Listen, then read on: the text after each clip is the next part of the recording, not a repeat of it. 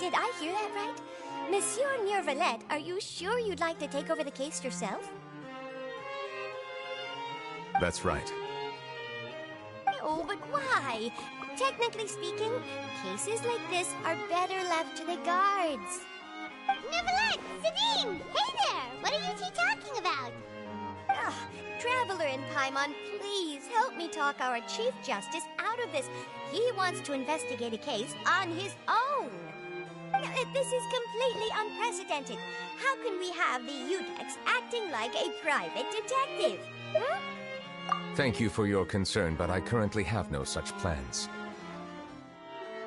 Oh, apologies. I took your question in earnest, but it now occurs to me that it was most likely in jest. So, what is it exactly? It sure sounds serious if it's something you've got to investigate personally. A Melusine named Kiara received a threat letter. And then? That is all the information I have acquired at this stage. Huh? I have no idea why you're so hung up over this. I've checked the schedule in advance, and it seems like there aren't any trials today. So, if you insist, I have no objections. Thank you for understanding. Then I shall return to my post for now. Should anyone visit while you are away, I will be sure to make a record of it. I sincerely hope that you will return soon.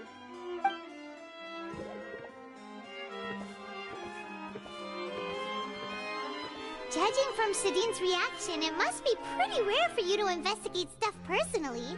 What's so special about this case? I cannot tell you just yet, but it reminded me of certain past events. There could be complicated conflicts of interest behind all this, so I must eliminate all risks in advance.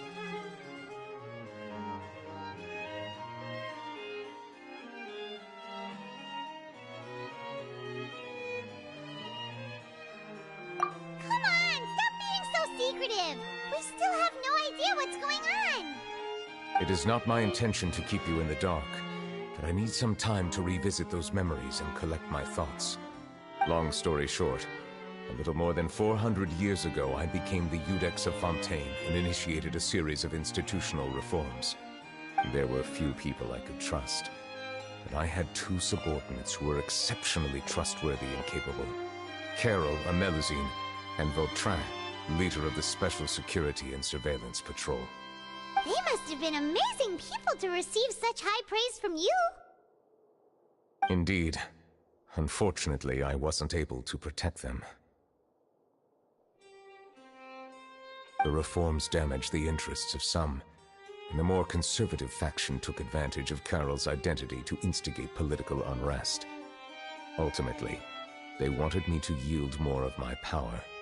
The incident resulted in Carol taking her own life, and Vautrin being exiled.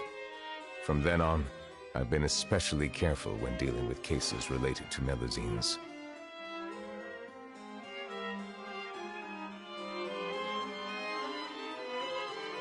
All Melusines used to live a secluded life away from human society. I granted their wishes when some of them, including Carol, asked me to bring them to the court of Fontaine. Many common folk believe that I share a special bond with the Melusines, and whatever they do can be traced back to me. Some of them, especially those who hold a grudge against me, exploit that belief and stir up conflict over Melusines in an attempt to lay the blame on me. I have nothing against the opinions of others, but the moment a whirlpool of conspiracy forms, it inevitably affects the innocent. It has already happened once, and I want to make sure it does not happen again. Even so, why do you have to be the one investigating?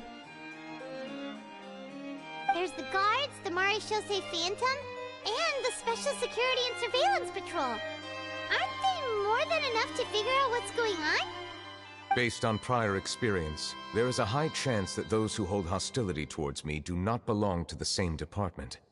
The political system of Fontaine is relatively complex and involves the interests of multiple different factions. However, since I am technically an outsider in Fontaine, a lot of trouble could be avoided if I personally took on the case.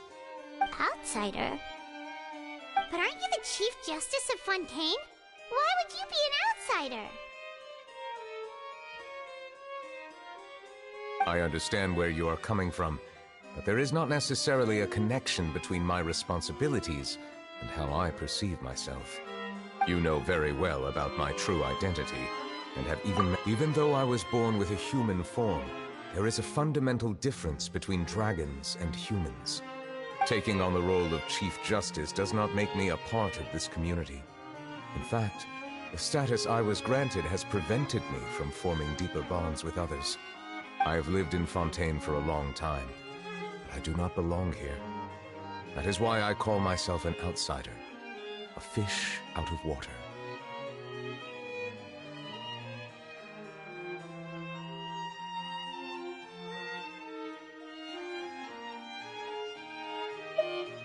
Yeah, we have nothing to do with all those organizations anyway.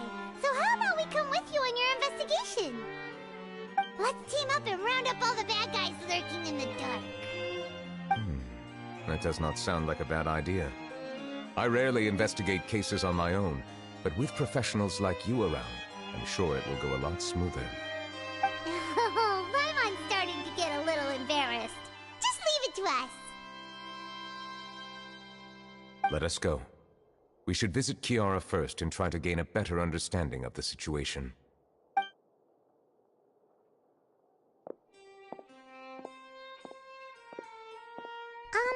So Neuvillette feels like he doesn't truly belong here in Fontaine, but is that really true? Paimon feels like he has a kinda skewed perspective on a lot of things. Anyway, let's catch up with him first.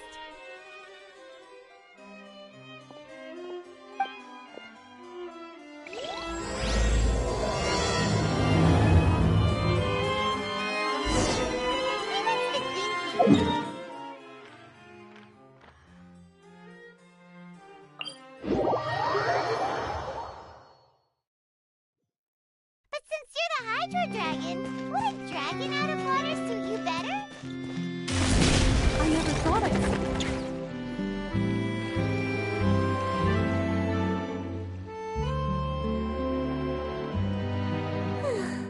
The weather's amazing today. Kiara. Huh? Monsieur Neuvillette! And you are?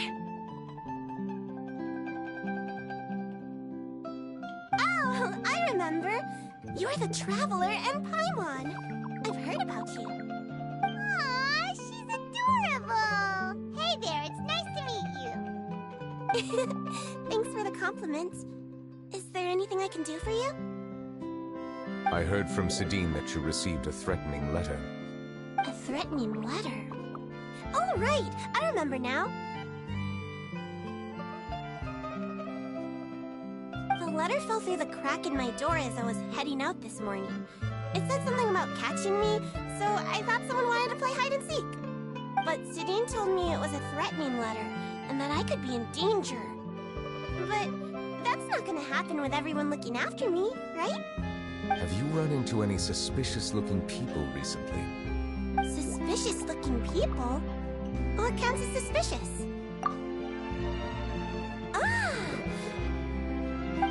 Did you think of something? Nope. I don't remember meeting anyone like that. Do you still have the letter with you? I want you to show me what it says. Oh, let's see. Found it.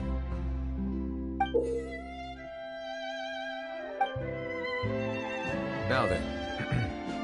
Get lost. If you don't leave the Maréchaussée Phantom, I will come and catch you in person. Don't say I didn't warn you. A simple threat. Neither the handwriting nor the content itself reveals anything about the writer's intentions.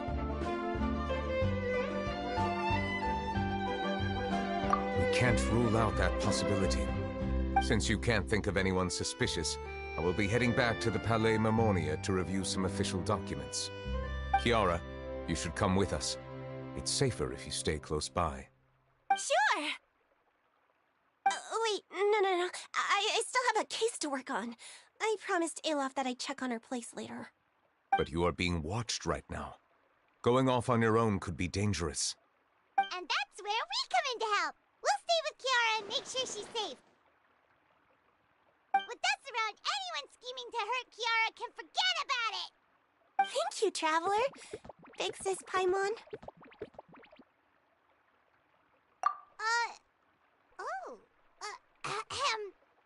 Don't worry, your Big Sis Paimon is super strong! All right, let us go our separate ways for now. Please take care of Kiara. We'll take her to a lost place right away! See you around! So, Kiara, how old are you? Let me think. 1, 2, 10? I can't remember. But I remember coming to the Court of Fontaine with Carol and Neuvillette. That must have been a long time ago. Carol? Didn't Neuvillette mention her just now? That was more than 400 years ago! How would Paimon be a big sister to you? My memory isn't that good, but Carol told me I could address others based on how I feel about them. Paimon feels a lot more grown up than me. You're a big sis.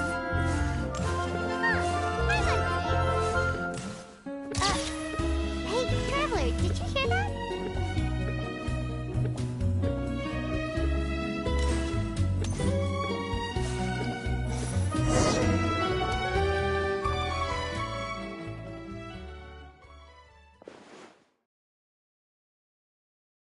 Strange. Paimon felt like someone was following us. Alof! Kiara, you're here. Huh? Wait, aren't these two... Oh, they're the Traveler and Big Sis Paimon. I thought so. What brings you here?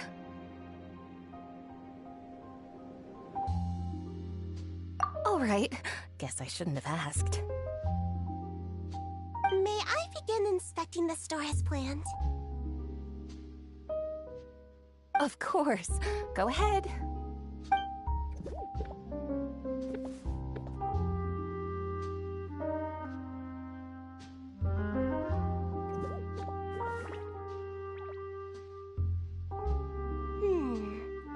No hazards detected. You've cleared the inspection. Seems like the criminal from that case last month never set foot in here at all. That was quick. What were you inspecting? I took a look around the shop. Neuvillette says that us Melazines have special eyes that can see things people can't. Things like bloodstains. No matter how hard you try to clean them up, we Melazines can see their residual stains for some time. Pretty cool, huh? All right. Now that you're done inspecting, can we have a chat? Hear me out. I'm planning to release an outfit for children next month and wanted to hire you as my model. Is that okay with you? Of course! Is there anything I need to do? Please wait a moment while I take your measurements. The sample should be a perfect fit. Seems like they get along really well. Huh? What are you looking at?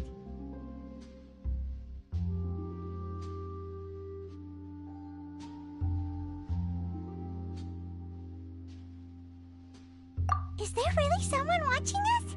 Shh! Let's sneak over and take a look.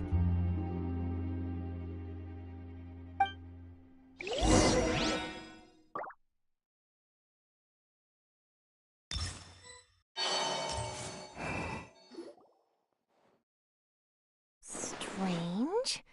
Why isn't he back yet? Gotcha!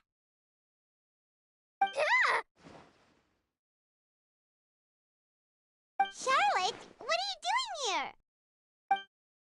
Oh, wait, don't tell Paimon you're the one who sent Kiara that threatening letter. But you don't seem like the type to... Threat letter? What threat letter? This is starting to feel like an interrogation. Okay, I'll be straight with you. I don't know the slightest thing about that threat letter you mentioned. I only wanted to follow Monsieur Neuvillette and request an interview with him. You want to interview him? That's right. I'm not the only one, you know. Interviewing him is every journalist's dream. But it's not an easy task to accomplish. The Palais Mermonia rarely accepts appointment requests from us, and we never have the chance to interrupt when the court's in session. So imagine how surprised I was seeing him out on the streets today. It seemed like you were investigating something too. The perfect opportunity to whip up an exclusive, don't you think? Of course, I'll make sure to turn in my manuscript to him for review. I have my principles, and I'd never publish an article without the consent of all parties involved. Yeah, we're doing a secret investigation that can't be made public knowledge. I see. Well, if you say so, I guess I'll put this matter aside for now. What a shame. Chances like this don't come by very often, you know. In exchange, could you tell me what the threat letter is about? I swear I won't tell. All right, then.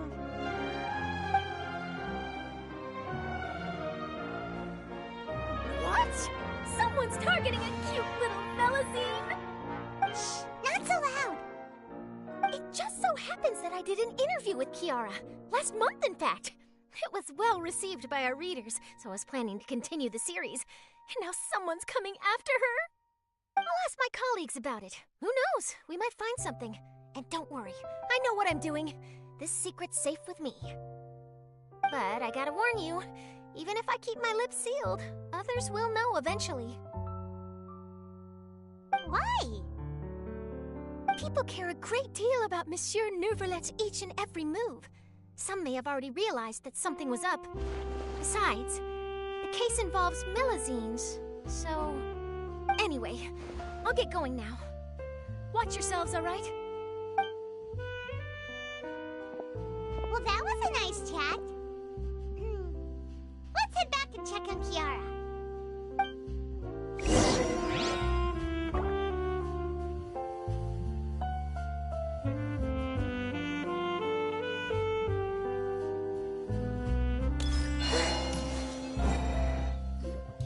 What do you think?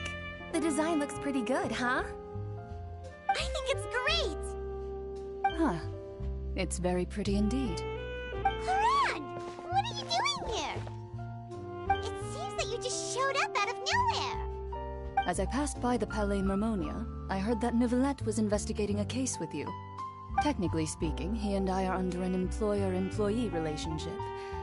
It didn't feel right to have my employer personally take on such trivial cases. I happened to have some time at the moment, and came to take a look. I sometimes have my clothes custom-made at this boutique, in any case, so we always have a lot to talk about. Ah, Neuvillette sure is lucky to have someone like you. Leave this to me. You should go meet up with Neuvillette. Okay then, we'll leave Kiara in your hands. Come on, let's go find Neuvillette.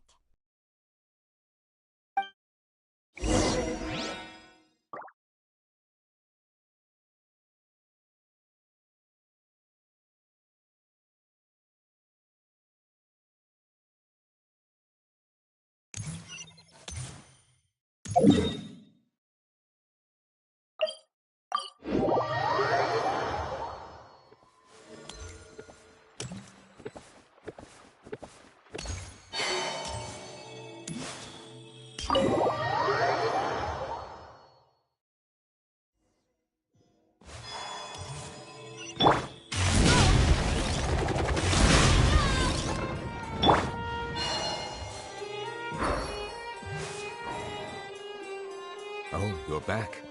Is everything all right? We ran into Cloran. She offered to help us protect Kiara. That is good to hear. I trust her abilities. It looks like Kiara is in good hands. We thought so too. Well, did you find any leads? I've been looking over the case records, specifically inspection reports submitted by Kiara and major cases I've judged over the past decade. I've come up with two plans. On one hand, I could start with Kiara and track down the group behind all this step by step. On the other, I could also analyze the conflicting interests of these major cases and confirm my suspicions if there is indeed a mysterious group that bears a grudge against me. They both sound like pretty solid plans, but can you really finish browsing through all these documents? That's a lot of reading even for Paimon. Don't worry. I'm a fast reader when it comes to official documents. After all, I have several hundred years of reviewing under my belt. We'll help you read through them. We have nothing else to do. Thank you. I will continue looking through the ones piled up on the desk, but feel free to browse through anything else in this room.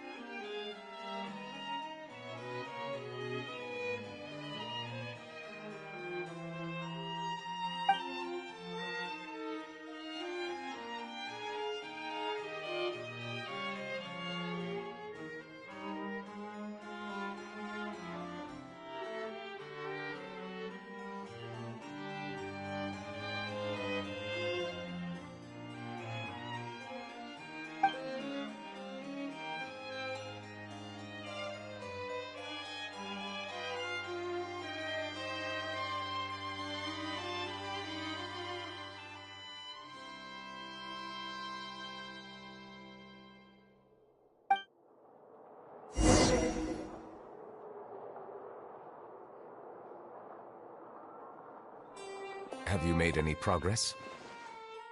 We skimmed through some of them, but there wasn't anything useful. Oh, there's so many documents lying around. Just how many cases have you handled? I would love to answer that question, but the truth is I've never made a precise calculation myself. If memory serves me right, there should be at least 100,000 cases. The documents you see are just a small fraction of what's really there. Whoa, that's a lot. Looks like the work of a Chief Justice isn't easy at all. That might be how it seems from another's perspective, but trials and official duties are, to me, simply routine. There are many documents here. Take a break if you are tired. You read Paimon's mind. All right, let us take a break then.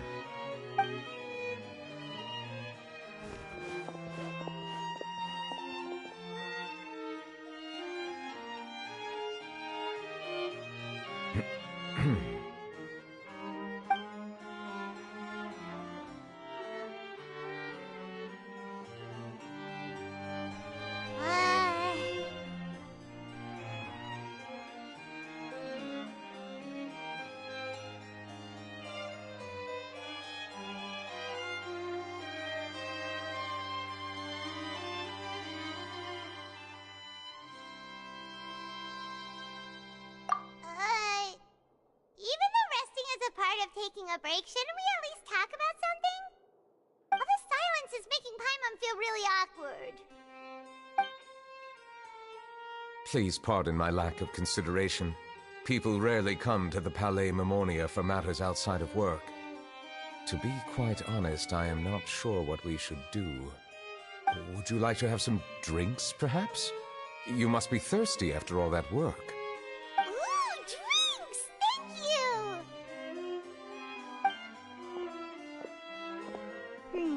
Paimon wonders what Novelette likes to drink. Oh, maybe he's a fan of really fancy wines. He seems like the type of person who'd own an entire winery. You know, like Diluc.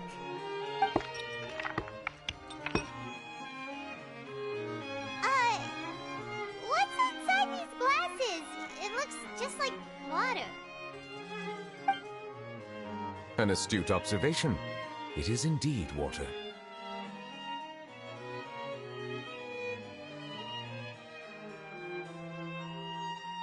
So it's just plain old water? What did you think it was?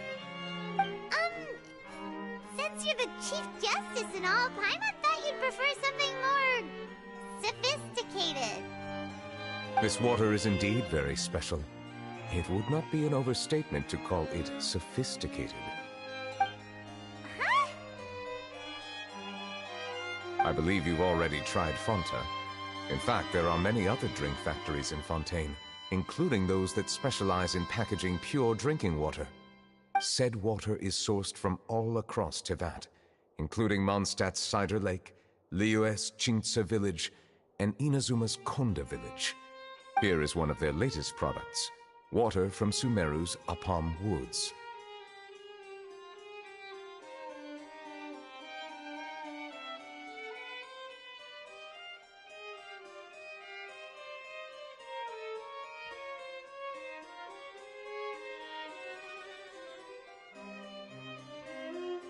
If I were to comment on their mouthfeel, the waters of Cider Lake warm the heart. The waters of Chintsa village have a poignant touch, while one might call the waters of Konda village placid. Distinct differences exist between the waters of each area. You will appreciate their intricacies once you taste them carefully. Really? Let Paimon try!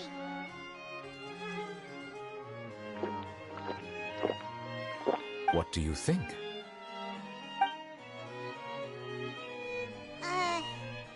Nope. Paimon couldn't taste any difference at all. Isn't this just normal water? How regrettable. It seems like you still have a long way to go in refining your tastes. Hey, this doesn't have to do with refining case. Paimon's pretty sure most ordinary people can't tell the difference. How did you do it anyway? Oh, could it be because you're the Hydro Dragon?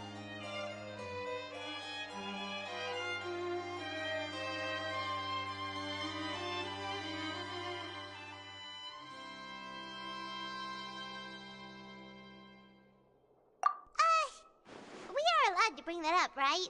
Since no one else is around? Oh, Paimon's been wanting to ask this for ages. If you're the Hydro Dragon, why would you become Chief Justice in human society?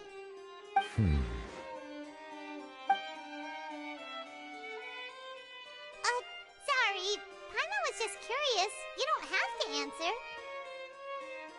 There's nothing to hide. I was simply organizing my thoughts. I accepted this position because I wanted to seek out answers to questions that had perplexed me. Questions? Are there really things you can't figure out? Many, in fact. But the one question that puzzles me the most concerns my own existence. In essence, I neither know why I was born in this form, nor do I understand where my long life should take me. For a long time, my memory was rather incomplete. With regard to the primordial sea, for example, I used to only be able to vaguely recall its connection to me, but I was unaware of what that connection was exactly.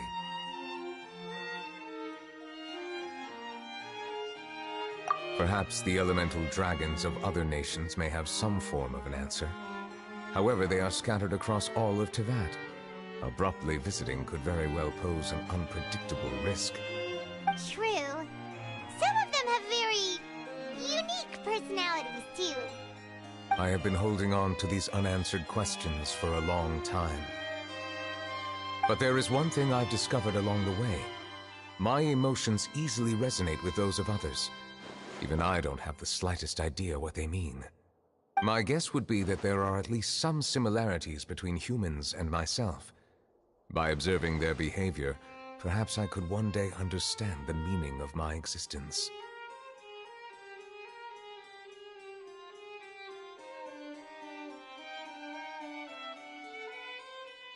Have you made any progress then? Perhaps, but I find such progress difficult to describe. As an outsider, chances to engage in meaningful interactions with others are few and far between. That's why I'm quite thankful for this chat. Such opportunities are rare. Alas, time is limited. We should move on with our investigation. Are we gonna continue reading these documents? Paimon's getting dizzy already. I wasn't able to find any leads even after browsing through most of the documents. But while we were on the topic of water a moment ago, another idea came to me. Water? Do you mean... That's right. The Fountain of Lucine is where all of Fontaine's waters converge. It is the vessel of countless memories and emotions. If there really were an organization attempting to use Melusines against me, they should also hold an intense resentment towards me. Perhaps we'll be able to find some new leads by sensing the hydro element within the fountain. Why didn't Paimon think of that? Come on, let's go take a look! Perhaps we should go. There shouldn't be too many people near the Fountain of Lucine during the evening.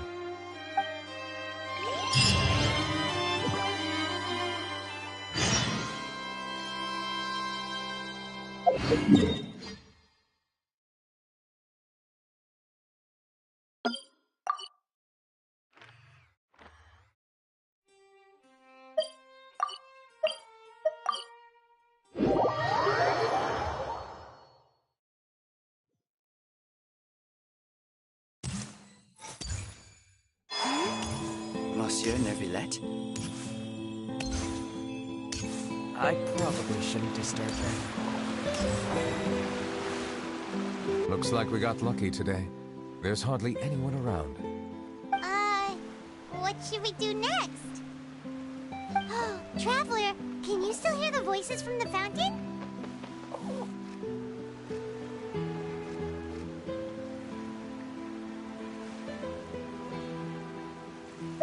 Perhaps leave the investigation to me. I need you to take a few steps back and keep a safe distance. A safe distance. Nicolette, what exactly are you...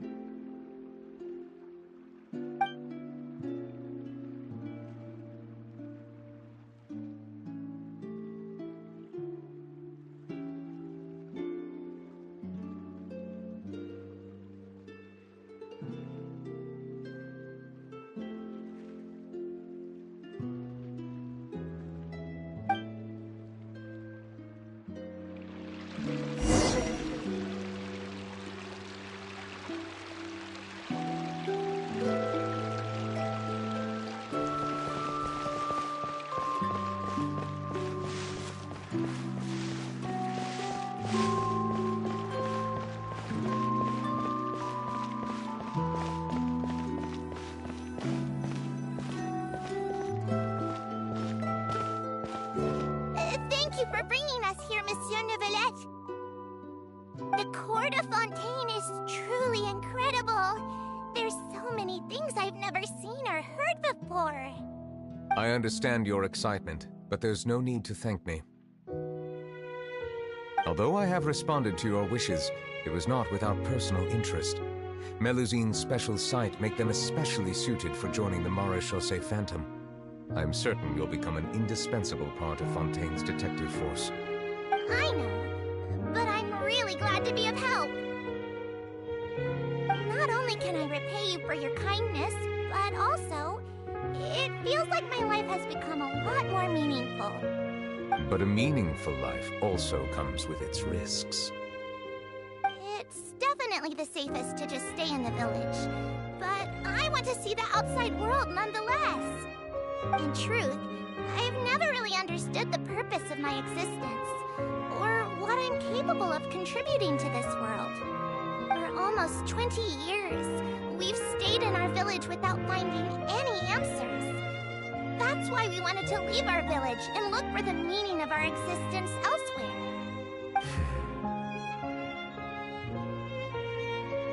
I understand your confusion. In fact, I feel the same way. I too came here for an answer to my questions about my own existence. Really? Could you tell us what we should do to fit in as you did? The truth is, many people threw rocks at us today and told us to go back to our village. It hurt a lot when they hit me in the head, and I tried really hard not to cry. Logically speaking, both time and effort are essential when different species attempt to peacefully coexist.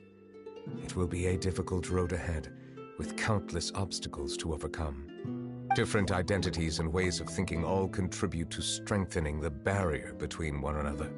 Removing it will be no easy feat. There aren't many suggestions I can share, because just like you, I haven't fully integrated into this society. Despite my social status, I am still an outsider. Oh, I see. Let's all do our best then. I'm confident that we'll find the meaning of our existence one day. I believe in you, but you shouldn't lose sight of the difficulties ahead. If you run into any trouble, I suggest that you inform Vautrin, the captain of the Special Security and Surveillance Patrol. Huh? Is he the person I met in the Palais Marmonia earlier? Yes? Do you have any concerns? That stone-faced human. He didn't even bother to look at me when I tried talking to him. It felt like he wasn't interested in anything but work. He is an earnest man. There will be plenty of opportunities to work together in the future, so please try to get along.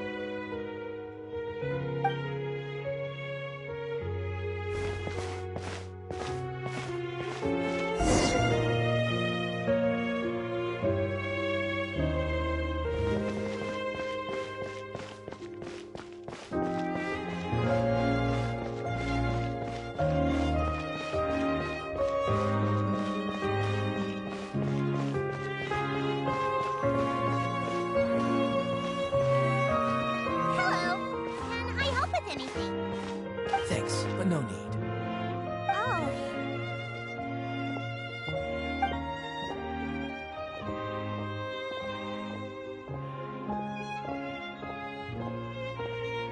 Hello, I'm Carol, a Melazine.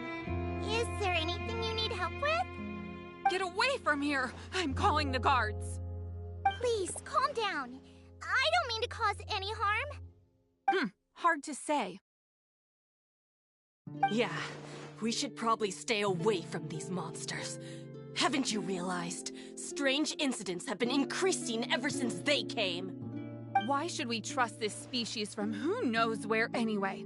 I can't believe Nervilet allowed them into the court of Fontaine just like that. Exactly. That so-called Chief Justice even granted them official positions. Not only that, but they're now responsible for investigating cases as well. I swear, there's some hidden agenda at play here. Go away! Quit acting innocent! I'm not leaving. I won't let you say bad stuff about him. We joined the Mare Chaussee Phantom and solved lots and lots of cases. We've never done anything wrong. Solving cases? With Nervilet in cahoots with you. You could have fabricated it all, and no one would know. So tell me, how can you guarantee that you Melazines aren't involved in anything that occurred recently? Didn't I tell you before? Don't go advertising if you're not a good talker. Vautrin? Aside from spreading unjustified rumors, if you continue insulting members of the Mare Chaussee Phantom, the Special Security and Surveillance Patrol has every right to subject you to interrogation. There have indeed been an increase in cases recently, perhaps due to the shifting currents of conspiracy, and I understand your concern. However, there's been no evidence pointing towards Melazines being involved. Even the captain of a security patrol is on their side. Nervilet's newly reformed police force is already corrupt to the core. How can two completely different species possibly coexist? You heard that? Yeah. I don't understand. Why won't anyone believe us? There have been rumors saying that you were born from calamity, and that you inherently bring danger to those around you. There are countless negative rumors about you floating around in Fontaine. It's near impossible for you to become a part of this society. Best if you give up before it's too late. Monsieur Nervilet said that we needed to put both time and effort in. I don't know how long it'll take, but I can at least try making my best effort. I still want to try a little harder. Thank you for bailing me out earlier. Okay, I won't be taking any more of your time. I painted a lot of flyers last night, so I have to stay and hand them out to everyone. Give them to me. You're not gonna take them away, right? We'll hand them out together. The faster we get this done, the sooner we can head back.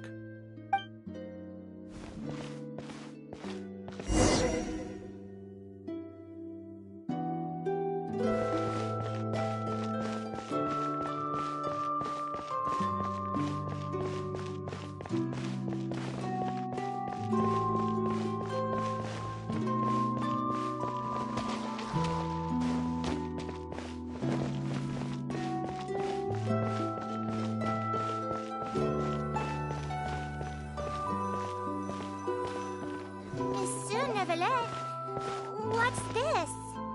Medals of Peace, awarded to you and Vautrin. Thank you for your continued dedication in the past 5 years. You've taken one small step forward in helping Melazines gain the trust of humans. I think I'll pass.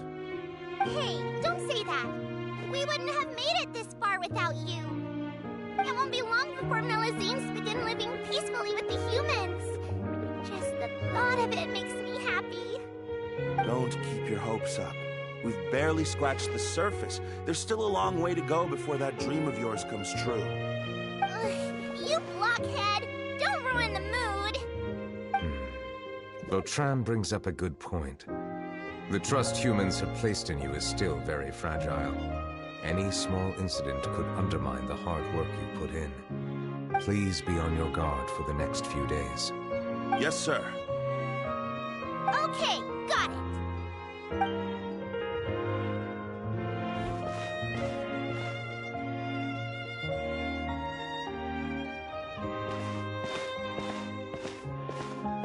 Medal of Peace? Peace isn't going to give us back what's rightfully ours. Are you sure we should do this?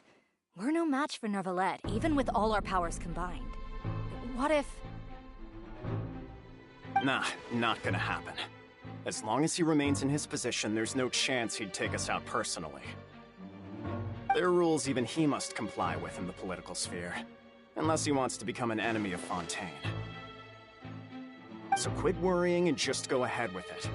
I've already planned out the murder.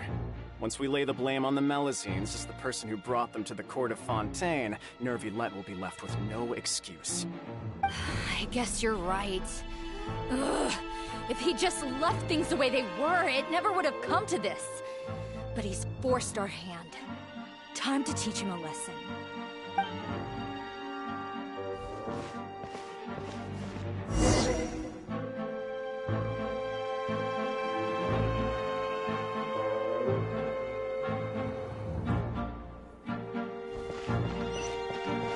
Turn the murderer in!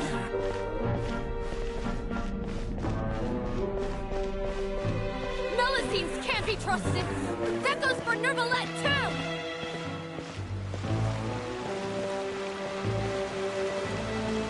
Peaceful coexistence? What a joke. Get out of the court of Fontaine and don't ever come back!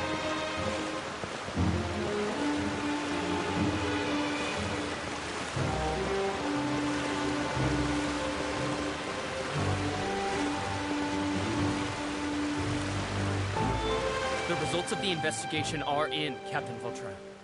Go on. There is no direct evidence, but reasonable inference indicates that the ones controlling the situation are supporters of the old regime, whose interests have been undermined by the reform. They tricked Miss Carroll into going to the crime scene and pressed charges against her. After that, they incited panic among the people in order to make Monsieur Neuvillette confess to his mistakes and yield up power. The guards were stopped by the enraged mob and couldn't intervene in time. Miss Carroll chose to sacrifice herself to pacify the situation. And she called me a blockhead. A little investigation would have cleared things up. Why didn't she wait until we'd established the truth? She didn't have to prove her innocence like that. The situation had rapidly escalated to a physical altercation between infuriated citizens and the guards. Miss Carroll might have thought there was no better plan. That is indeed something she'd do. Captain Vautrin, should I present these results to Monsieur Neuvillette right away? There's no need. Notify the guards to restrict public access to all information. Restrict access to... Wait, are you planning to... There's something I've never told Carol. I had a little sister named Ilaria who passed away when I was very young. She's just like Carol in every possible way. Innocent, kind, always believing the best of people. People like her are the most vulnerable to deception and betrayal. From the moment I met Carol, I knew that she'd be easily manipulated by others. I kept a cold demeanor and tried lecturing her into giving up. Looks like she was unfazed by that. Yes. In fact, some of her spirit must have rubbed off on me instead. Because I too began working towards that pie-in-the-sky dream of hers. I should have known. Those cowards don't have the guts to confront Neuvillette. They even avoided causing trouble for me. They were after Carol all along. Can you understand how I feel? Right now, there's only one thought on my mind. Only through bloodshed can their debt be repaid. I understand, but I'm certain Monsieur Neuvillette wouldn't accept that as a solution. That's exactly why we need to keep this a secret. Give me the list of suspects. What happens after this has nothing to do with any of you. I will take responsibility for everything.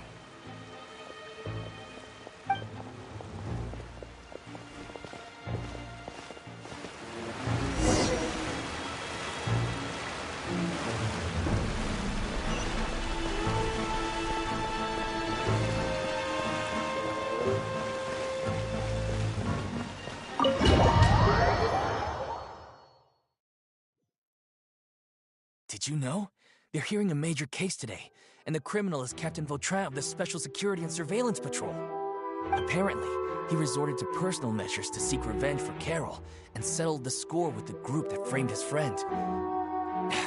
Hey, why aren't you saying anything? I'm thinking. We should try our best to bail him out when the trial commences. Bail him out? Why? Shh, keep it down!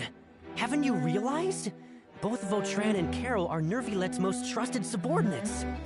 After everything that happened to Carol, Nervilette's guaranteed to do everything he can to keep Vautrin around. Besides, now that the old regime has been uprooted, Nervilette's status is secure as can be.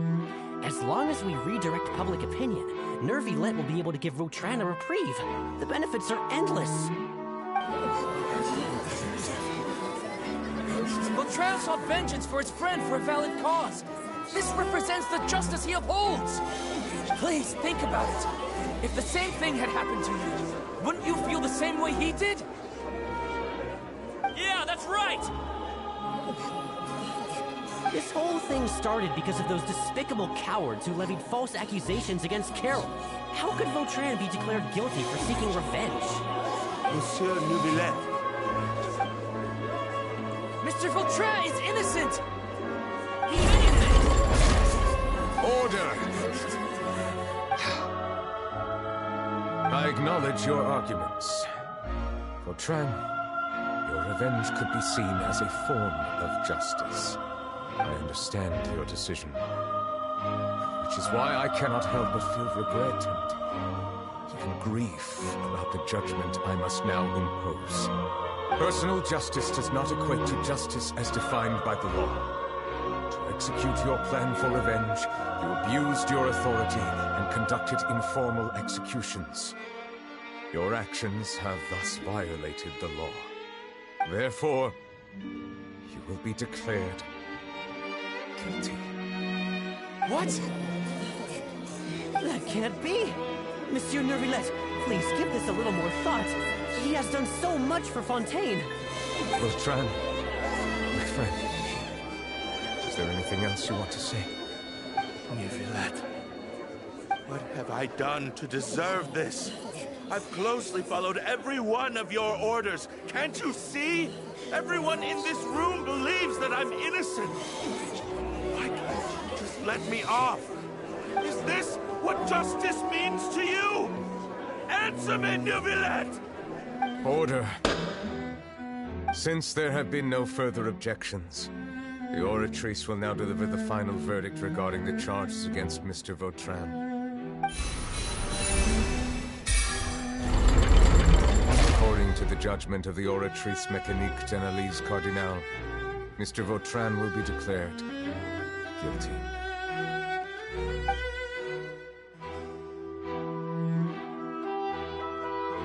Goodbye, Monsieur Neuvillette.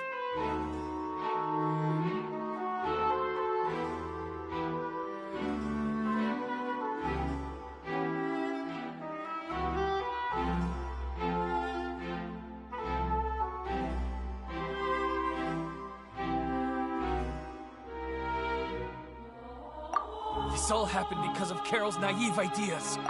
How can different species peacefully...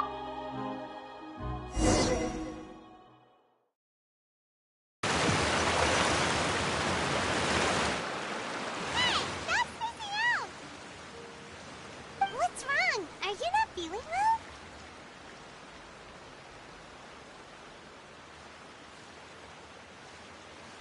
Apologies, it seems like my memories got the better of me. I tried my best to suppress the power of Hydro within myself, but it seems like it still caused the emotions within the Fountain of Lucine to boil over. due to my negligence. The overflow of emotions and memories must have affected you as well. Are you all right?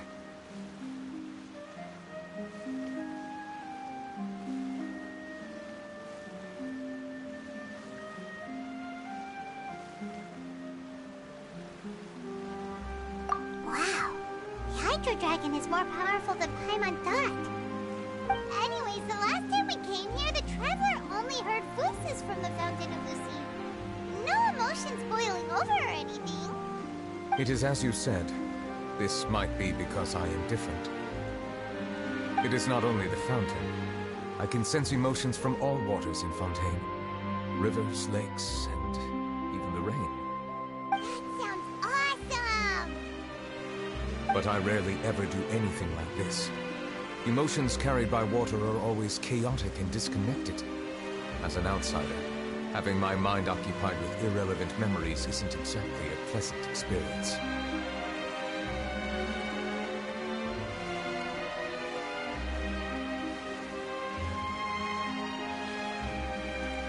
Which ones?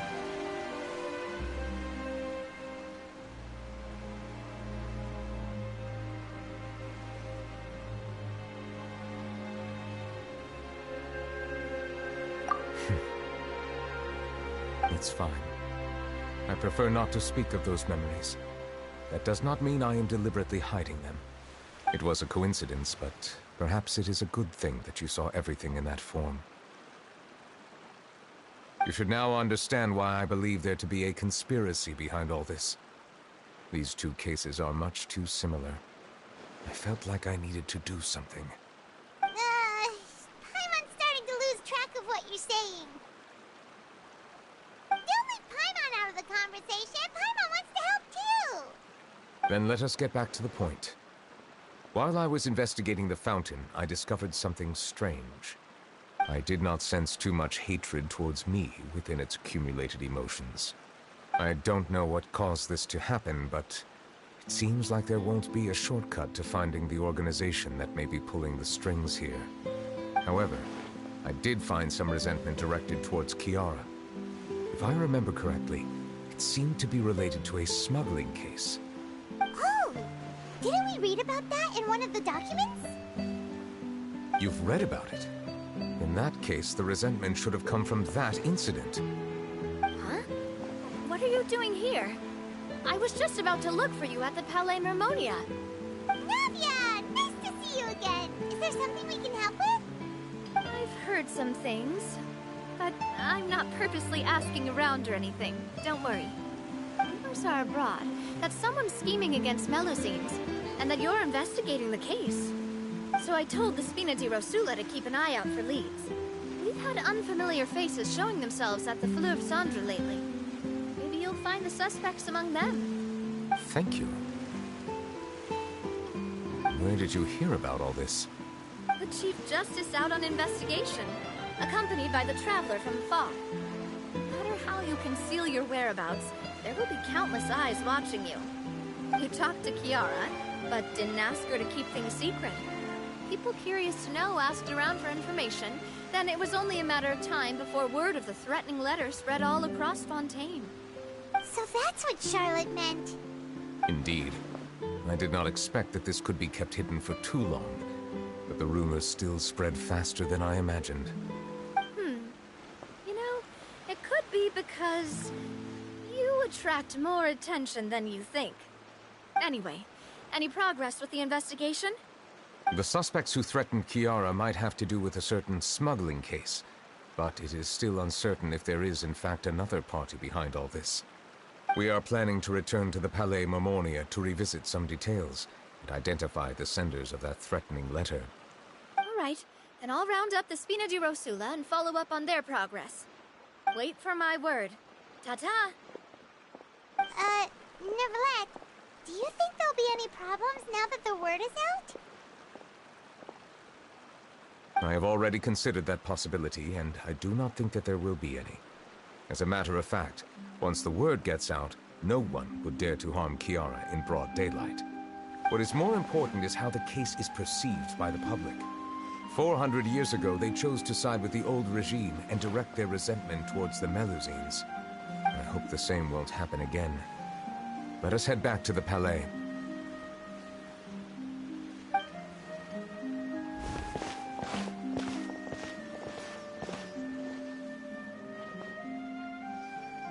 Strange.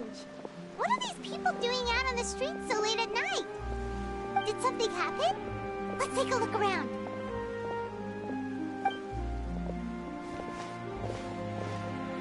Have you heard? Someone's plotting against a Melusine. This is 100% the truth. Even the Chief Justice is investigating in person. What? That's it! Who's been threatening Melusines? Show yourself! Our enemies are lurking in the shadows and won't easily reveal themselves. But no amount of hiding will keep us from finding them. That's exactly what I wanted to say. The guards have already begun to take action. We can't just stand by and watch. Think about how much we owe them. Now that they're in danger, how can we just sit back and do nothing? Everyone, please stay alert to your surroundings from now on. If you see any suspicious persons, report them to the guards immediately.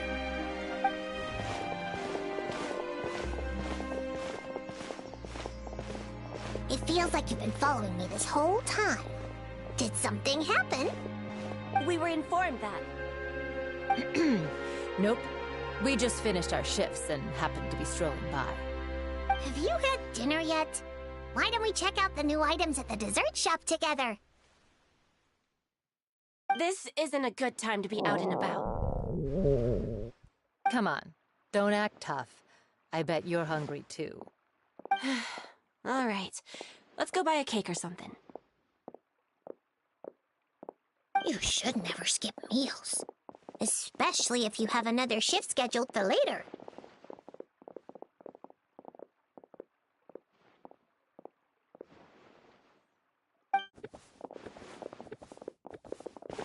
I heard even Nervilette's keeping an eye on the situation. This is the perfect chance to get promoted. We gotta make sure we give it all we've got. Seriously?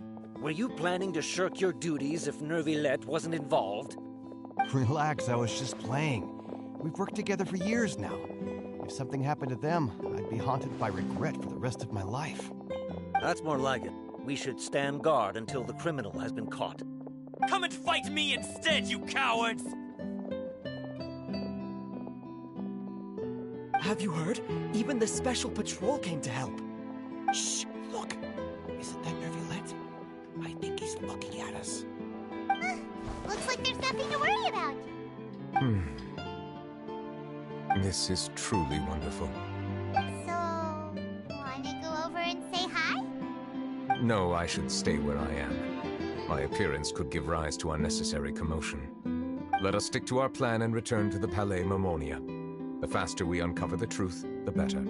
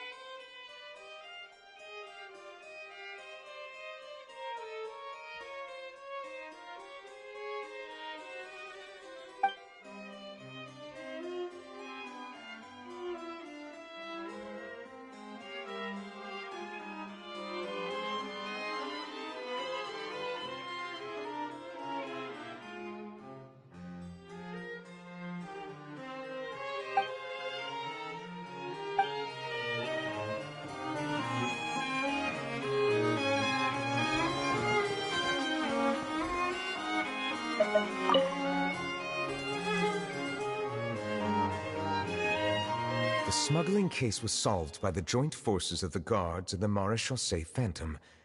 This is the one. The list of involved suspects should be... Ah, found it. What does it say? The principal offenders Domenico, Inika, Yuna, and others have been caught. They have been sent to the fortress of Meropide following trial. Those with close connections or mutual interests with the offenders but who did not participate in the case will not stand trial. Among them, surveillance of Essin has ceased on account of his good behavior. All other personnel remain on our watch list. So many names. Is the one who sent that threatening letter to Kiara on the list? Yes, there is something suspicious about Essin, to be precise. It seems like he's closely related to the core members of the smuggling case, and he moves around without much restriction. Monsieur Neuvillette, someone claiming to be from the Spina Durasula just checked in with us. He said, and I quote, "We have located the suspect. They're chatting at the cafe." Huh? How did Navia find them so quickly? We've only just figured out the suspect's name. I too am perplexed. The cafe isn't too far from here. We should head over and take a look.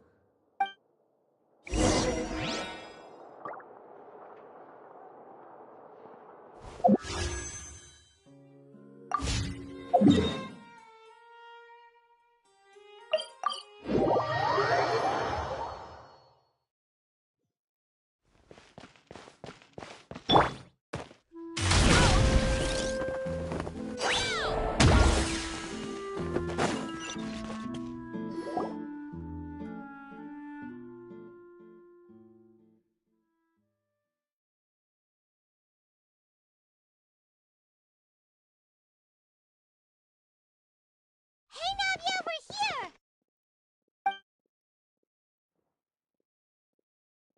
Whoa.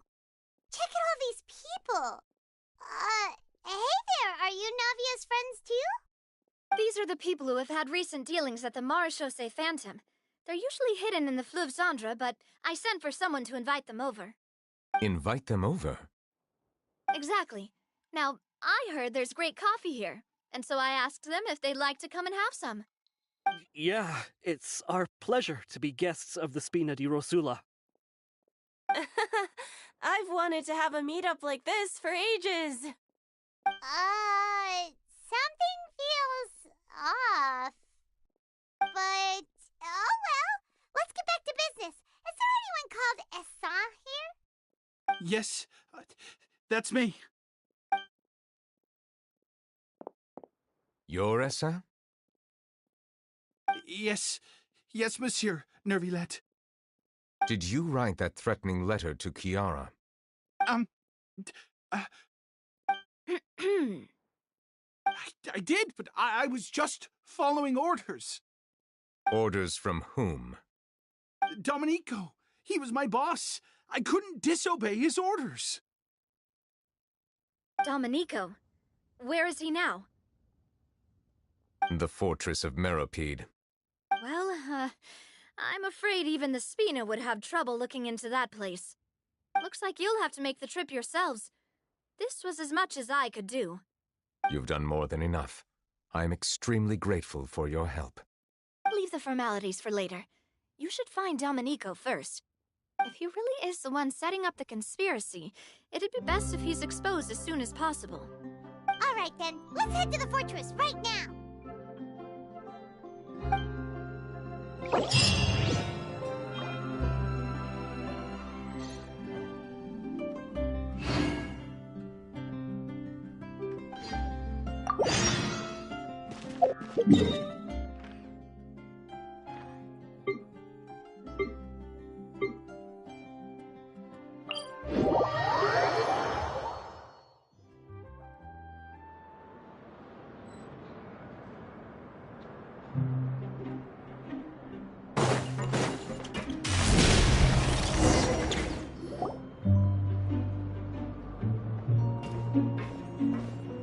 Welcome to the Fortress of Meropide, dear esteemed guests.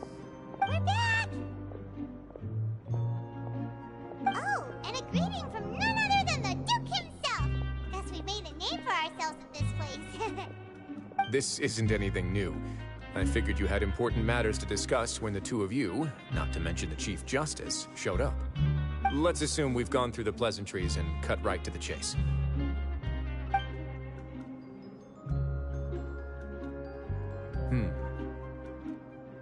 I do remember a thing or two about Domenico. He once attempted to round up the other inmates and instigate a protest. Who does this guy think he is? Paimon hopes nothing came of it. He once attempted to, I said, meaning that it was over before it even started. And now he's threatening Melazines, is he? To be honest, Domenico doesn't seem like much of a conspirator. The fact that the three of you bothered to personally investigate raises a flag. Is there something else going on behind the scenes here? He's got the same concerns we do. I am concerned about this incident because something similar has occurred in the past. I wish to meet Domenico in person and have my questions answered.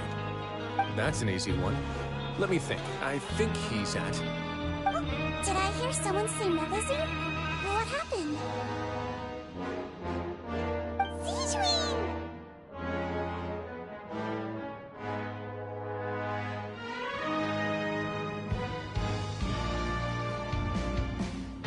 Yeah, and we're investigating. The person who threatened her seems to be in prison here. Really? Is Kiara gonna be okay? There's no need to worry. Clarande is protecting her as we speak. Well, that's great. But if the criminal's still... Is there anything you can do about this? Ah, head nurse. Do you require me to personally deal with the criminal? Wriothesley. Okay, I get it. I'll bring Domenico to you. That's your only demand, correct? Think of it as more of a humble request. I'm here on my own accord, not to formally transfer a criminal for trial. I urge you to set aside any concerns. Thanks for the trouble. Consider me in your debt. Whoa! If Paimon were the Duke, Paimon would take this chance to ask for something really important. Well, were I still a criminal, I'd probably ask for a lighter sentence. But I'm sure Monsieur Neuvillette would reject that. But enough jokes. I'll look for Domenico and bring him to you. Make yourselves at home.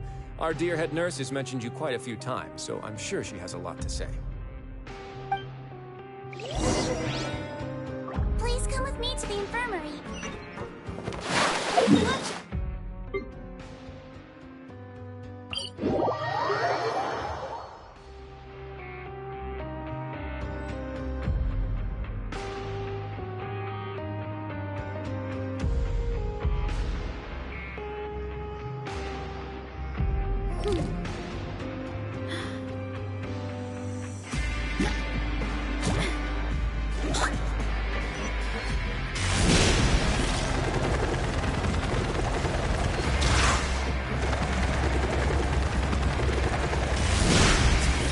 Now that I think about it, I can leave this place soon.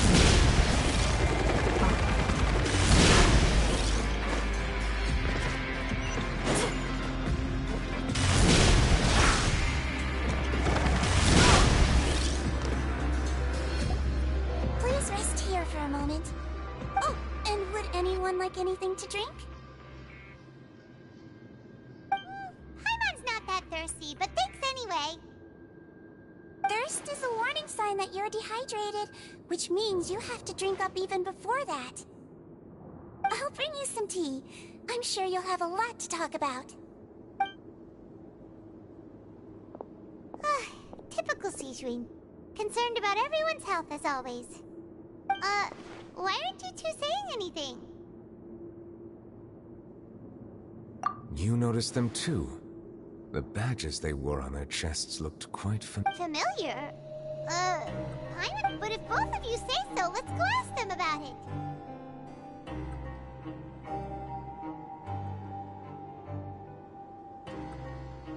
That's not a bad idea. I will stay here and wait for news from you.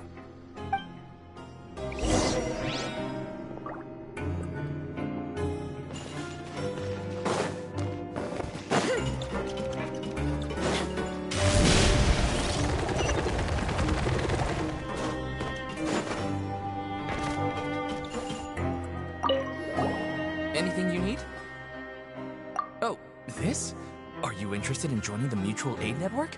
What's that? We have a very long history, going back as far as 400 years ago. We have never had many members throughout our history, nor do we have much of a reputation, but everyone treats each other like family. Helping each other is our purpose. At the same time, we seek to maintain just dealings as much as possible. Sounds like a pretty neat organization. All we want is to defend ourselves. None of us have ever committed serious crimes, and we're not especially powerful either. We're at a natural disadvantage here in the fortress. But people won't give us a hard time if we stick together.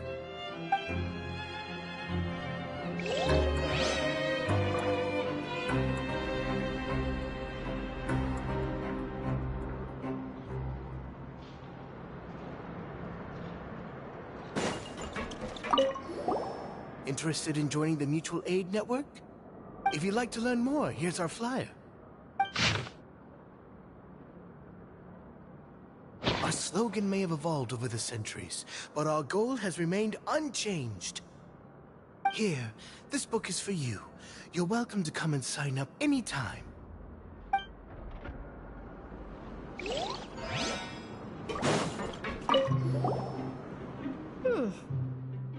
You two look kind of familiar.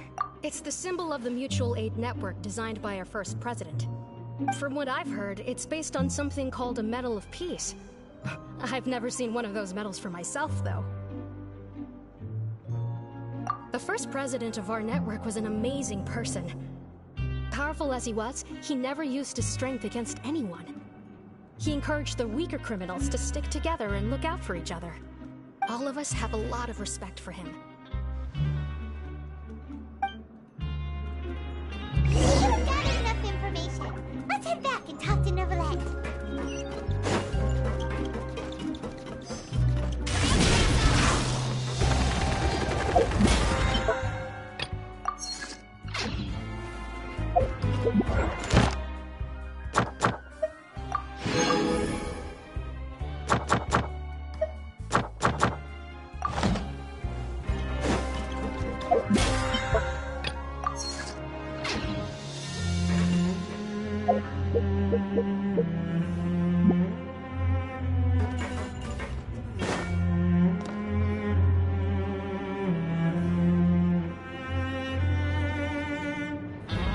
Did you manage to gather any intel? The people who wore the badges belong to an organization called the Mutual Aid Network. According to them, the badge's design was inspired by the Medal of Peace. Have you seen any of those before? I personally crafted 2 of them myself. They were awarded to Carol and Vautrin. Carol's medal was destroyed in a fire. The only one that remained should belong to Vautrin. Inspired by... Monsieur Neuvillette, His Grace has requested your presence in his office. He's found Dominique... All right.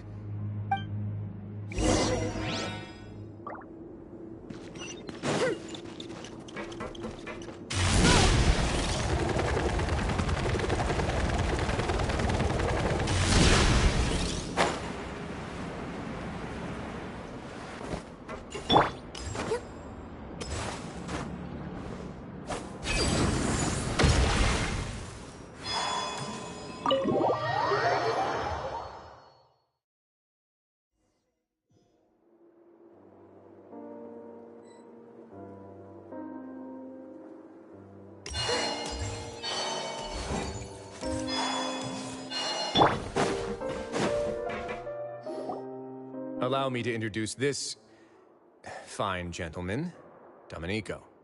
Why don't you explain everything to him? Neuvillette? What do you want? What are you gonna do? Kill me? Calm down.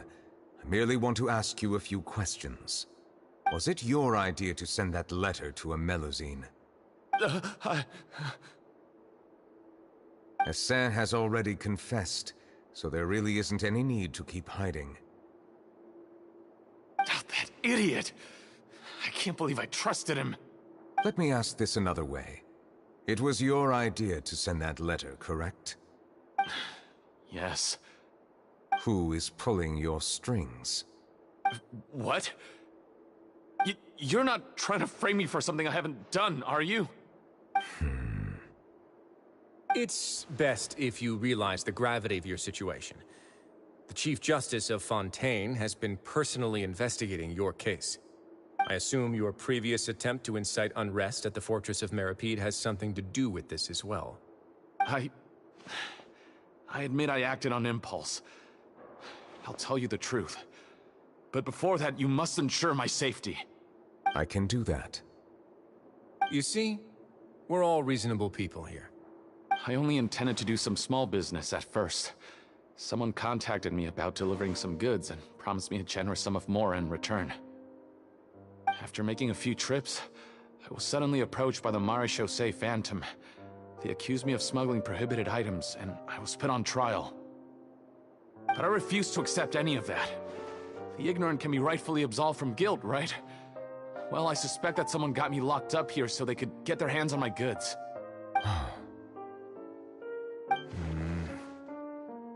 And then you decided to take revenge on the Melazines? Over that?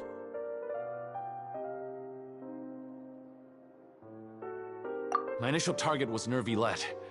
Everyone in the Fortress of Meripede was declared guilty by him after all. So they must more or less hold a grudge against him, right? If I could get them to strike back. But for some reason, no one wanted to team up with me. That mutual aid network in particular. What did those nobodies even gain from trying to challenge me? Seriously. In the end, I had to redirect my focus onto Melazines to salvage things. I recall that Kiara was the one who confiscated my goods for inspection. So I asked one of the more approachable guards to send a letter, claiming that I meant to contact my family. But the letter was in fact addressed to Essa. I requested that he write a threat letter to Kiara and force her to resign from the Marechaussee Phantom. Am I to assume that the claims you've made are your own thoughts? Have you been in contact with any suspicious people recently? No. Is it true that all members involved in the smuggling scandal have been caught? Yes. And that's all I know. Sigewinne, please take him back to the detention center. I'll deal with him later.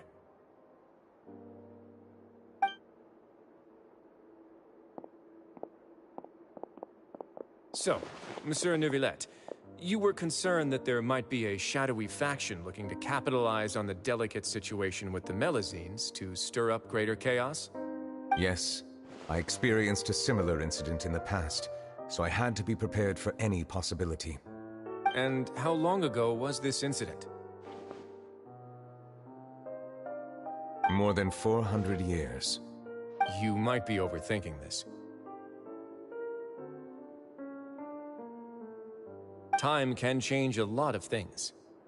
Everything's different now. What do you mean? 400 years ago, you and the Melazines you brought to Fontaine were the outliers in society. But in the present day, if someone were to threaten the safety of the Melazines, people wouldn't just sit back and do nothing. I trust that they would make different choices from before. That's right! We saw lots of people standing up for Melazines on our way back to the Palais Mermonia. Monsieur Nervilette, the Melazines are a species you introduced to Fontaine. How the public treats them is also reflective of their attitude towards you. When people refused to place their trust in Melazines, it was because they were still on the fence about you, their unfamiliar Chief Justice. For almost 500 years, you've conducted every trial with impartiality. You made the right judgment each time, regardless of whatever nonsense went on. People no longer have any reservations about you and even consider you a symbol of the law. Right now, your every decision will impact all of Fontaine. In other words, you've gradually transformed the whole nation. Paimon gets it now. No wonder no one wanted to join forces with Domenico.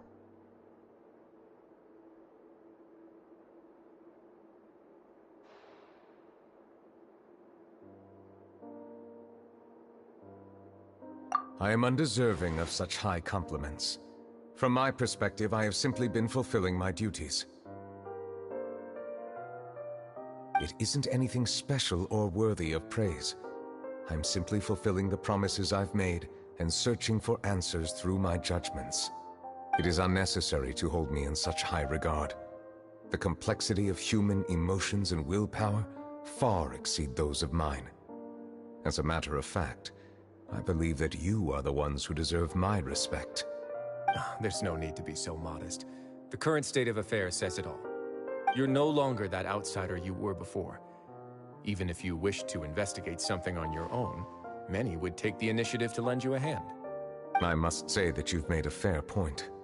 Thank you for clearing my doubts. Now that the case has been settled, I should get going. Huh? You're leaving? And so soon, too? Why not stay for a cup of tea? Thank you for the offer, but I know how this place works all too well. While some are here to redeem themselves, there will inevitably be those who harbor resentment towards me. The less time I spend here, the better. My presence could very well result in an unwanted disturbance. In that case, I'll have to insist. I still have 2 more things to say. Please, go ahead. The first... And so soon, too? Why not stay for a cup of tea? I know of what you speak. The guard was indeed deployed from the Palais Mermonia's staff. However, as I mentioned earlier, I visited today on personal business. Therefore, I leave that matter in your hands. Well, that makes things a lot easier. Hey now, don't let your imagination run wild. Those from up there have a tendency to sympathize with others. However, down here, such thoughts will put you at high risk. I'll have a chat with the guard and remind him to take precautions in the future. I see no issues with that. Great! That's one thing out of the way. What's the other thing you wanted to say? The other thing was born from my own sense of curiosity. Now, I've heard that you investigated the Mutual Aid Network. Is that right? Yep. Neverland thought their badges looked familiar. I noticed the small gang as well when I first took over the Fortress of Meripede. They were not great in number, but every member always made sure to stand up for what was right. I've looked into their founder, Vautrin, who once stood trial and was sentenced to imprisonment in the fortress. According to existing documentation, Vautrin remained disciplined throughout his imprisonment. He had never once engaged in physical or verbal aggression. In other words, how he presented himself in prison was very different from his behavior in court. What?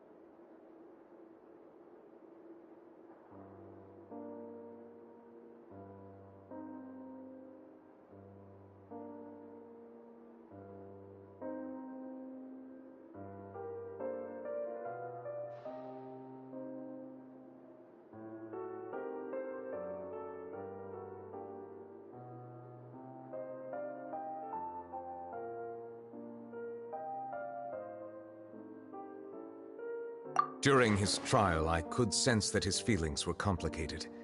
He appeared to be full of resentment, and I believe he had every right to feel that way. Perhaps he had been putting on an act. An act? Neuvillette and Vautrin had a close relationship as superior and subordinate. Vautrin must have known that the Chief Justice would make an impartial judgment. Thus, the more resentment he displayed, the clearer it would be to those present that you were upholding justice. And to those who had been sitting on the fence, Vautrin's act was a very meaningful one. That's all from me. Does anyone else have anything to say? Now's your chance. I don't have anything to say. Apart from expressing my gratitude, that is. Well then, let us head back. No need to see us off.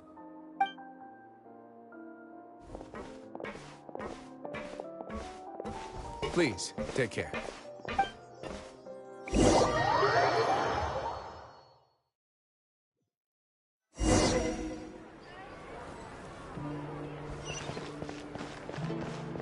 That trial...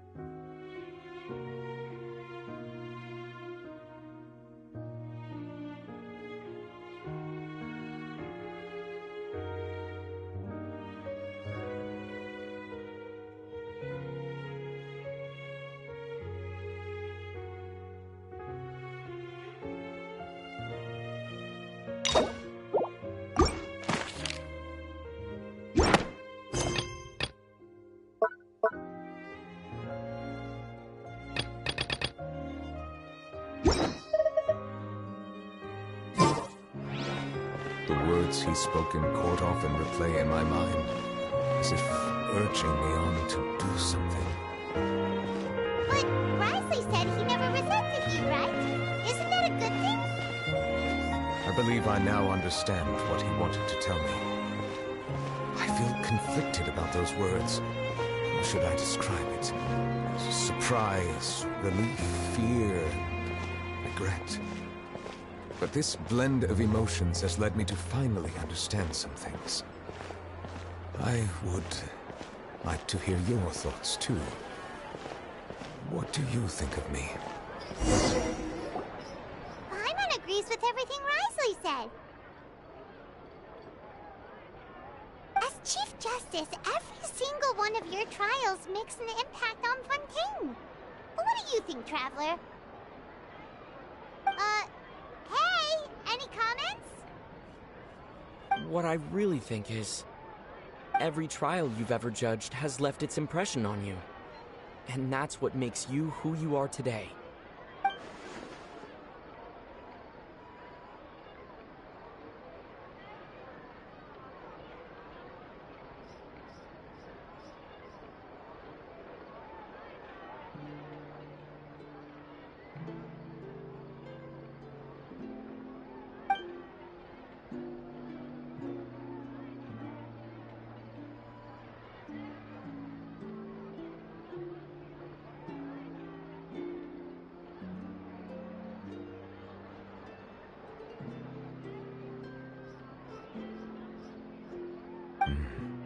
That is indeed a reasonable assumption.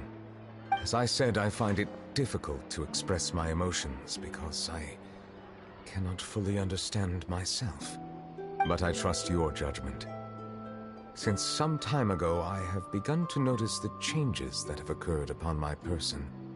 These changes were not due to any specific occurrence, but emerged as a result of time itself. I will try to contemplate this further. Thank you both.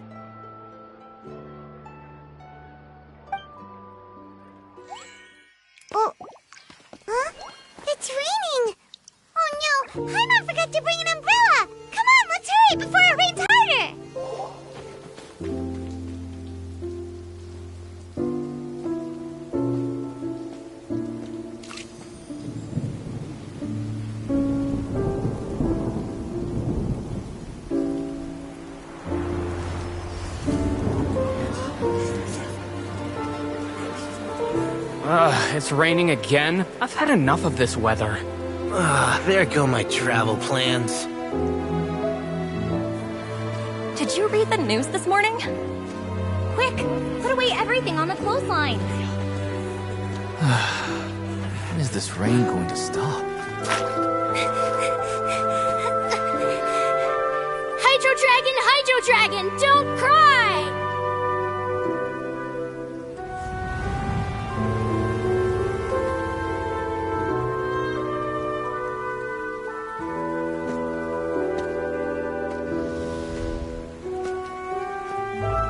They're planning to reanimate the monster.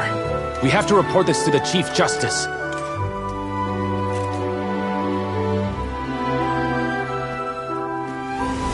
The Fortress of Maripede. It's a good place for me.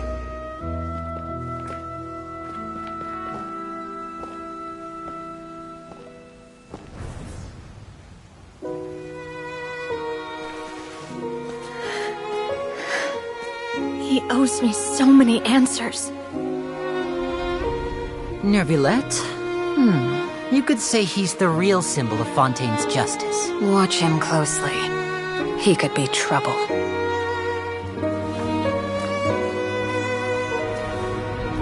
How can two completely different species possibly coexist? Who's been threatening Melusines? Show yourself!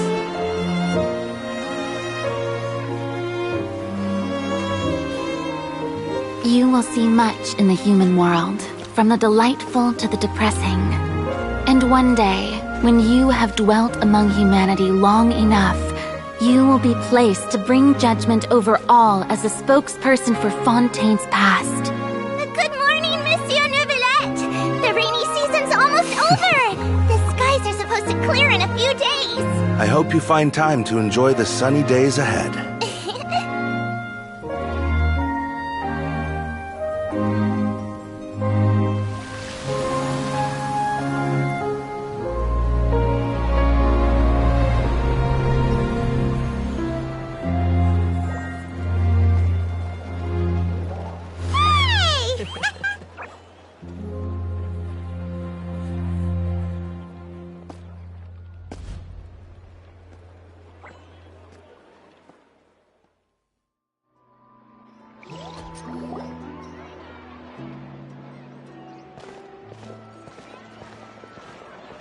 Is the matter resolved? Yep, we found the person who sent that threatening letter. Risley said he'd keep a close eye on him, so the Melusines should be safe now. Oh, that's wonderful. Sorry for dragging you all into this. There's no need to apologize. Yeah, you didn't drag us in. We got involved of our own accord. By the way, where's Kiara? At the Palais Marmonia, more than 50 people offered to protect her. Some even hid within the bushes to look out for danger. I was worried that the excess of protection would make her feel uneasy, so I asked her to stay inside the Palais. It's very safe in there. What a relief! Well, now it looks like the dust has finally settled. To celebrate this joyous occasion, Monsieur Neuvillette, would you be interested in an exclusive interview? That's not how you celebrate! I will consider it. Really? Of course. My schedule is full for the following weeks, but I should be available next month. Come up with questions during the intervening days, and I will answer them to the best of my ability.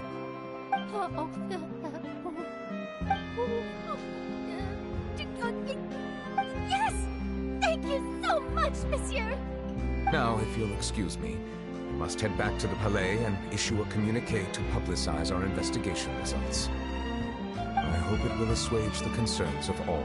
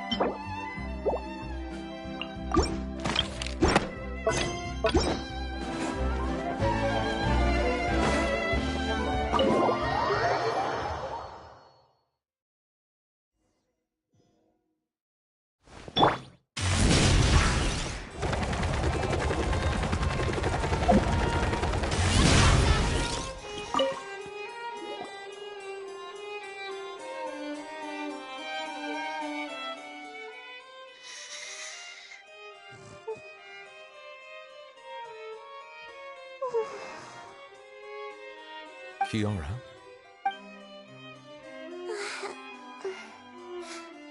Monsieur Neuvillette? Sorry, I accidentally fell asleep. It's quite all right.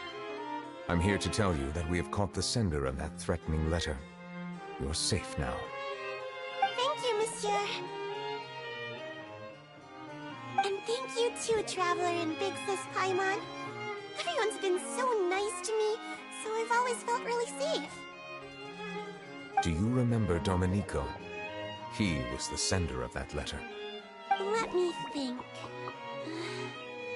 I can't remember. My memory isn't that good, so I easily forget things. By the way, I saw Carol in my dreams just now. Where's she gone, by the way? I haven't seen her in a long time.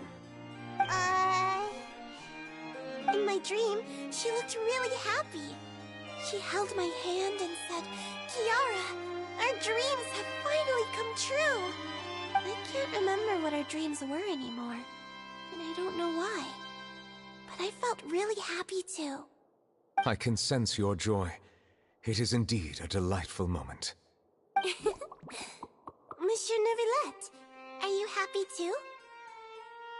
Oh, I almost forgot! Am I allowed to go out now? I promised to model for Alof. Of course. Off you go. See you next time, Monsieur, Traveler, and Big Sis Paimon.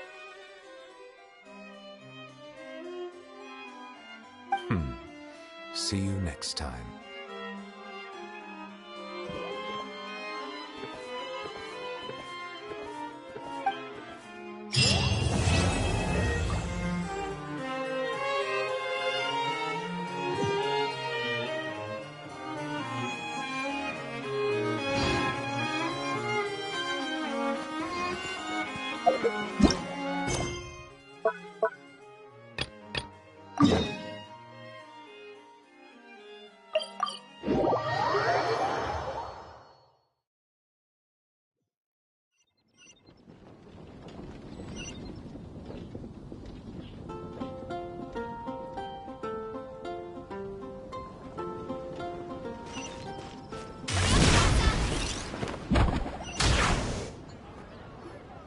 Some say the god of fate calls the outcome of every dice roll before it's even made.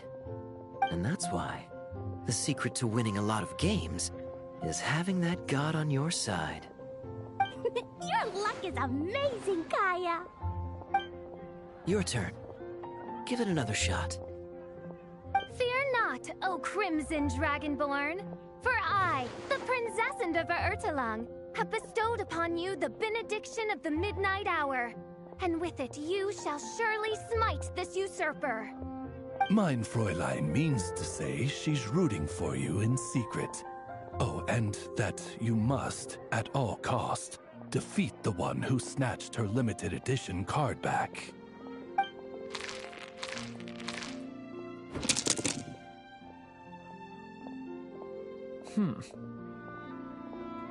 I'm not too sure if that counts as good luck or bad. Tis not but the perfidious machinations of fate. Hey, everyone! Mr. Honorary Knight and Paimon! You're back! It's good to see you, Honorary Knight. Mein Fräulein is quite invested in the outcome of this match, so please, allow me to extend greetings on her behalf. Of course! But if you're all playing cards, how come you're not over at the Cat's Tail? There's something about our horned friend over there that seems to frighten off little animals. Could be because he used to be a dragon. Normally, the animals just steer clear of him, but in the close confines of the Cat's Tail, let's just say, the feline residents probably consider it their turf. And we all know how dangerous a cornered cat can be. I just wanted to borrow one of their nests for a nap. One of their nests? Wait, you cat sofa? Yeah, it's more comfortable for me. I can stretch out just the way I like. But it turns out the Black Cat and his minions are quite territorial. Luckily, Miss Diona helped smooth things over, and they finally agreed to let me use one. But, I only get to use it after dark. Oh, Diona stepped in! You know, underneath it all, she really does like helping people. The more likely reason is because Durin won't touch a drop of alcohol. As far as Diona's concerned, that pretty much makes them two peas in a pod. It's a shame, really, considering everything Mondstadt has to offer in that regard. Mondstadt's alcoholic drinks are a bit too much for me to handle right now. But maybe someday. There's no need to force it. Who says you have to drink just because you're in Mondstadt? Yeah, it's just... I'd really like to make some more friends. So I need to learn how humans socialize. I guess alcohol is usually involved, though. But that's why I started learning how to play Genius Invocation TCG. It's also a kind of social activity, but it doesn't involve drinking. And I've been lucky enough to receive the guidance of the Prinzessin de Verurteilung herself. Exactly! Who needs alcohol when you can make friends playing card games? Speaking of which, need any tips from the master over here? You'll wipe the floor with that opponent of yours. Paimon guarantees it. Unfortunately, with the luck he's having, not even that legendary card master from Sumeru could turn things around at this point. Yeah, that last roll wasn't great. But who knows? Maybe you'll have better luck next time? He keeps getting the exact same roll over and over. This is the third time already. If there really is a god of fate, they could have cut this kid a bit of slack. Like, I don't know, make it possible for him to roll at least one other side of the dice? I think I've lost. Must even a dragonborn, sanctified by the power of benediction, succumb to fate's insidious snares?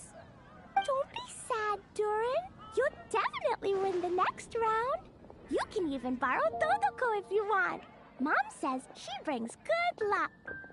Thanks, Klee, but there's something more important I need to take care of now. Oh, okay. So, the book's given us another hint, right? Yep, and I think I've guessed where we're headed this time. Come on, follow me.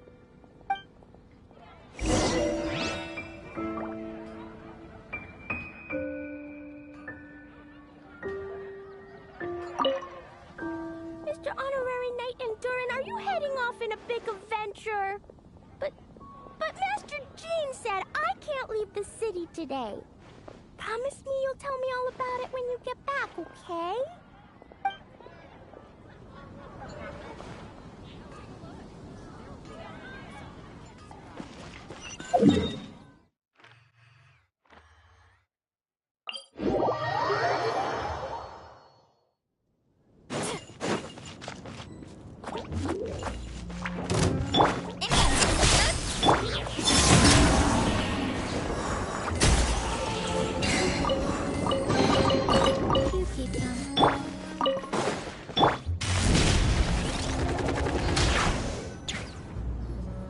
In what sort of castle might a storybook dragon dwell?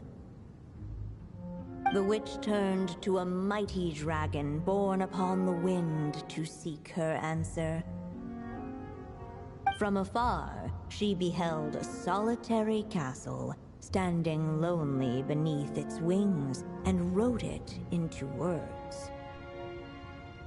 Its walls kept out the wind and rain, yet also cast a solemn shadow. Enveloped by their shade, the story's boughs were lulled into a torpid slumber and reached no further skyward. So that's the clue. I think we're meant to find a place where dragons live, and this time, in the real world. I asked around, and it just so happens that there's a place like that in Mondstadt. Yep, that checks out. I've heard that the dragon here is called Dvalin, and that he's a magnificent creature. I hope I get the chance to meet him. Wait a second. Do you think having the two of them meet is the best idea? You know, considering everything that happened in the past?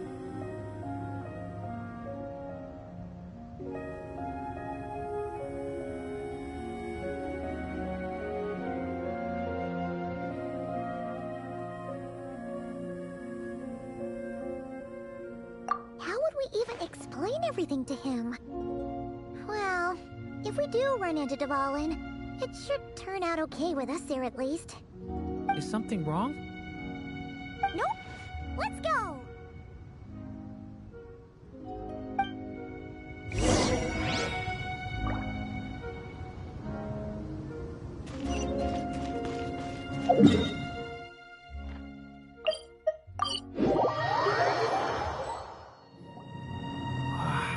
So, this is where Dvalin lives? Yeah, right into the middle of a raging storm.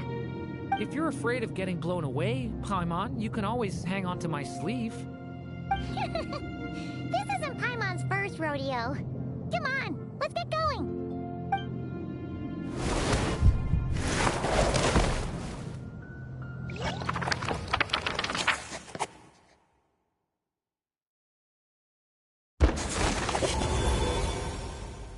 The little dragon grew with each passing day, and the Story Witch, who loved him dearly, built him a big, beautiful castle. Yet in the end, she herself succumbed to time's merciless march, setting forth on a journey to a place beyond even the stars. All of a sudden, the little dragon found himself alone. He tried leaving the castle to make some new friends. But already, he had grown the claws and scales of an evil dragon, just as the prophecy had foretold. Afraid he might hurt someone, the gentle little dragon hid within the castle his mother had built, and came forth no more.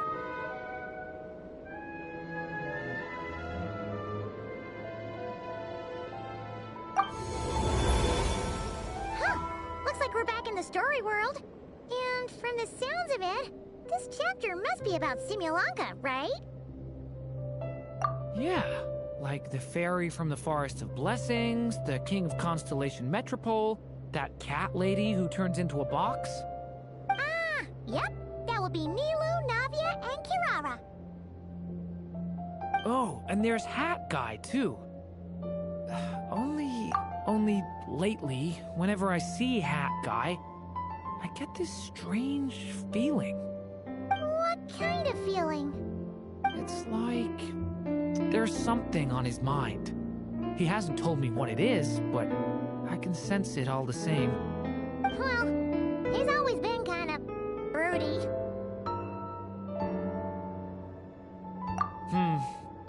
I guess I should focus on fulfilling my mother's final wish for now, though.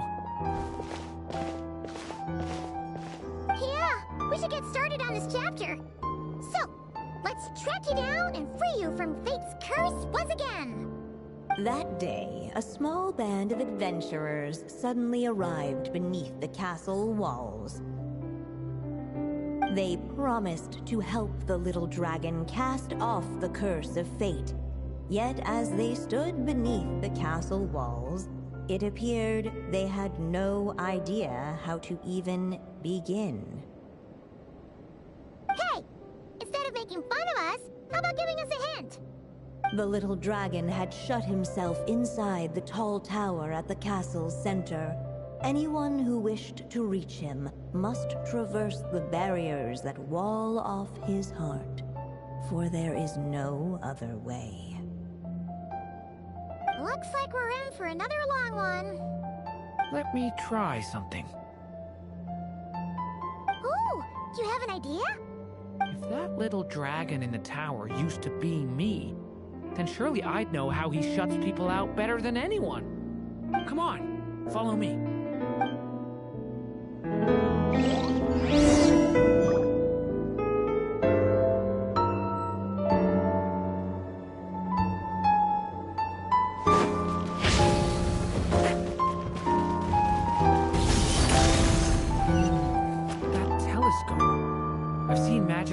like that before.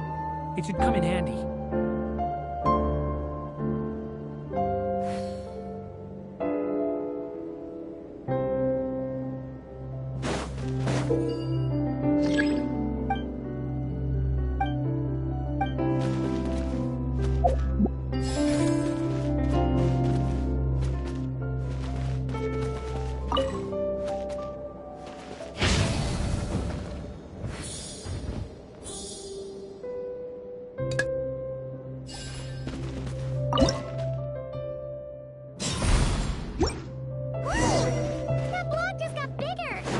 Past the obstacles ahead by using these blocks to jump upwards.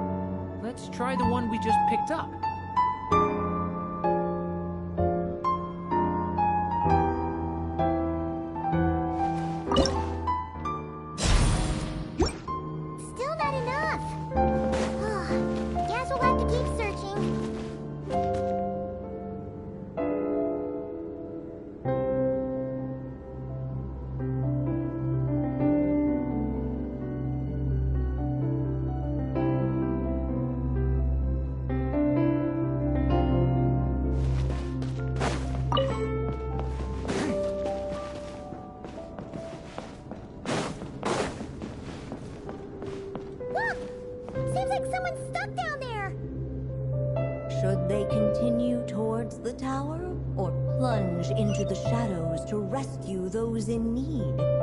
A difficult dilemma indeed. The path to the tower is up ahead. We better stick with Durin. My story. I want to savor every scene, every footnote, before I turn to the next one.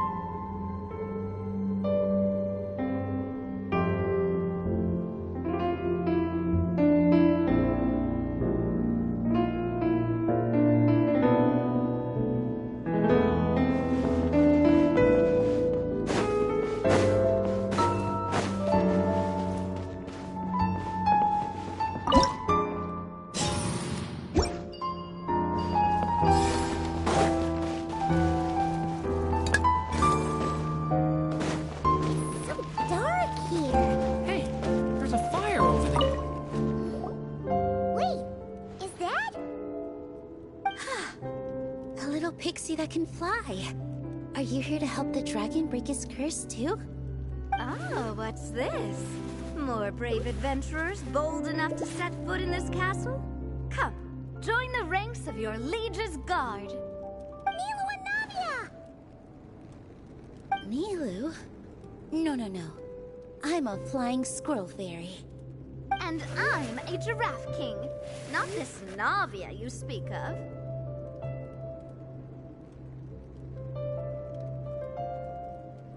That's right. Oh, and don't forget Catbox Lady. Are you friend or foe? Friend! Definitely friend, Miss, Catbox Lady?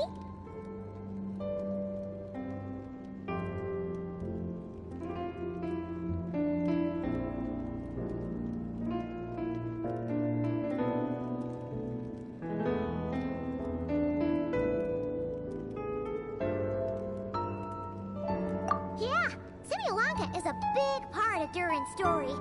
So, guess it's no surprise the people we were with there would make an appearance. Okay, I think I get it now. Flying Squirrel Fairy, Giraffe King, Catbox Lady, please follow me. The shadows cast from the high walls of the tower were manifestations of the dragon's loneliness, barring the path of any visitor who wished to be his friend. The group of brave creatures sought to aid the little dragon in lifting his curse, yet without light to lead the way. The group was trapped, waiting on a miracle. Huh. These shadows are blocking our path. It seems like the little dragon is afraid to meet us. If only we had more firelight. But you three don't seem to fear these shadows. Why?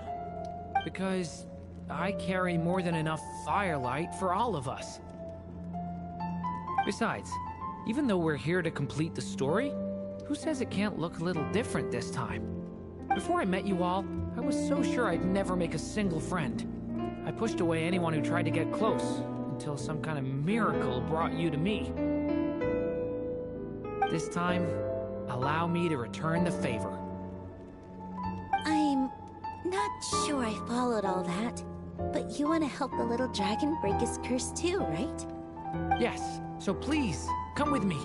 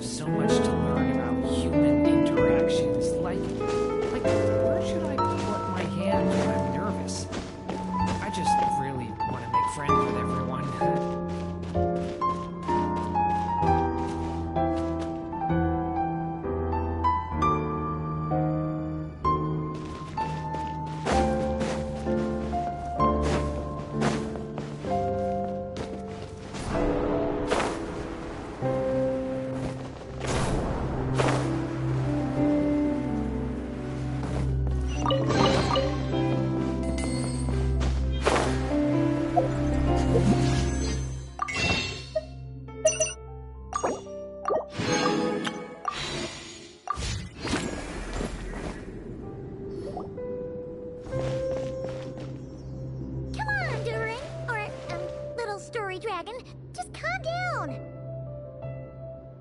Stay back! I don't want to hurt you. Loneliness and fear had built a cage around his heart, shutting out all who would look upon him. And thus, all the adventurers could see was his shadow. Don't worry, we can help you! Don't come any closer! And that was the last the little dragon spoke. How are we supposed to persuade him if he won't even talk to us? If you can still hear me, please listen to what I have to say. Your claws and scales aren't some kind of inescapable curse, you know? You'll overcome it one day, and make lots of new friends. I'm sure you think I'm lying. After all, no matter how many times you've tried to break it, nothing's ever worked. But this time is different. I brought your friends here to see you. Oh, what did you say? Hi, little dragon. I'm the Flying Squirrel Fairy, and I'm here to help you lift your curse. Will you talk to me? And I'm the Giraffe King. Don't be afraid, little one. We're not afraid of you. I'm just a cat in a box, but I'd very much like to be your friend too. These are my friends? Yeah, they're your friends in the future you'd be trying to avoid. I can promise you that. They're reaching out, so you just have to ask yourself one question. Do you accept? After a long silence, heavy footsteps echoed from the tower's shadows. But still, the one who made them refused to step forward. Though the cage to his heart had been unlocked, the little dragon remained ashamed of his claws and scales. How can I face my friends like this? Don't worry, little dragon. We're gonna offer up our blessings and make a wish to the Goddess of Fate to release you from your curse. Yeah, just like last time! Make a wish? To the Goddess of Fate? At that moment, the Merry Witch made her entrance. Hello, little one. Don't be afraid. With the blessings of your friends, your wish shall be granted. Alice? Wait, you're the Merry Witch from the story? Correct. It is I, the Merry Witch, creator goddess of this realm. And it just so happens the Goddess of Fate is none other than my dear friend, the Story Witch. I'm here to make good on my promise to lend her my second strongest spell. With this spell, she'll have the power to create an entire world. So naturally, granting your wish won't be a problem. Provided, of course, you receive your friend's blessings. But before we proceed, I must check something on her behalf. Little dragon, do you accept this blessing? I want to be your friend. So if you're offering, then yes, I would love to have your blessings.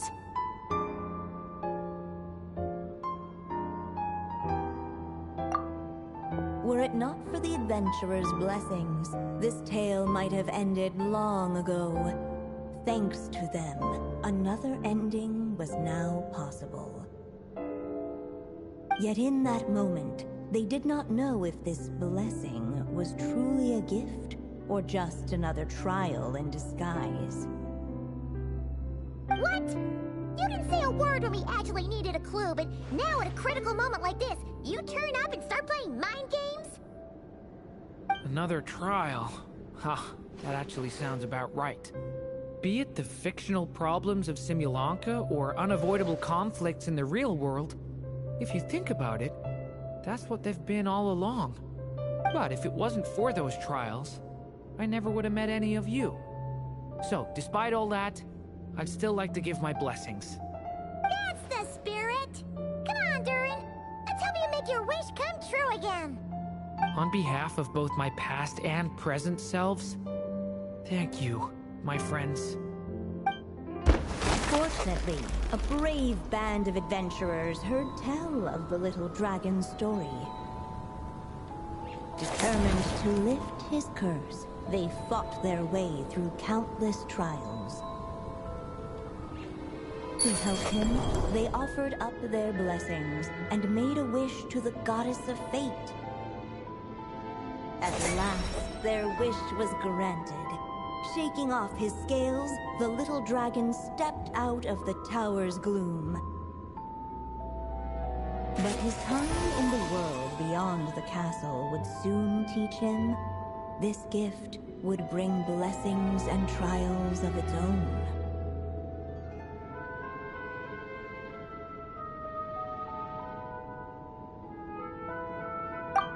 And as far as the little dragon was concerned, the tricks of fate had just begun.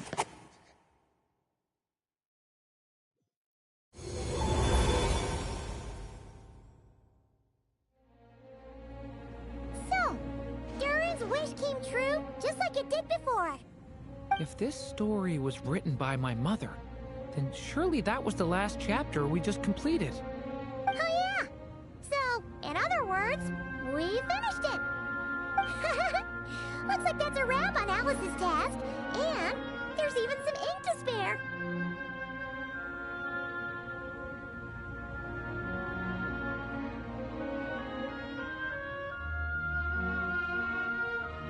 Guess we'll have to wait for her to make contact, like she said. So, my mother's final story has finally come to a close. Sounds like you're a little sad to see it end. Back when I was still living in Simulanka, I was always under the illusion that my mother had never truly left. Every day I spent immersed in that world. It felt like she was right there by my side, still reading me bedtime stories. But now...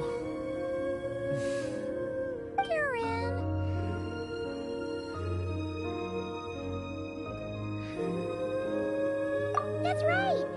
And you've got so many other friends waiting for you back in Mondstadt! Yeah. Speaking of which, after all that flying around, Paimon's starting to feel hungry again. So, why don't we head back to Mondstadt? Perfect excuse for a big meal with the rest of the gang! Now that you've fulfilled your mom's final wish, a little celebration seems in order, right? It's just a pity we never got to see that big, beautiful dragon. You were really looking forward to meeting him, huh? Alright, no worry. Nuh-uh.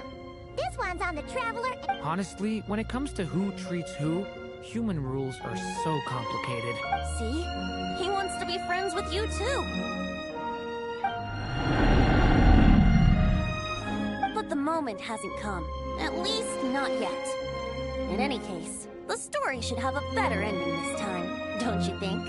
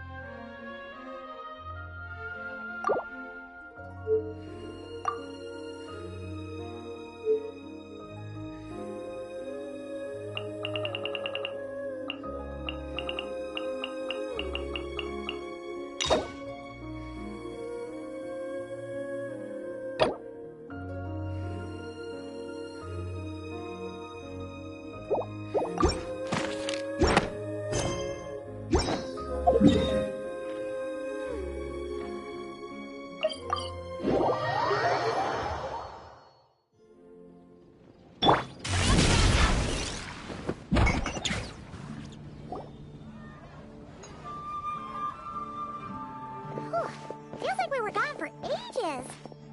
Hopefully, everyone's still here. So, your adventure was a success, huh? Want to grab a drink to celebrate? Absolutely not. No booze allowed. Mr. Honorary Knight, Doran, I want to hear all about your big adventure.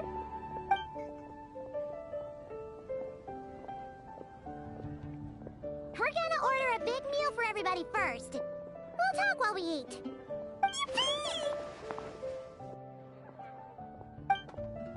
Excuse me. Did I hear you call him Durin just now? But wasn't Durin the evil dragon that— Come on, Oh, is this your first time meeting him, Marjorie? No wonder you're getting him confused. Still, even if you hadn't met him yet, shouldn't you have heard about him at the very least? At this point, pretty much the whole city has.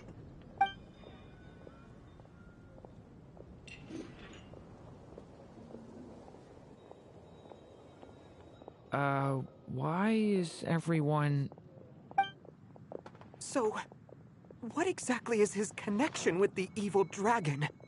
Wait, but those horns on his head...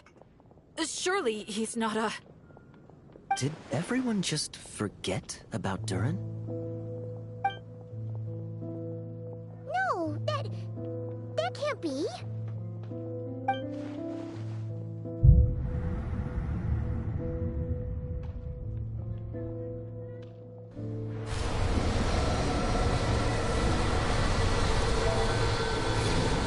Tricks of fate had just begun. Watch out!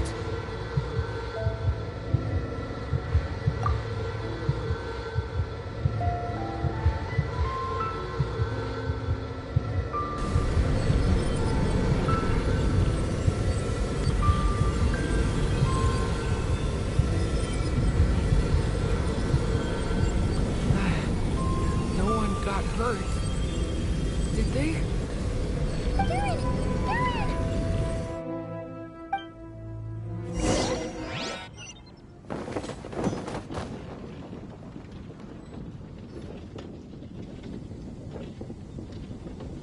I just had Barbara check him over. He's not badly hurt, but he seems to have burned through a lot of energy fending off some kind of dangerous power. He'll need some time to rest before he wakes up. So, can someone explain what's going on here? It seems like, aside from Durin's close acquaintances, the people of Mondstadt have forgotten everything about him. How could that even happen? Worse still, the abyssal power within him is showing signs of extreme instability. Could be a separate issue, though. I'm not sure. If the abyssal power inside him spirals out of control, Mondstadt will be in grave danger. I completely agree. All right then. As acting Grand Master, I'll send a letter requesting Albedo's immediate return. Until then, the Knights will watch over Durin. That's pretty much all we can do right now. Also, allow me to look after this book for now. If you need to consult it, just drop by my office. Do you think the book might have something to do with what's happening? It's just weird that Alice still hasn't contacted us. Maybe we should head back inside the book and take another look.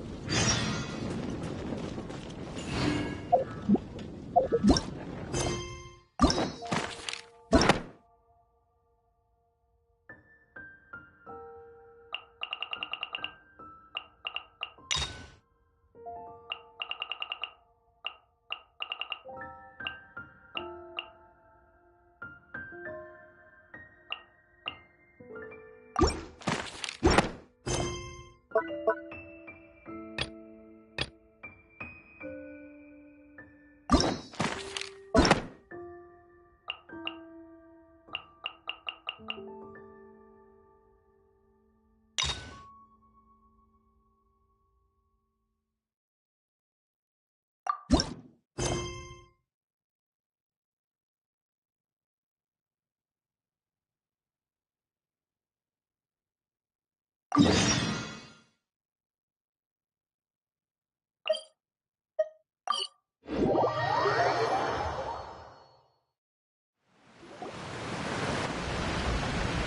Traveler. Paimon. Oh, Paimon knows that voice! Over here.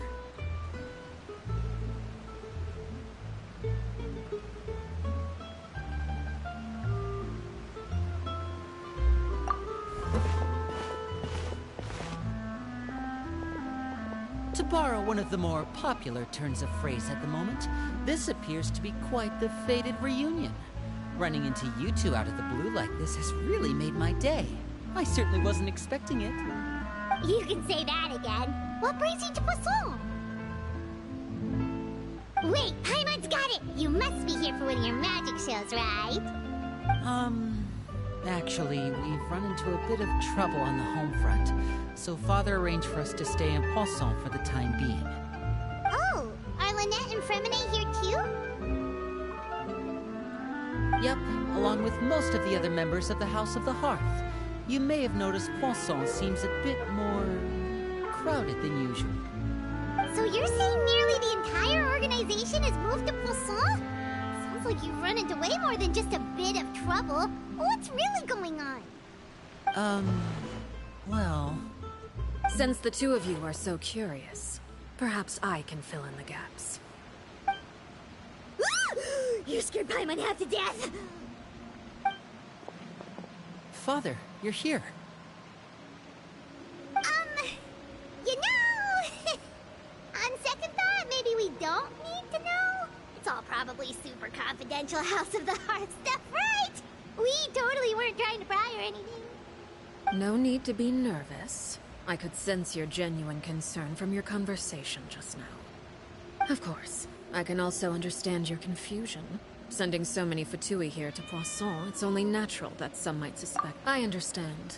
I'm well aware you've had your fair share of confrontations with the Fatui in the past, and I can't exactly guarantee that we'll remain on good terms in the future. As for right now, however, I would say we have little reason to be at odds, wouldn't you agree? The House of the Hearth could stand to be more open with those who have worked so closely with us in the past. As for the issue at hand, well, it hardly relates to any ulterior motive. To be frank, it all stems from a certain rumor circulating around the House of the Hearth. It's an internal matter. What sort of rumor? A rumor that a certain phantom child is hiding away in the House of the Hearth. A phantom child?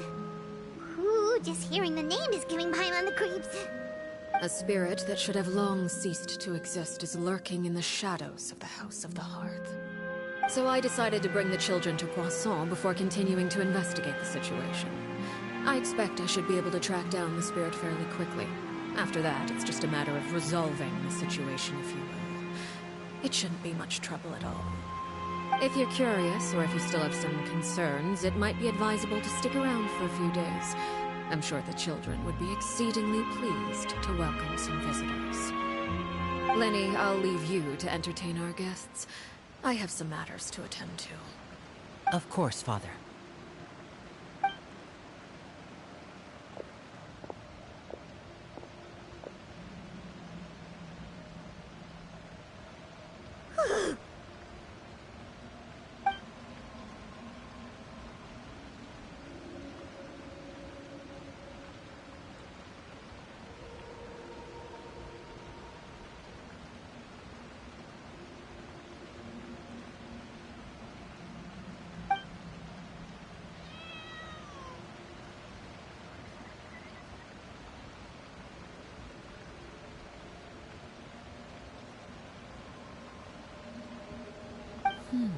It has long been a dream of mine to invite you to our home and introduce you to my other siblings.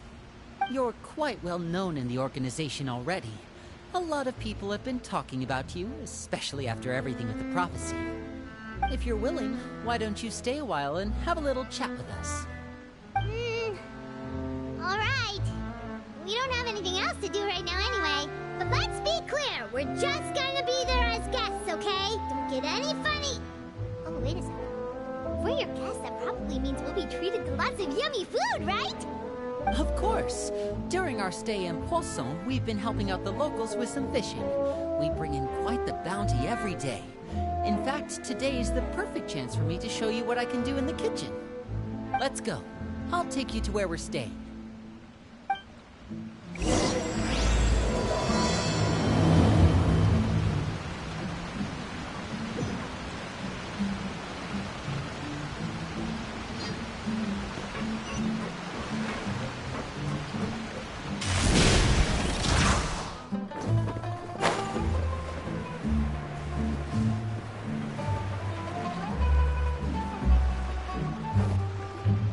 We rented this house from one of the locals to use as a temporary base.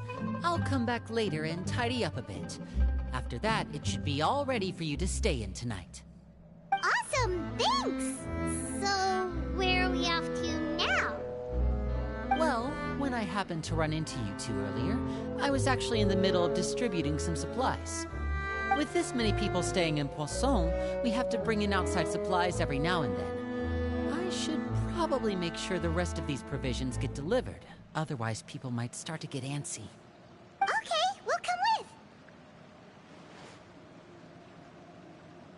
There are all sorts of rumors about your organization floating around out there. Paimon's not sure if she could even take a wild guess as to what's true and what's not. But now that we finally have the chance to see a day in the life of the house, we can take a good look at how you operate. Well, you're more than welcome to come along. Just follow me.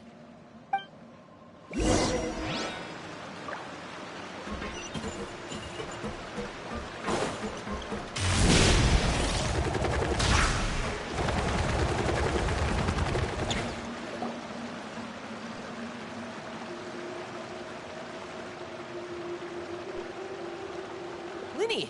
We're finally here. The supplies. I'm assuming you've... Brought them with me? Yep, here you go. Hello? Something caught your eye? It's the Traveler and Paimon! No way! Come here, everyone! Hurry! The Traveler and Paimon are here!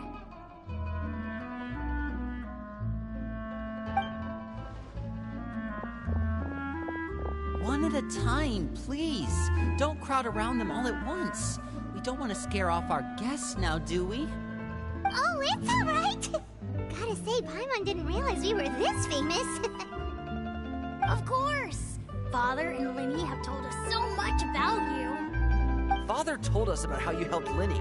According to her, you're a trustworthy friend. And as far as she's concerned, that's pretty much the highest compliment we've ever heard her give. I just can't imagine. Everyone's been very curious about you. I heard the Traveler is so strong that he can move a mountain with his bare hands. I heard Paimon ate so much that she can clean out the entire pantry at Hotel Tabor in just 3 days. Wait a second! That's the rumor you heard about Paimon? Oh, not cool at all! Oh, wait. When guests visit, you're supposed to give them gifts and stuff, right? Oh, we don't need something like that. Besides, we don't have anything to give to you. Come on, we insist. I can give you some of my new potions. Just pick your poison. And by that, I mean medicine or actual poison. I've got both. Huh? Or maybe Shaplo can teach you guys about stealth. He's super good at it. He's never been caught. Ah, now that's not a bad idea. I know you usually prefer to fight head-on, but it never hurts to expand your bag of tricks, right? When it comes to eliminating your enemies, staying quiet can go a long way. Trust me, I would know. I was poisoned not too long ago, and I'm still dealing with the after effects. So I'm not quite as good as I was before, but I can still give you some pointers. Wait, when you said gifts, Paimon didn't think you meant poison and stealth tactics. But those are the best things we can give you. You don't like them? Ooh, how about this? Tell me the name of someone who really annoys you, and we'll teach him a lesson for you. All right, Fold, Selwar. I think that's enough suggestions for now. When it comes to being a good host, it's the thought that counts. You don't need a physical gift to make our guests happy. In fact, pestering them with suggestion after suggestion might make them more annoyed than anything. I would say your enthusiasm has certainly gotten across. Really? Awesome! It's been so long since we've had guests to play with. If there's anything you need, just let us know. Yeah, especially if it's poison or something. I've got all sorts of potions for that. Well, we'll talk to you all later. We've still got supplies to distribute. All right, see you later.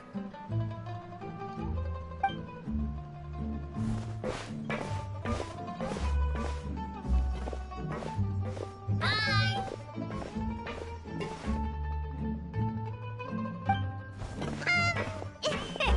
Lindy, about all that poison and stealth tactics talk just now.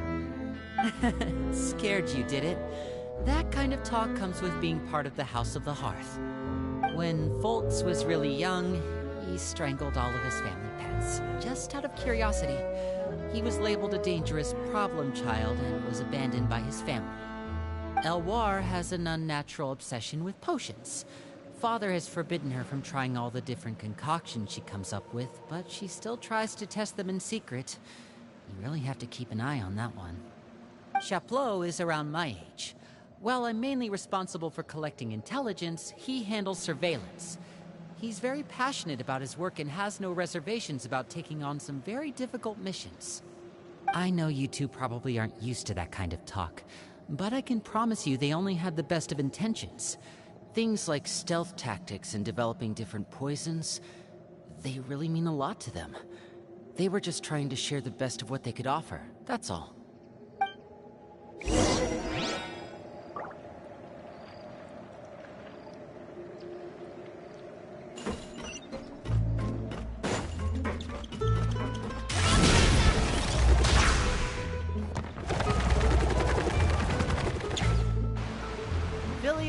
Supplies are here.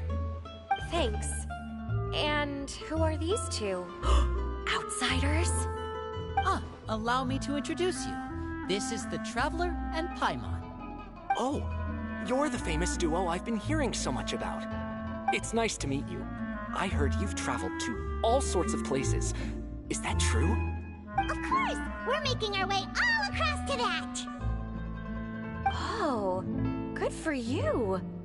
You must be pretty familiar with Fontaine by now, then. Have you seen the new opera that started running recently? I think it's called... The 4,000 Thieves? Oh, this is the first we've heard of it. It seems like it's going to be fantastic. From what I've been able to tell from the posters, anyway. You should definitely check it out if you have the time. Oh, and there's The Blind Maiden, too. That one is supposed to have audience interaction. Seems pretty interesting. After this mission is over, I think I'll go get a manicure. Oh, maybe I should dye my hair. Wonder how much it'll cost. Is it just Paimon, or do these two seem much easier to get along with than the others? Looks like the House of the Hearth has some normal members after all. I heard that. Oh! Oops. I'm guessing you're referring to Foltz and the others? Yeah, we're definitely not all like them. I bet those crazies are practically foaming at the mouth right now. I'm sure they just can't wait to get back to Snezhnaya to carry out the plan. That's enough, Filial. Don't talk about family members behind their back, right? Whatever. Let's go. Guess this is goodbye then. If you ever have some time, we should go see the opera together.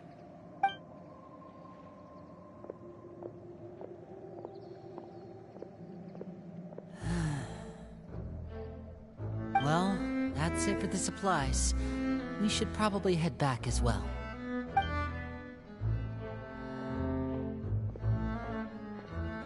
Well, they didn't seem too happy with each other. Seems like there could be something more going on here. You're right. We're only here as guests after all. Linny's getting super far ahead. Come on, let's catch up.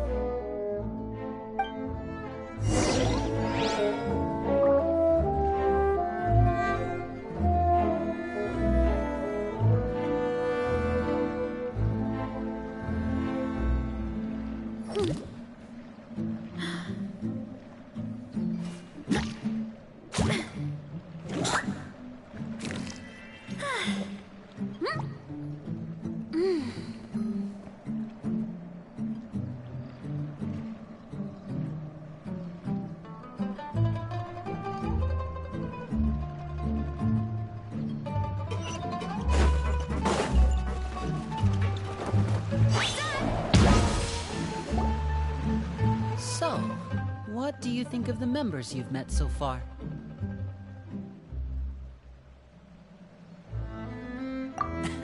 Well, Father is always encouraging us to be strong-willed and independent. So if there's one thing we've got, it's people who aren't afraid to speak their mind. Well, I should probably get cooking. Wanna join? Of course! Then let's head out.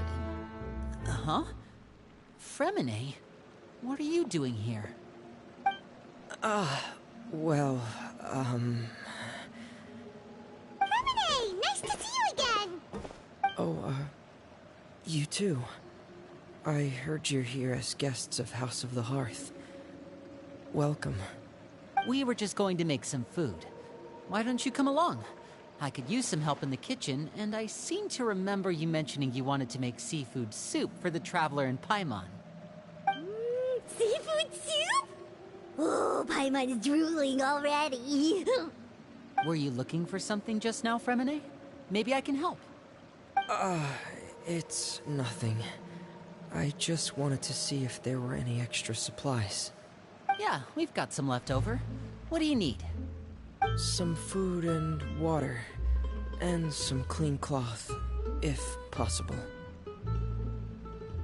No problem. Give me a second here. Food, water... Wait a minute.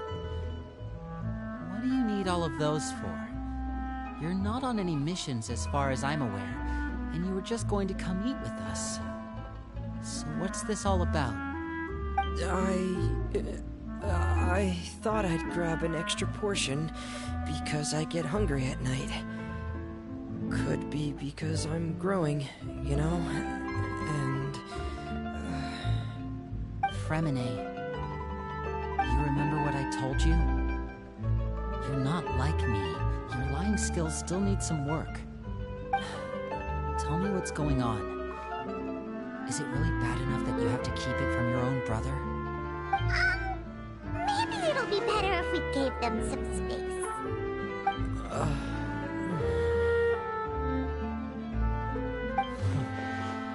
This is the first time I've seen that kind of look on your face.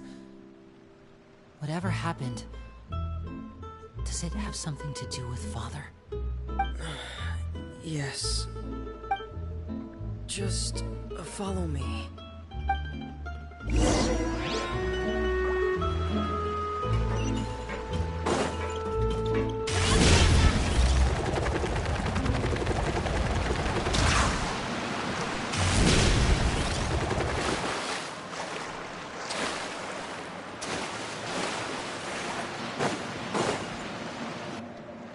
You're back! Oh, and you've brought some friends with you this time. Hello, my name's Linny. I grew up in the House of the Hearth. And you are? Hi, Linny. I'm also a child of the House of the Hearth, just like you. You can call me Clairvy.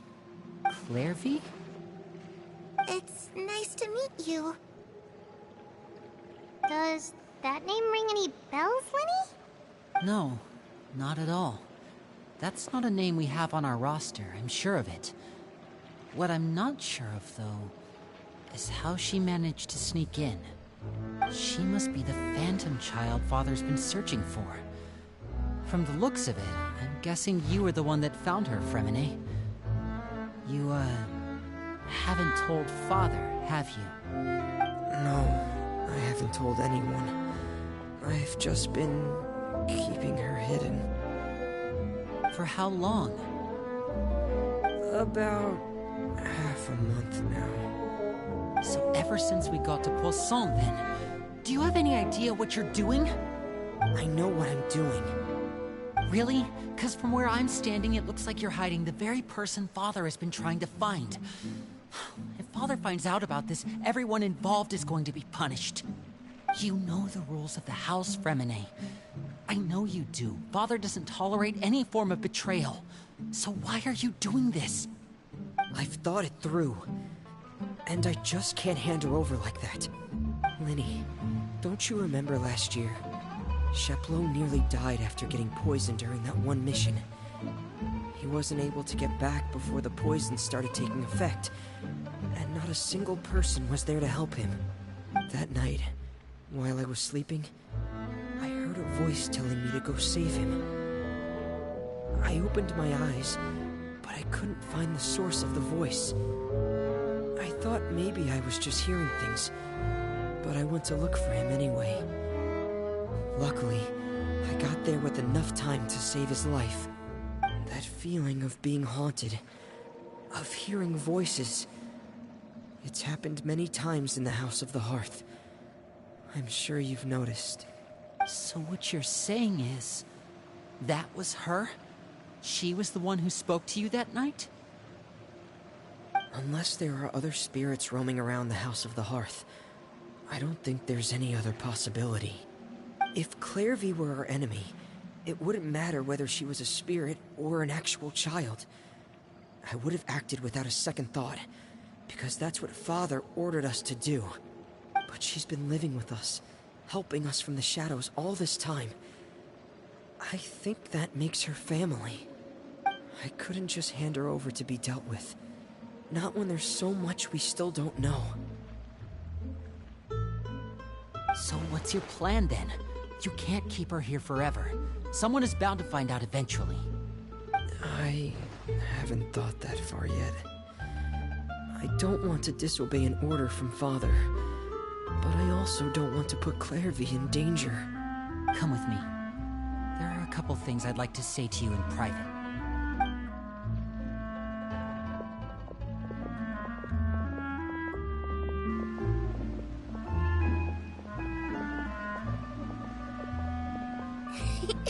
Those two sure care a lot about each other. Well, they got a funny way of showing it. From where Paimon was floating, it sure seemed like they were about to bite each other's heads off. No way! They have a really deep bond. I could tell right away, because I also have a friend like that. I just don't know how long that kind of bond can last.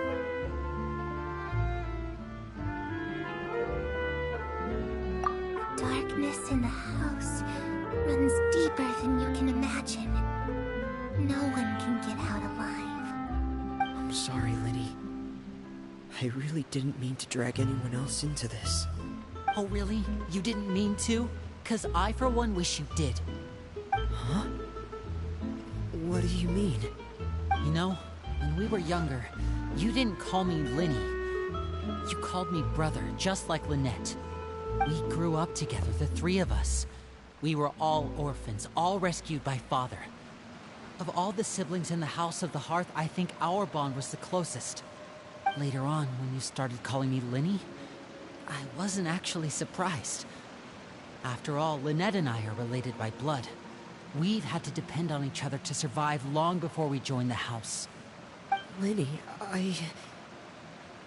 The darkest and most difficult moments of my life happened before you and I had ever met. I'm sure that's true for you as well.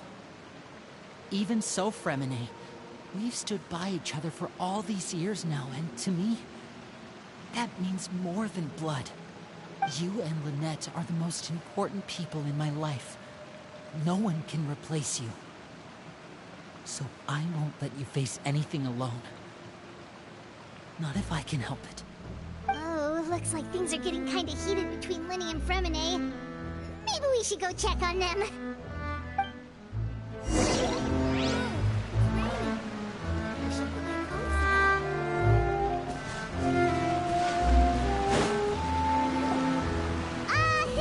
Hey, you two! Hope we aren't interrupting anything. Like a fight, or Oh, wait a minute, Fremine. You're not crying, are you? Is everything alright? Everything's fine.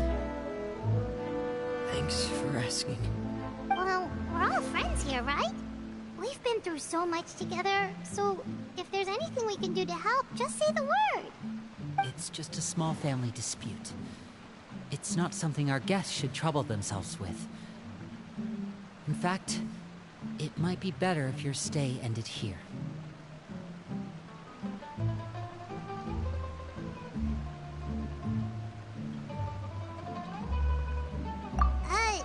What are you getting at, Traveler?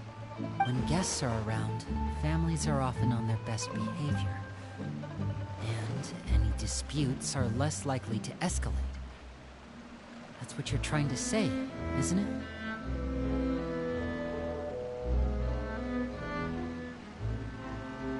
I just... Thank you. I was really hoping to keep you out of it. But even if I could think of some other reason to turn you away, I'm not sure I could convince you. I know things could turn dangerous, so I promise you this. From now on, I'll protect you like my life depends on it. Me too. Well, back to the matter at hand then. If we don't plan on handing Clairvy over to Father, then our only other option is to solve the mystery of her identity before Father is able to track her down. That means finding out where she came from and what she's doing here. Then we can send her on her merry way and pretend like none of this ever happened. I've tried that already. And? And... nothing. I tried taking her somewhere really far away, but... after some time, she just reappeared. She even came with us all the way to Poisson. It seems like wherever the house is, she follows. I don't know much about spirits. Do you two have any ideas? Let's see here. Paimon remembers hearing something like, if you fulfill a spirit's last wish before they die, they'll let go of whatever's keeping them here and return to the ley lines. Oh, it's just that Paimon doesn't really remember where she heard that, so it's not guaranteed to work or anything. Well, sounds like it's worth a shot. Guess that means we should go ask her about her wish. But first, Fremine, I need you to promise me something. What is it? I need you to promise me that this will stay between the two of us. We're the masterminds behind this whole thing. No one else gets involved. Can you do that for me? Of course. I promise. All right. Then let's seal the promise just like when we were kids. Fist bump on 3. Ready? 1, 2, 3. I swear.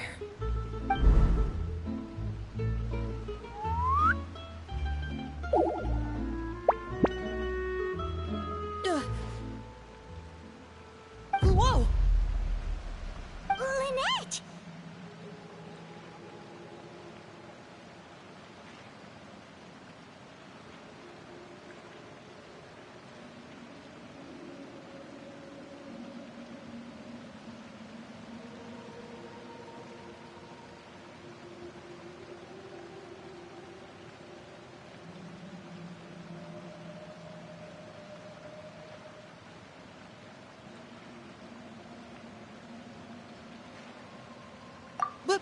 What a surprise! What brings you here, dear sister? And, when exactly did you get here?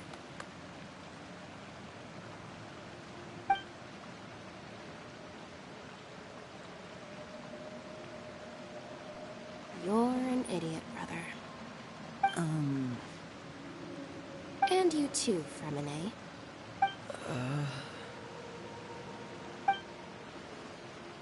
You 3, Traveler. And you 4, Paimon.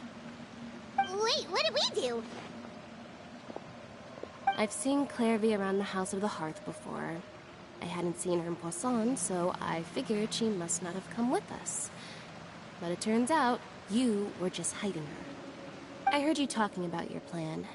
Rather than steering clear of the situation, I'd rather fully join in.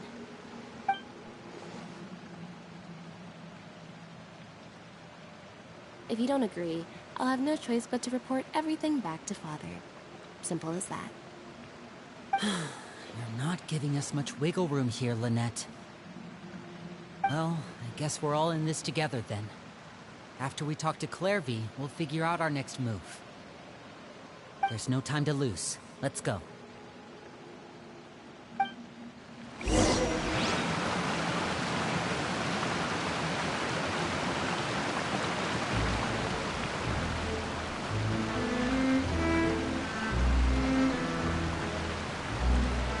My parents always say, no matter how busy life gets,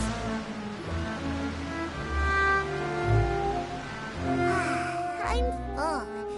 Thank you for bringing me this food, you guys. She said she's full, but the food doesn't look like it's even been touched.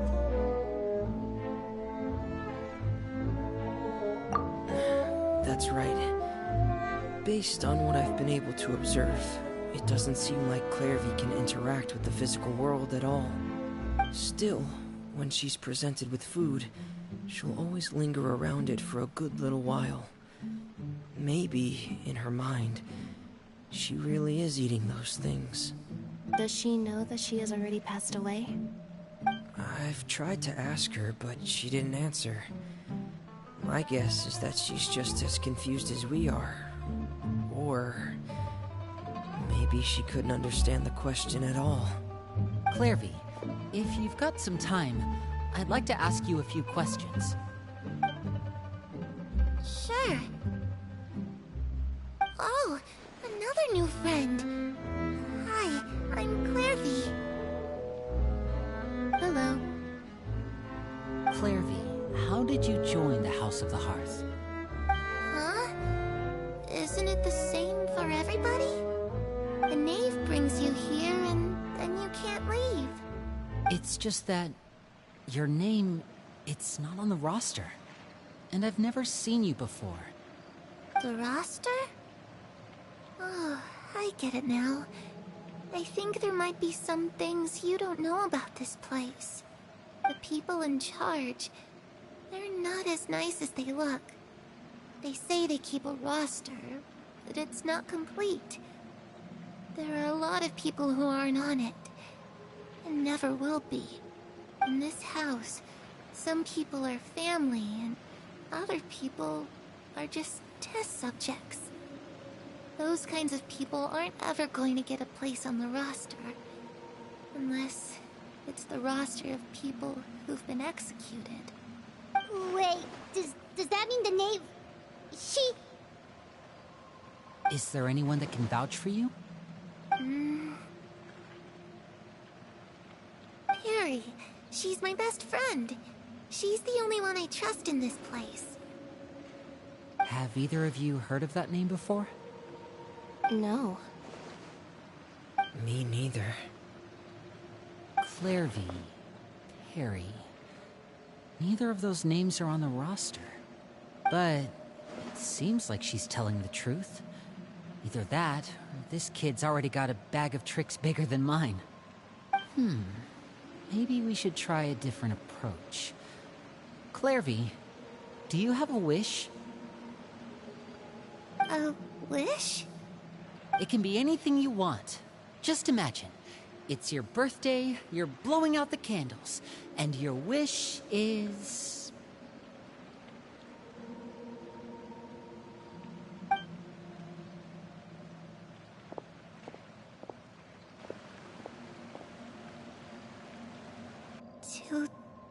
To go outside, where the sun can find me. That's it? Well, that sounds easy enough. The darkness in the house runs deeper than you can imagine. No one can get out alive.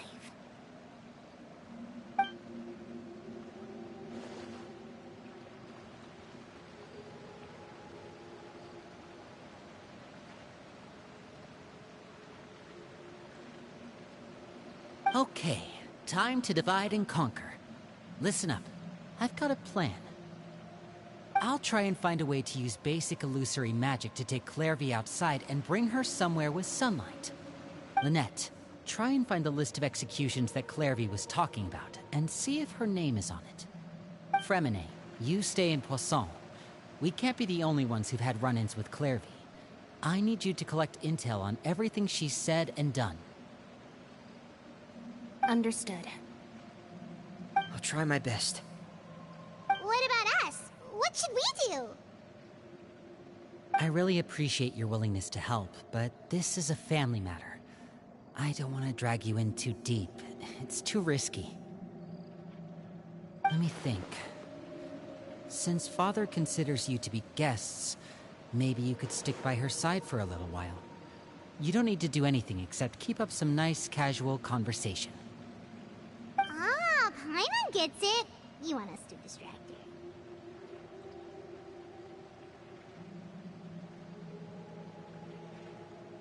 I'll give you a magic bird.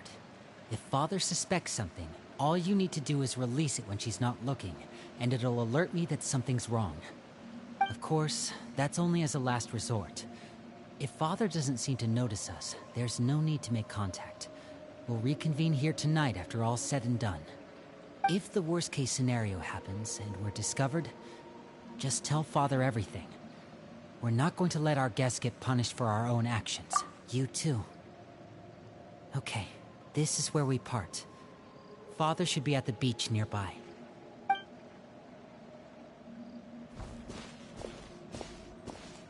really hope this goes well.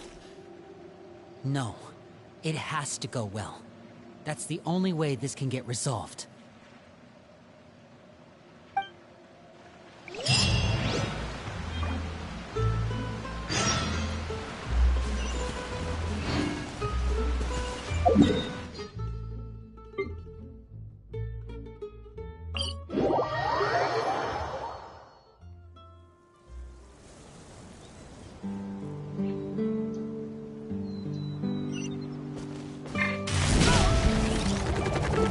Clear of other people.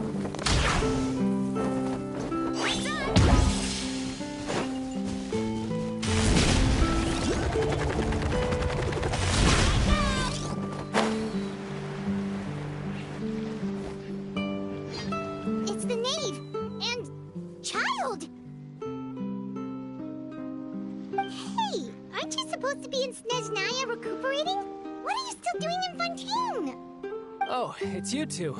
I didn't expect to run into you here. I was unconscious for quite a while after the fight in the Primordial Sea. After I woke up, I realized I was being taken back to Snezhnaya, and well, I couldn't have that now, could I? Not when I've still got unfinished business here in Fontaine. So, I mustered up all my strength and made the journey back on my own. What sort of unfinished business are we talking here? It has to do with Skirk, my master. I really wanted to meet up with her, but by the time I got back, she had already left. I still have so many questions for her. Without any other leads, all I could do was ask the knave to help me track her down. She must have left behind some traces from her time in Fontaine. Oh, okay, so have you found any clues? Unfortunately, no. While the House of the Hearth is adept at collecting all manner of intelligence, certain existences can still manage to escape our purview. Basically, unless Master feels there's a need to meet with me, she's not going to be found.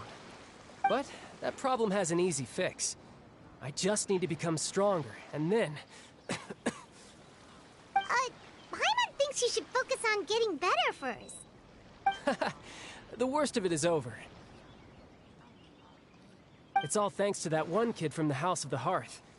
Elwar, I think her name was. She gave me a bunch of random potions to drink. They didn't go down easy, let me tell you. Pain and chills all over. But they really did help speed up my recovery. And that's good, because it looks like I really do have to head back this time. The old man's been putting the pressure on me. He sent someone to tell me I'm needed for some sort of project. Project Stuja? Yeah, that's the one. I heard Regrader's involved too. I'm not looking forward to having to listen to all his monologuing, that's for sure. Hey, maybe you could think of a way for me to stay in Fontaine for a little longer. Helping Linny and the others brush up on their fighting skills would be far more interesting. If you and I could spar, that would be even better. I've been waiting for a chance to see you go all out. And what a sweet little daydream that is. But I also have a role to play in all this. I'll be leaving Fontaine shortly as well. Besides, considering how little they see fit to step outside the homeland, being called on to return to Snezhnaya by such illustrious dignitaries, what a great honor. Wouldn't you agree? One I could do without, I'd say. Is it just Paimon? Or does it kind of seem like they're...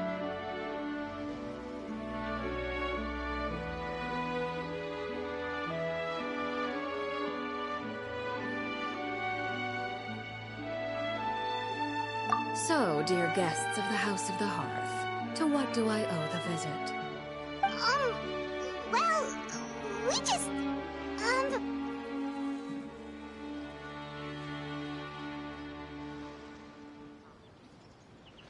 Right!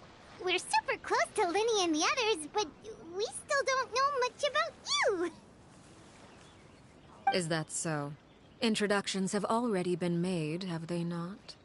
Oh, well, you see, there's only so much you can learn about someone from a short introduction. At least tell us something a little extra, like, why do you call yourself father? Huh, good question. I'd also like to know. The fact that you have to ask tells me our intelligence work has been quite successful. Telling you the answer to that question would only serve to undermine that success. And we can't have that, now can we? Spoken like a true diplomat. That was some expert sidestepping right there. Well, if there's nothing else, I think I'll take my leave. I still have a small matter to resolve at home. Wait, don't go!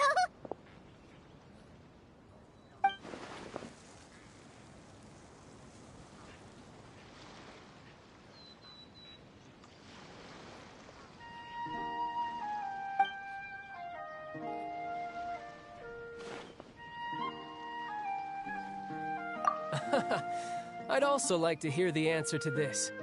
I've met some of the members of your organization, and they all seemed like really good kids. They actually reminded me of Tonya and Tusser. Which, by the way, if you ever betray them, I'm just letting you know, I won't let you off easy. And why would I betray them? Well, you've already betrayed the House of the Hearth once, haven't you? At least, that's what I heard.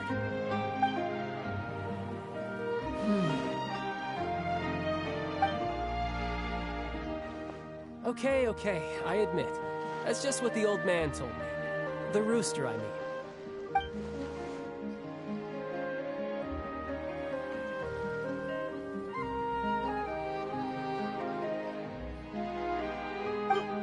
Wait, did you really do something bad to those kids? Never mind what I've done. I'm more curious as to what the mighty rooster had to say. Care to enlighten me? Ah, well, nothing much. Just some stuff about you taking out many other members of the House of the Hearth, and even going so far to attack your own family. I see. Huh. Based on your reaction, I'm guessing it's all a bunch of lies. Hardly. I don't appreciate his particular turns of phrase, but I suppose he didn't say anything untrue. Although, it would be more accurate to say that there is a certain level of prejudice involved. But I don't intend to clear that up just yet. Prejudice has a funny way of concealing the real truth behind certain things, an attribute that I find to be quite advantageous. Call yourself a Fontainian, for example, and people will assume all sorts of things, when the real truth is that this is simply the land where I was raised. Huh? You're not actually from Fontaine? But then, why did you try to help out with the prophecy and everything? I was trying to protect the children born in Fontaine. Claiming that I myself was a Fontainian simply made it easier to operate.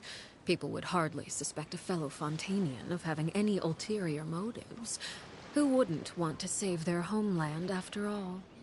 The primordial sea wouldn't have any effect on me, but it would have caused great harm to the House of the Hearth.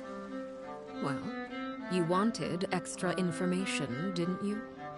There you go. I hope that satisfied your curiosity.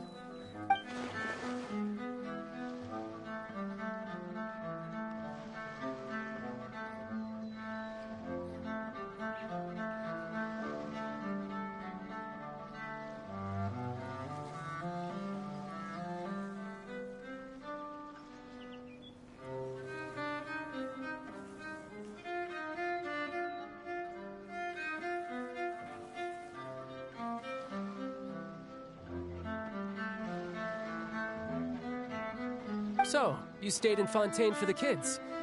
I guess I was wrong to believe you'd betray them. Apologies.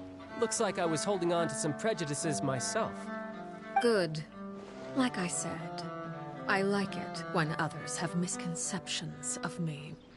Actually, while I was recuperating at the House of the Hearth, there was something else that really caught my attention. I heard that members always resolve disputes and arguments with a friendly spar, and the loser has to back down. Seems pretty cool if you ask me. Would also give them plenty of opportunities to hone their skills. Well, that's only a recent development. In the past, such spars weren't nearly so friendly. The losing party would lose everything, including their life. They were that high stakes? Whew, at least that's not a thing anymore. Well, the current atmosphere's not half bad. I'm a bit jealous, actually. You've got so many family members around you, and you even get to live with them. Having a lot of family around means dealing with a considerable amount of bickering and scheming. Once Tonya and Tusser enter their rebellious phase, I'm sure you'll understand. Just imagine. Tusser becomes obsessed with plucking out strands from the rooster's mustache, or Tonya decides to dye her hair 42 different colors. Okay. I get the picture.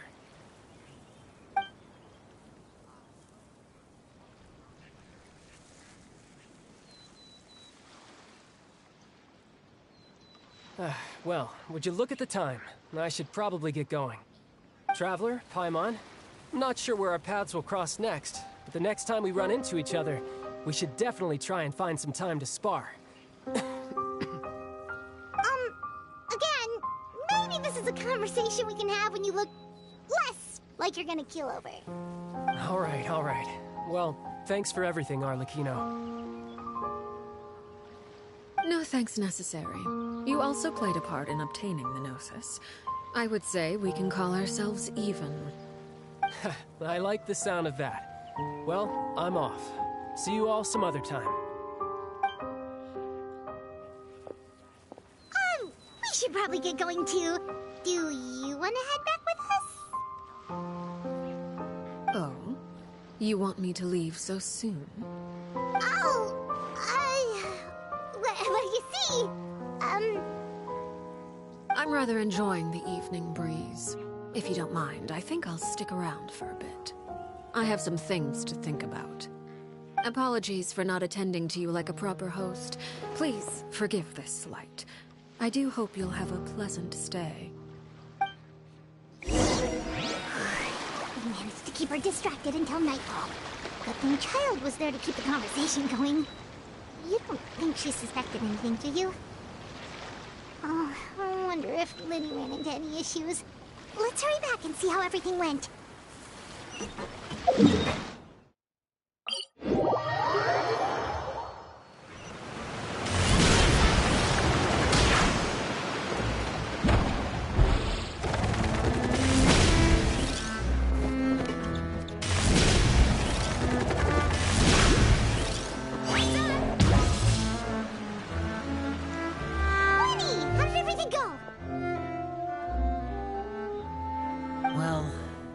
Story short, we ran into a small issue. Clairvy can't go into the sun. Everything was fine at first. She followed me up to the surface just like I told her.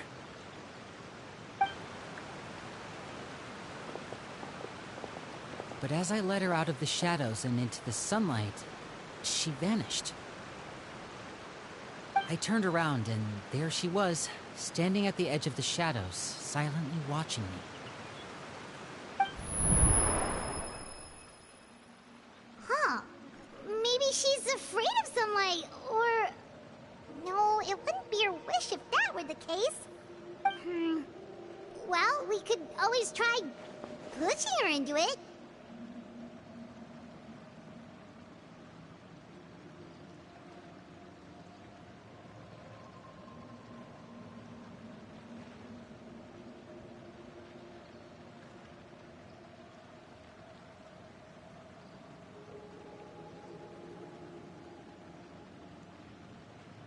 Oh, true. I've pretty much tried it all already. Nothing worked. Eventually, the sun went down, so all I could do was bring her back here. How did it go with you, Lynette?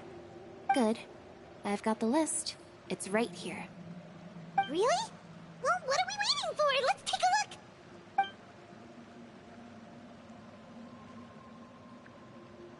Oh, that's a lot of pages. Oh, it's gonna take forever to get through it all. We can each take a section. Here. La Pouillade, L'Endroit, Chambel, Horaire.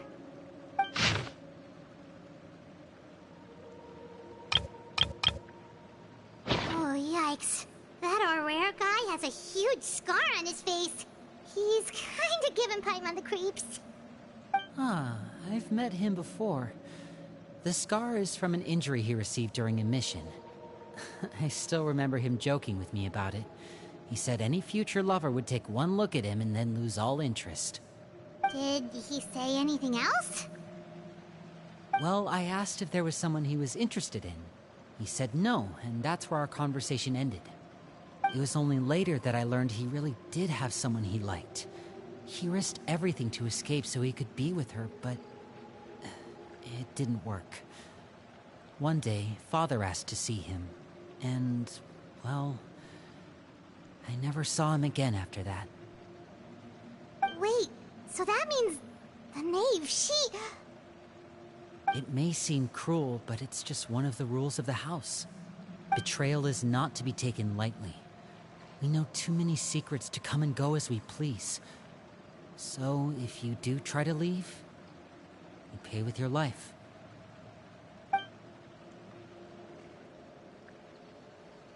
Her name's not here, huh? Well, that's not too surprising. It doesn't seem like this list is complete. It only contains records dating back around 5 years. Let's shift our attention then. Fremine, were you able to find anything out? Fremine. Sorry. I was thinking about something. I managed to talk to quite a few people, but I couldn't help but notice that the atmosphere in the house was a little... strange.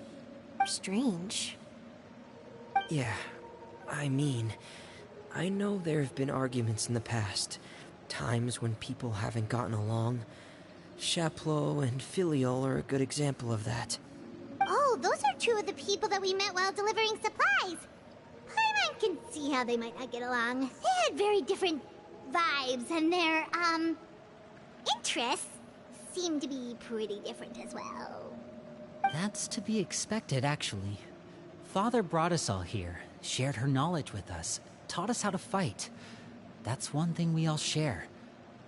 But that's also where the similarities end. Not all of us feel the same desire to stay here. As members of the House of the Hearth, we're also considered part of the Fatui. And to a lot of people, that's an identity they never asked for. Certain members get older and realize they want something else for themselves. But considering the rules of the house, most people would never say that out loud. People like Chaplot and Foltz are loyal to Father and her vision. They're proud to be part of the Fatui. Filiol and Nantoy, on the other hand, well, they aren't quite as enthusiastic. These kinds of conflicts have always been there. It's not like Father is in the dark about any of this. Well, that's true. But it just feels like things have gotten worse lately. Filial and the others...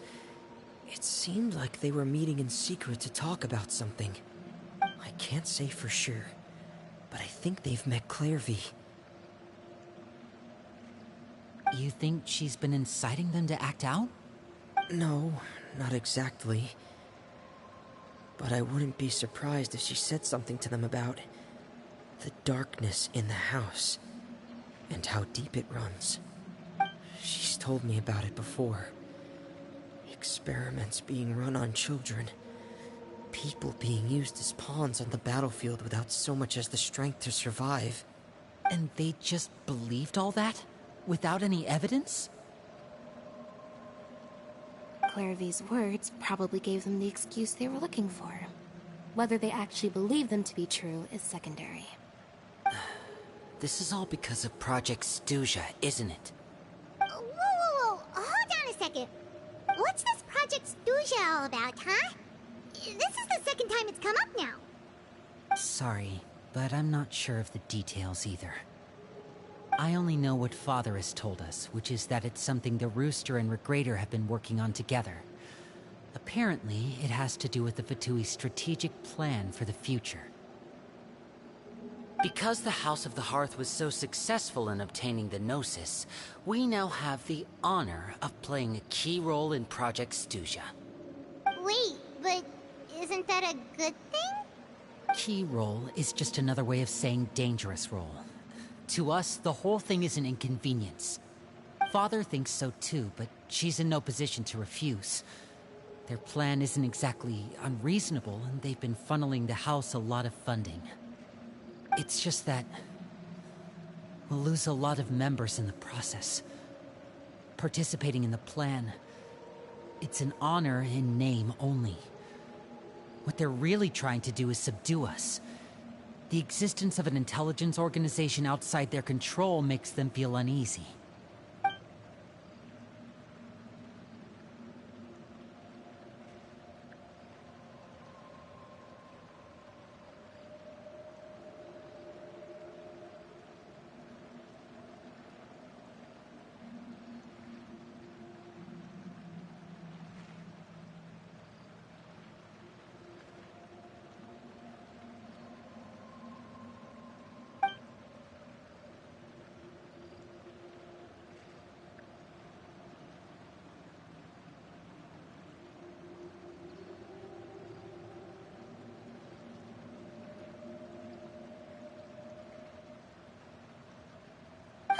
Super complicated top secret Fatui business aside, what does all of this have to do with the conflicts you were talking about earlier? Paimon doesn't get the connection. External pressure has a way of exacerbating internal strife. You can't overlook the power of fear either. People are afraid of dying, and that fear is often the impetus for a lot of stupid decisions. I thought resolving the Clairvy situation would make everything go back to normal. But it looks like things are more complicated than I thought. If we leave Filial and the others to their own devices, sooner or later, Father will be forced to take action. We can only focus on one situation at a time, brother. You're right. Even if we confront Filial and the others, it won't do any good. It might even make matters worse. We should focus on Clairvy for now. Well, it's getting late. We should head back and get some rest. We'll try again first thing tomorrow. Lynette, you stick with me this time. Fremine, keep a close eye on Filial and the others. Make sure they don't do anything they'll regret. Good work today, everyone. Have a good night, and I'll see you tomorrow.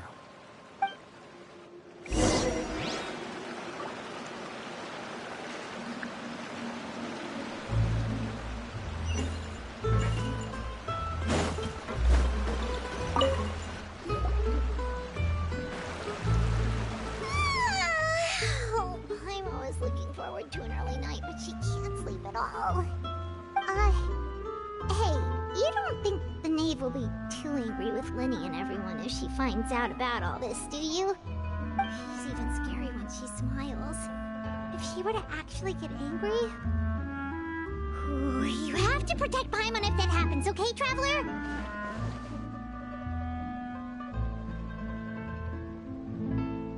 Oh, well, in that case, we should just plan on running away. We'll grab Linny and the others and we can make a break for it as fast as we can. Look! Look over there!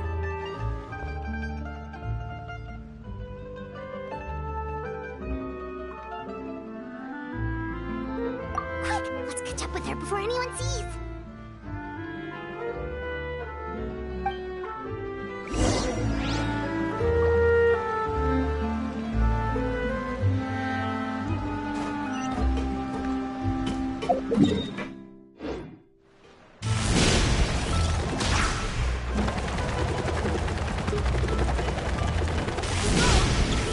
Over there!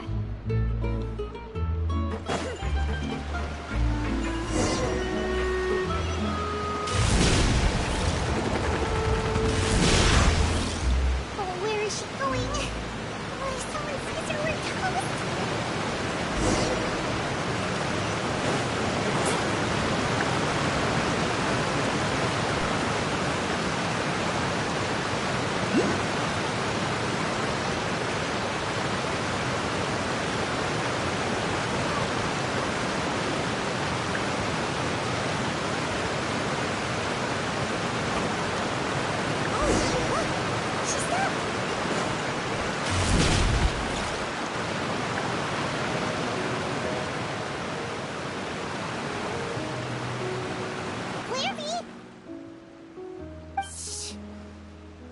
I opened the window while no one was looking.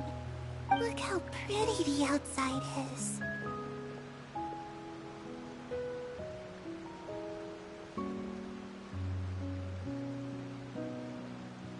If only I could have more than this.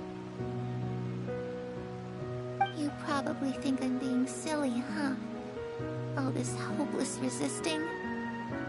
It's better to dream of what I could have than try to make it a reality, right? Please, help us get on the same page here, Clary. We need you to tell us what you know. Can you do that? Sure. Although, after you hear all this, I think you might regret that decision. Everyone in this family is nothing more than a tool. Something to be used and exploited. We're all expendable. Including me. As long as you're useful, you get to stick around. Lose your value. And you're handed over to the doctor, experimented on, and given a fate worse than death.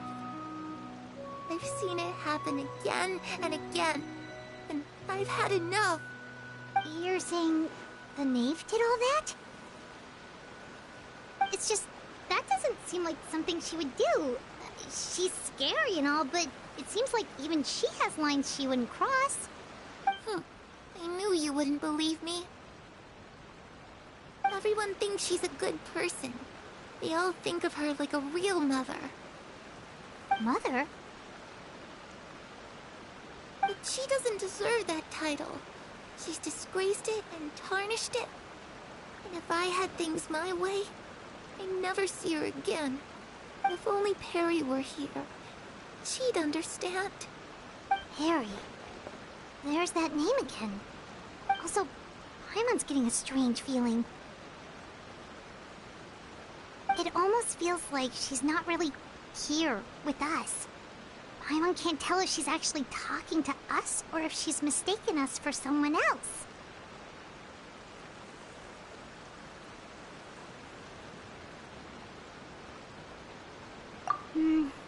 Well, in any case, it seems like she really needs someone to talk to. We should keep her company for a little longer.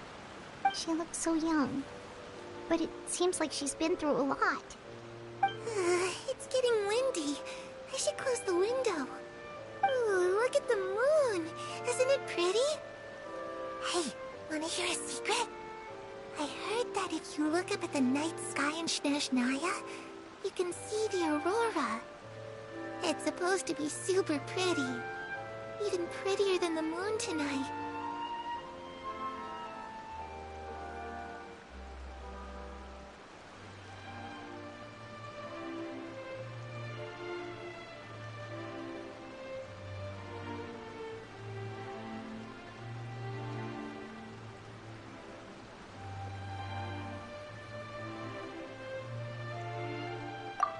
and I promised each other that once we're older, we're gonna go see it together. But I can't find her. I'm worried she's also been... No, that wouldn't happen to her. She's special. Mother likes her a lot. I should really go talk to Mother, but we just fought. She doesn't want to see me. I'm too scared to face her. What should I do?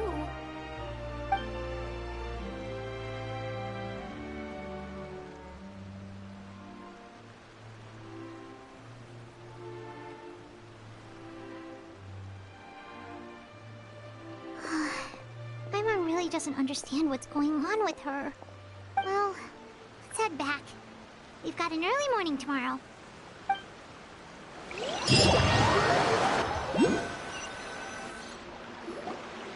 All right, looks like we're all here. Let's go ahead with the plan. Oh? What is it? What makes you ask that? Well, we kinda ran into Clairvy last night, and that's what she told us. We met the doctor back in Sumeru. He's super dangerous, and he's done all sorts of bad things. It's possible that Father and the Doctor have had certain dealings, but I don't think Father would work with him. We're not really on the same side, so there's not a lot of trust between them. That doesn't exactly set the stage for a successful partnership. I did hear, though, that when Father first became a Harbinger, the Doctor offered to work with the House of the Hearth. Father rejected most of his proposals, except for one. It had to do with some sort of secret experiment. Secret experiment? Could that be what Clairvy was talking about? I don't think so. I don't know any details about the experiment itself, but I do know it's an entirely independent operation. The Doctor only proposed a direction for the research. That was the extent of his involvement. I still don't think that counts as working together. The details of the experiment are confidential, but complete records are kept on all participants. That doesn't seem to be the case with the situation Clairvy referred to. I know you don't agree with some of the Fatui's methods, and I'm not asking you to. But I am asking you to trust us on this. The House of the Hearth has its own principles. There are certain lines we're not willing to cross. Alright, that's good to hear at least. Clairvy seems to think the Knave and the Doctor worked together to do something horrible. If that turned out to be true, Paimon doesn't know how he would even face you guys. It's just that it doesn't seem like Clairvy is lying either.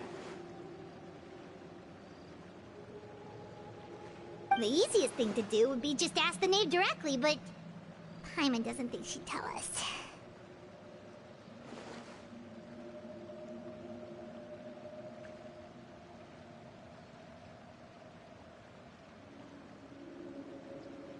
Father didn't come back last night. She's probably still near the shore. We'll be counting on you to distract her. Lynette, you're with me. Fremine, you know what to do. Be on your guard, everyone. All right, let's get to it.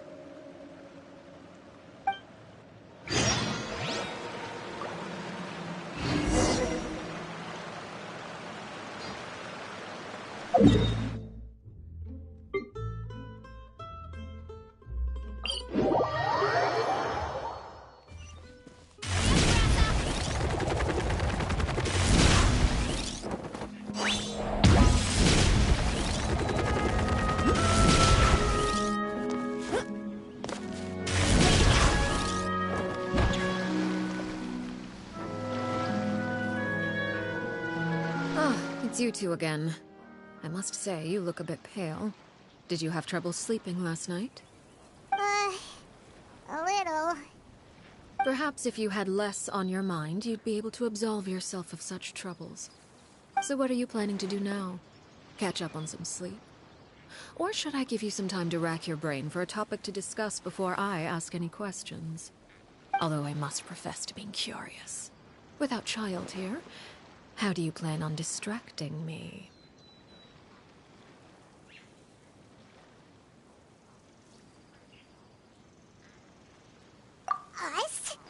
distract you? Looks like you could have used some extra time to think. No matter. If you don't have any other plans, why don't you accompany me somewhere? Don't worry.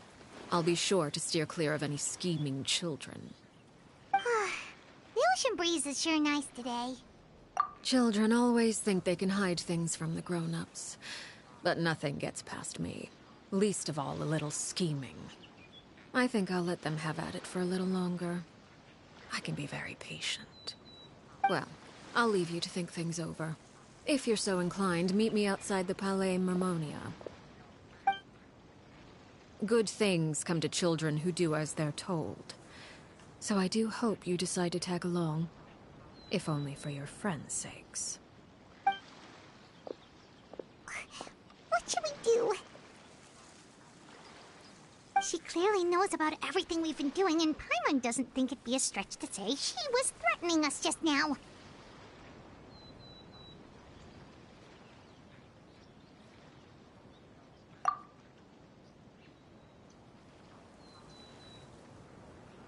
Oh, good idea. Hopefully he sees it in time. Well, we should probably head to the Palais Mermonia. Paimon doesn't want to find out what happens if we don't show up. Based on what the knave was saying just now, it sure didn't seem like it'd be anything good.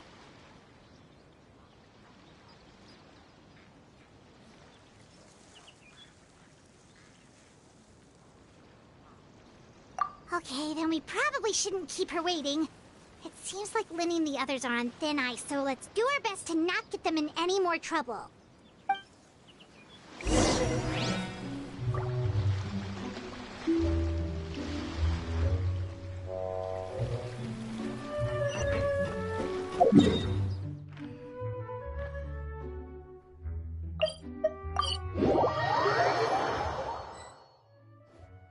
Seeing as we still have some time before my meeting, we might as well enjoy some pleasant conversation while we wait. I'm glad to see you get along with my children. Being surrounded by good companions is necessary for a child's development. You're not planning on doing anything to them, are you? I assume you're referring to Lynnie, Lynette, and Fremine. Although, there's that situation with Filial and Nentoy as well. It appears quite a few people have been acting out lately. No matter. I'm not one to discriminate. All those who betray the house meet the same fate. There are no exceptions. Does that mean you're going to kill them? Oh, are you here to beg for their lives? I'm sorry to disappoint, but the rules of the house change for no one. In my organization, everyone is responsible for their own actions. But don't you care about them at all? They really respect you. They even call you father. You must feel something for them. Any organization in which feelings come before principles is one destined for ruin. The House of the Hearth is hardly an exception. You could say our principles are more stringent than most. Perhaps I can offer you this consolation at least. As our guests, you two will not be held accountable along with them.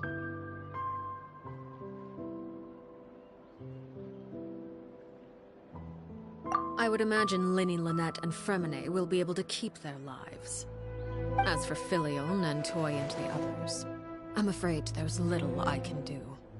They can try to escape, but once you know our secrets, there's no getting out alive. But that's awful. Ah, you seem concerned. Out of consideration for my guests, I suppose I could turn a blind eye for a little longer. If Lynnie and the others manage to dispose of Clairvy in the meantime, all evidence of their wrongdoing will be lost. In that case, I could hardly punish them for something I couldn't prove. If their efforts are unsuccessful, on the other hand, all will be held accountable. And the punishment will be severe. Of course. Oh, and here, I believe this belongs to you. Do try and keep better track of it next time. It takes a considerable amount of time to train a bird like this. It would be such a pity if you were to lose it. Permanently. Wait, where did you get that? Well, I'm afraid that's all the time we have to chat. Now, for the matter at hand. I asked you to meet me here because I have business at the Palais Mermonia. It has nothing to do with you, but I think it would be prudent for you to stick by my side for the time being. There will always be time later to run off and tell Linny what you've learned.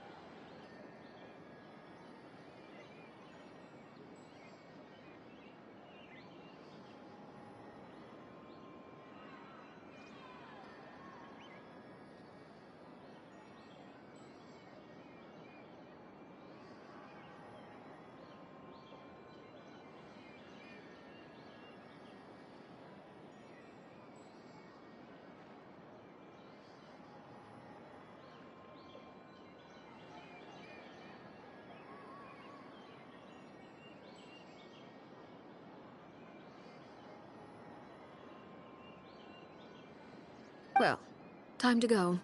Looks like we wrapped things up just in time.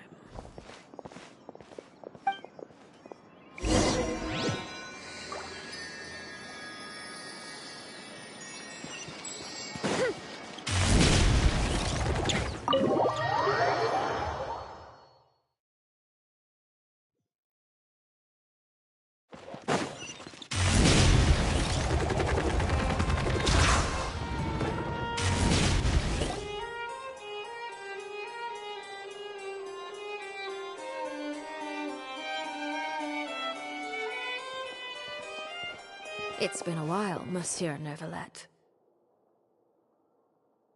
I must say, I wasn't expecting my meeting request to be approved quite so quickly.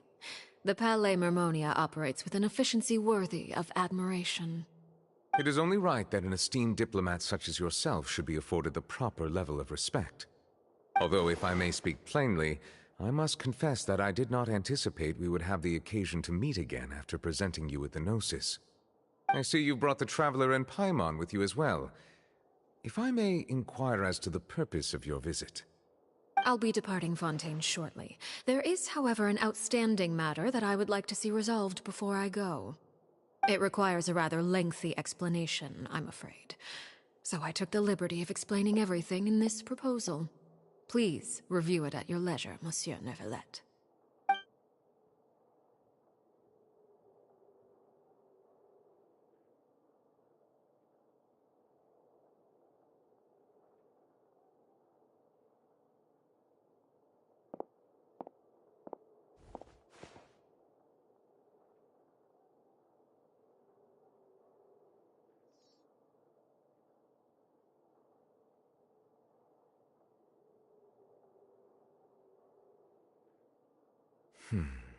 I understand your request. However, at the risk of causing offense, I must admit that I fail to see why you would wish for such a thing.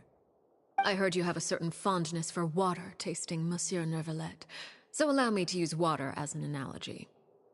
A family is like a large body of water with countless rivers flowing in and out. As someone who watches over this system, I would hope that each river that flows from the source will eventually reach the ocean. Of course, objectively speaking, I know this is impossible.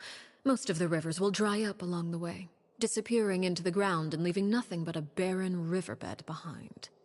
Not all rivers are destined to reach the ocean, but I would not see their existence rendered meaningless. I believe the water that flows within them is simply meant for a different destination, like a field in need of irrigation. Or perhaps the glass of a certain water-tasting enthusiast. Did you get any of that, Traveler?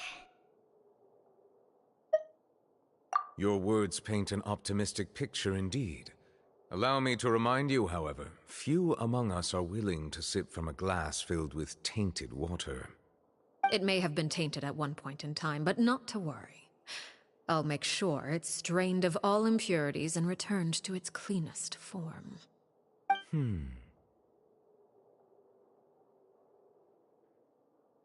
I seem to recall there being a transactional aspect to your proposal. Perhaps you could expound on that?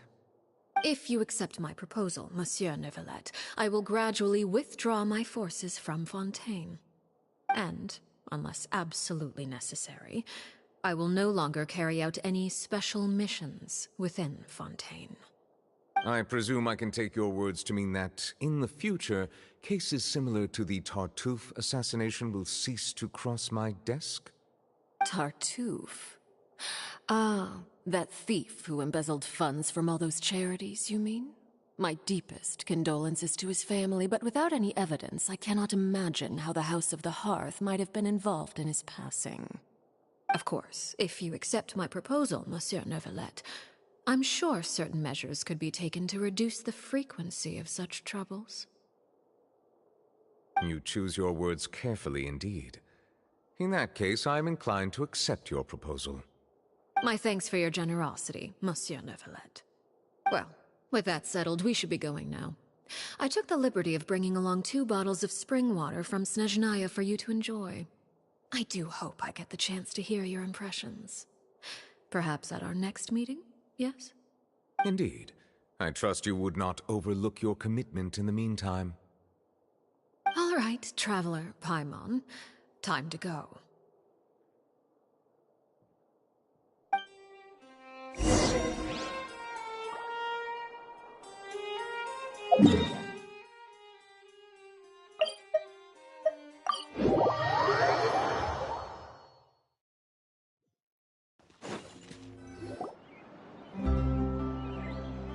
So, what exactly were you talking about back there?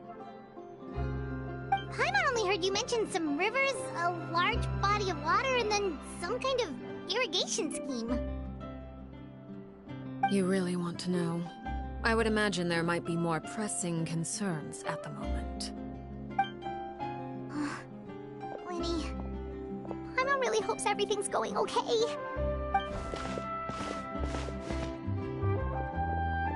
Oh, Paimon recognizes that look.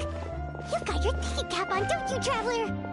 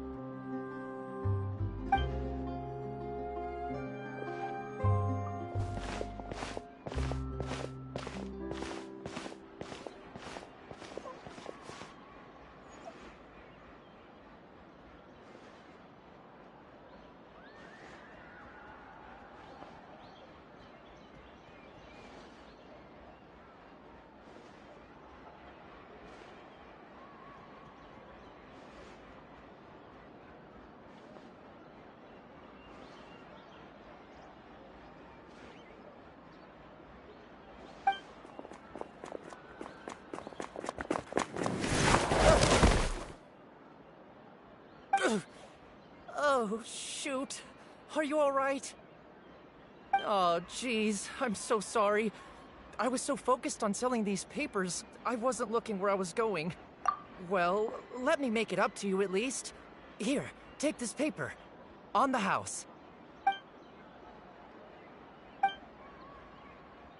Oh, you don't have to give us anything. Please, I want to. It's not like I'm short on supply. All the extras will be useless come tomorrow anyway. It's my fault, really. I was just trying to bring home some extra mora for the family, but I bit off more than I can chew. I haven't had many takers today, so I'm still swimming in papers. What's going on here? Nothing much. I just ran into your friend here on accident. Hold on. Of course, I'm happy to compensate you with mora, it's just... I don't have any on me at the moment. I'll take 3 papers. Here. Your payment. Oh! Thank you for your patronage. May the Archons bless you with good fortune. If only I had the chance to run into such generous customers every day. I should probably just take on a smaller inventory. Well, now that my affairs are settled, we should take the boat back to Poisson. Actually, why? Paimon just realized how hungry she is. She can't head back to Poisson on an empty stomach. It appears you two are under the impression that delaying our return will somehow alter the situation in your favor. That being said, I could be persuaded to give Lenny some extra time. I just have one condition. If you agree to my request, I'll even answer some of your questions. You're quite curious about Clairvy, are you not? And Wait, why are you being so generous all of a sudden? You overestimate yourself.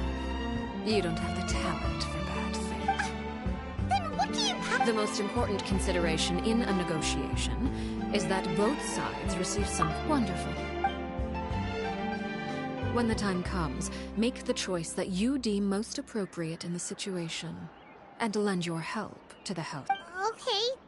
Sounds normal enough. That is for you to decide. Then we have a deal. Follow me.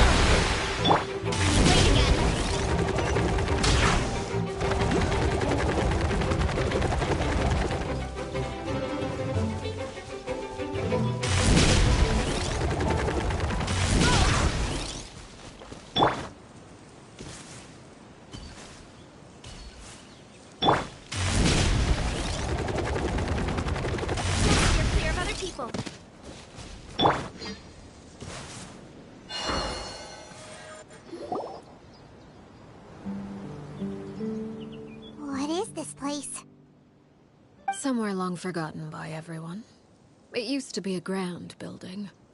Now it's nothing more than a pile of rubble. No one comes here anymore, nor does anyone care about what once happened here. Although, this place does have something to do with the story I'm about to tell you. It was before I became a Harbinger, and before Linny and the others joined the House of the Hearth. Due to certain events, I first killed Clairvy and then her mother. And this is where it all happened. You were the one that killed Clairvy? Patience now. Allow me to explain Clairvy's side of the story first. I'll start from the beginning. Clairvy was 6 years old when she was brought by her mother, Crucibina, to live in the House of the Hearth. From the outside, it seemed like a fairy tale. A thriving family made up of kind adults and friendly children.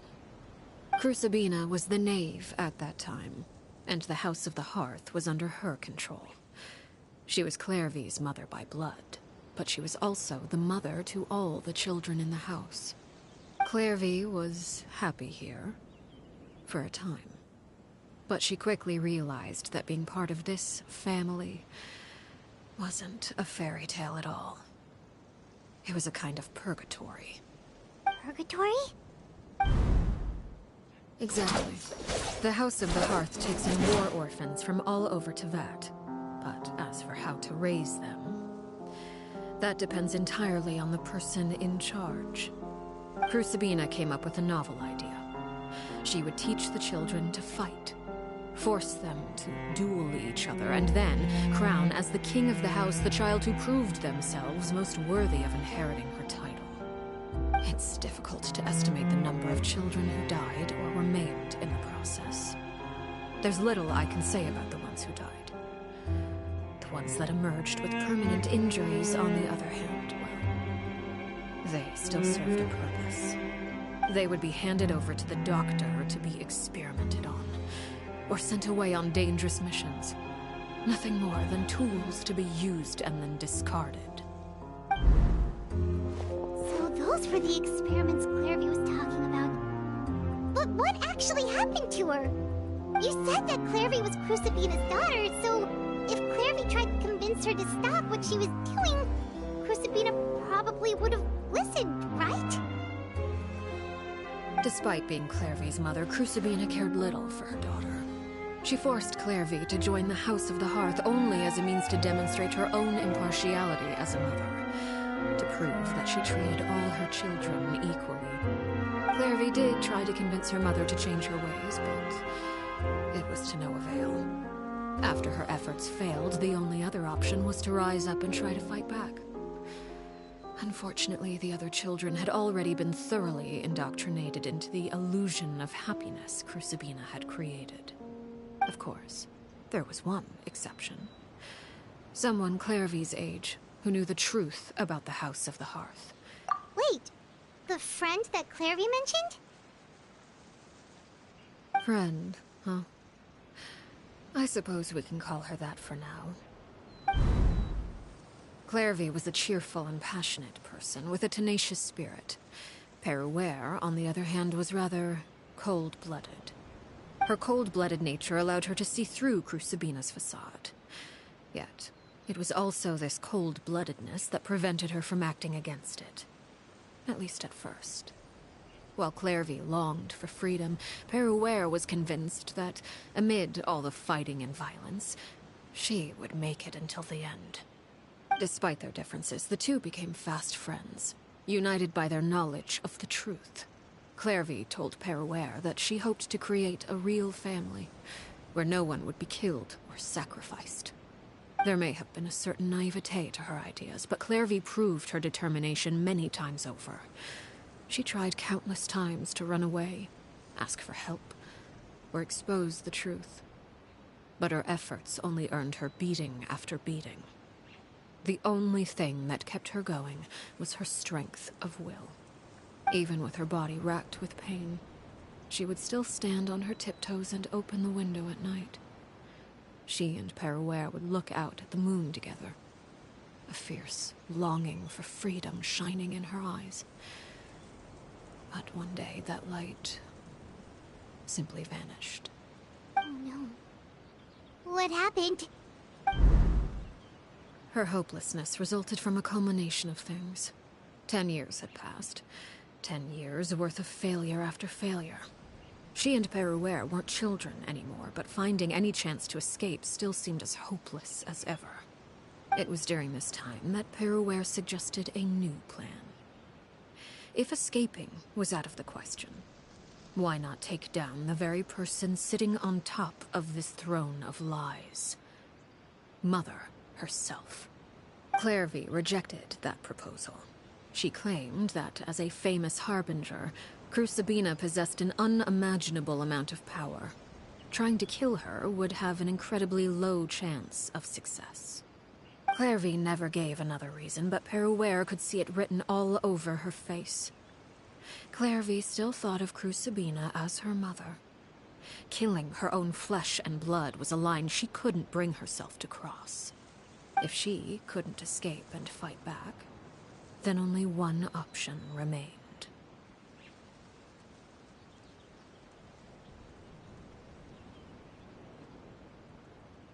Precisely. Death was the only way that she felt she could be free. It happened during a duel. When she arrived at the dueling ring that day, her partner turned out to be none other than Peruere. The very person that had stood by her side all those years. It was a fierce battle. But ultimately, Clairvy decided to let Peruere end her life. From that moment on, Peruere's journey was one written in flames. When the rain finally came and washed it all away, there she stood, the sole victor in Mother's endless game of slaughter. A trail of corpses strewn across her path to success. It was the very result she had predicted 10 years prior. Even then, she believed she would make it until the end. She wasn't surprised by the fact that she emerged as Mother's undisputed heir. Rather, her success left her with an inexplicable sense of restlessness. She was unsettled. And there was only one thing that could quell that sensation. Perhaps you two would like... Crucibina, you mean? But... Correct. This is the place where Peruere killed her best friend. A mere year later, this is also the place where she fought tooth and nail to kill the mother they shared. The moment she acted, any conception of what was right or wrong ceased to matter. It's one of the principles of the house. Only those who survive get to write the rules. Peruere won the battle, and became a harbinger herself. After which Her Majesty, the Tsaritsa, bestowed upon her a new name. Arlecchino. So the Perry Clairvy was talking about... It was you all along. You're Peruere. I left that name behind long ago. I must say, hearing it now does bring back memories.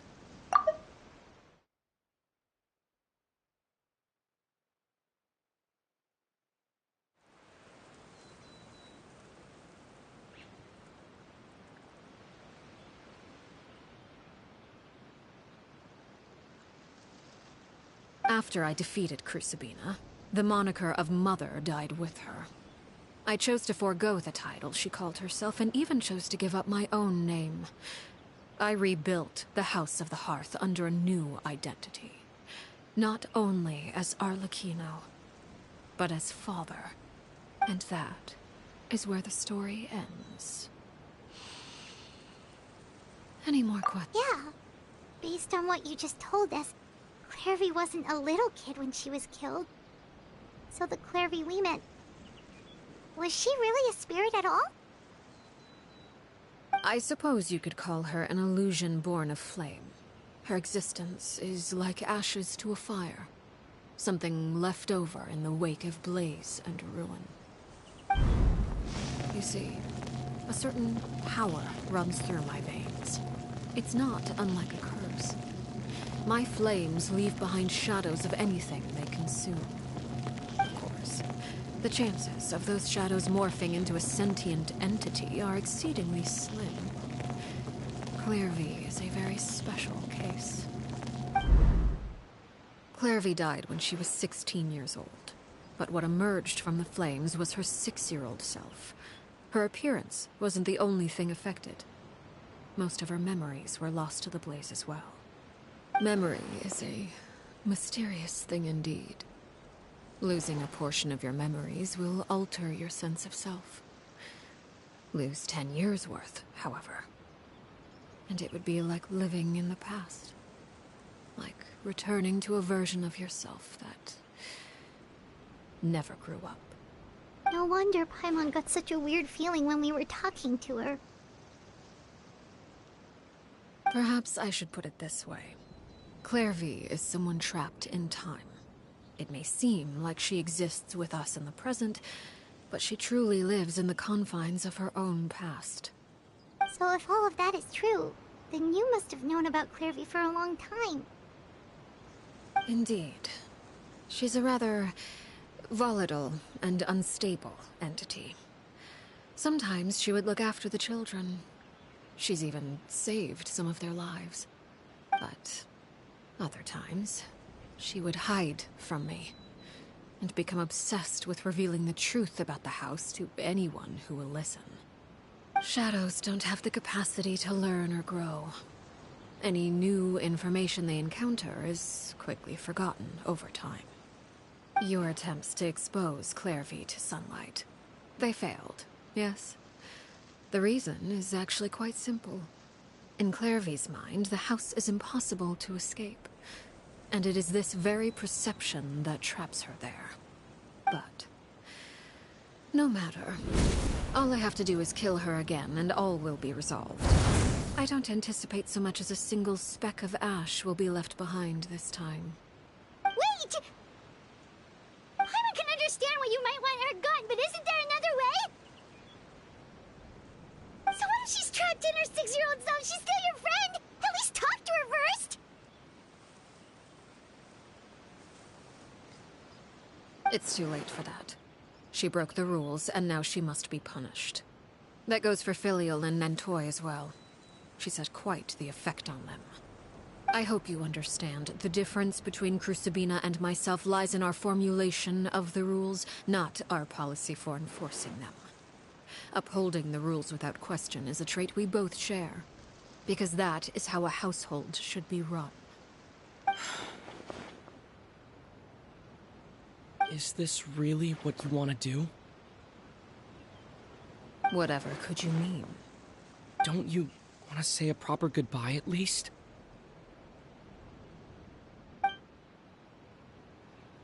Whether as a killer or as a father, there are two things that must be avoided at all costs: anger and sorrow. Anger makes you impulsive. Sorrow causes you to waver. Well, it appears it's about time to proceed. Before we arrived, I told some of my well-behaved children to bring our troublemakers here by nightfall. I do believe I've kept my end of the deal. I gave your friends quite a bit more time. As for what happens now, we'll just have to wait and see.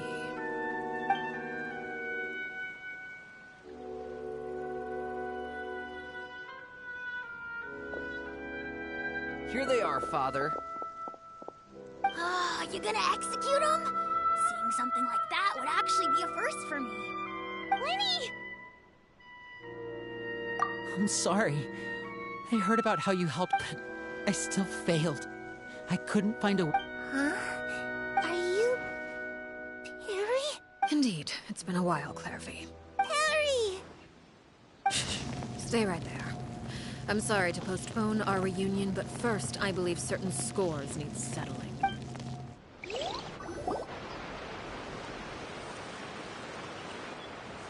Father, let me... Out of my way. Father! You chose to conceal a threat to the house. And for that.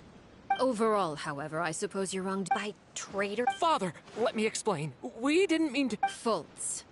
Why don't... Yes, Father. Secret Midnight Meeting number 3.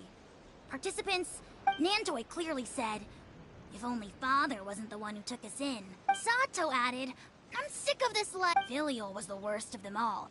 She called us crazies and said a bunch of mean things about Father. I did not! You're lying! It's not like I'm the only one who heard those things. After that, you and Toddy and a bunch of other people started talking about Clairvy. You were using all those things Clairvy brought up as an excuse to question Father. We're birds locked in a cage. The only way out is to destroy it. You little... You just want me gone, don't you? What did I ever do to you, huh? And you, Sheplo, have you forgotten who stood by your sickbed, watched over you, and changed your dressing? You're wrong, Filial. We don't want you to die. You're our family. Liar. You wouldn't be doing this if that were the case. So why? Why have you backed us into a corner? We all live in the House of the Hearth. You know the type of work we do, Filial. A single betrayal can cost dozens of us our lives. It's not like it's never happened before. That kind of thing is hard to forget. That's why the House of the Hearth cannot tolerate any form of betrayal. Ever since we came to Poisson, you've had 7 secret meetings. A lot of the things you talked about really crossed the line. You've been spying on us for half a month? Wait a second. Now that I think about it, the move to Poisson was just a way to make it easier to spy on us, wasn't it? Because we were all in one place. You've had this planned all along. Filial, Nantoy, I'm sorry. I owe you both my life. I owe Clairvy too. If it weren't for all your help after I got poisoned, I wouldn't be standing here today. If this were any other situation, I would do anything to repay that kindness, even if it cost me my life. But rules are rules. I'm sorry. My hands are tied. Why? That's enough, Filial. We made a mistake, and we should own up to it. We broke the rules, plain and simple. And now we have to face the consequences. I'm sorry, Sheplo. Fultz. I'm sorry, Father. We... accept our punishment. Chapleau, according to the rules of the House of the Hearth, how should these traitors be punished? All those who betray the house okay with their lives. And so it shall be.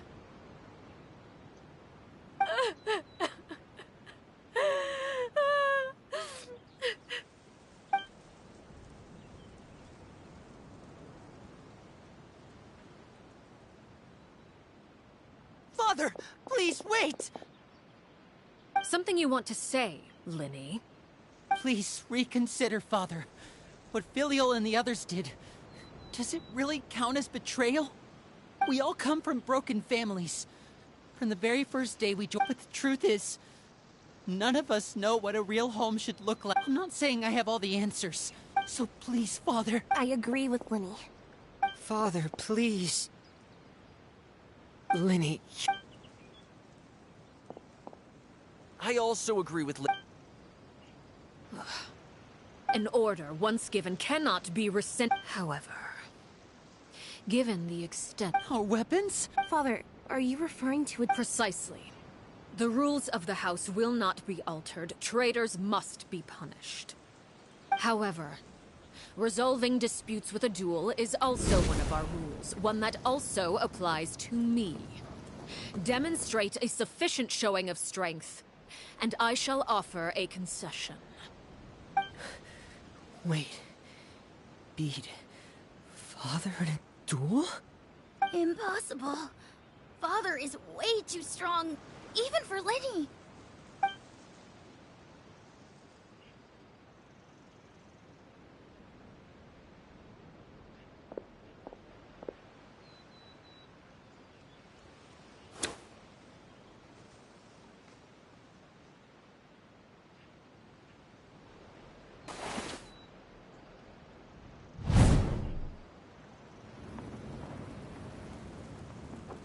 Did you hear that, Traveler?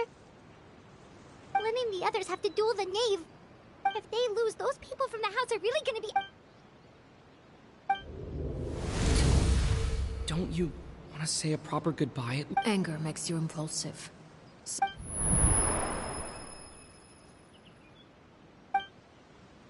Oh. Looking at that expression on her face, she seems really serious about this. Guess that means there's no chance she's throwing the duel on purpose, huh?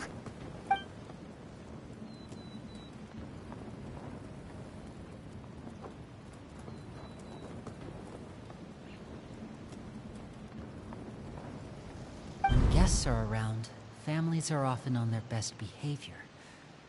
And any disputes are less likely to escalate. When the time comes, make the choice that you deem most appropriate in the situation, and lend your help to the House of the Hearth. What's wrong, Traveler? Hey, where are you going? Traveler? You're asking to join the duel against the knave?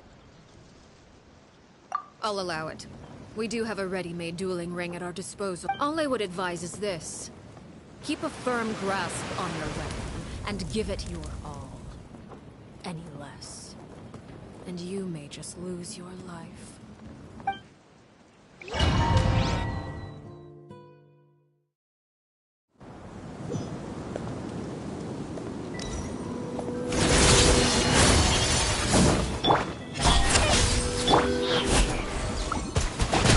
Closer now.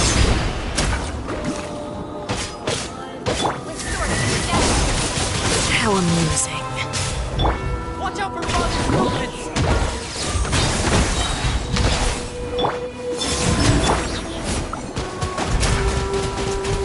With these rising flames! Is it my turn now?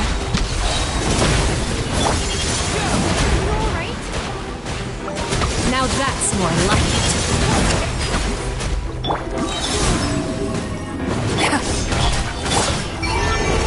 Is it my turn now? With the fall of darkness, destruction shall rise. I have to draw my blade. Have a taste of purgatory. Right. Who's next?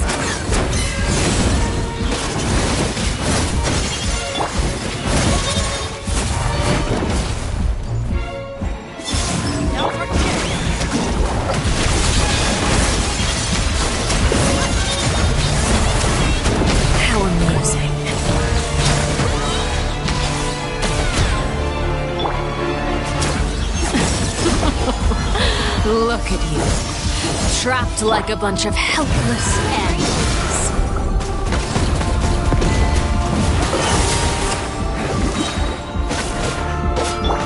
Is it my turn now?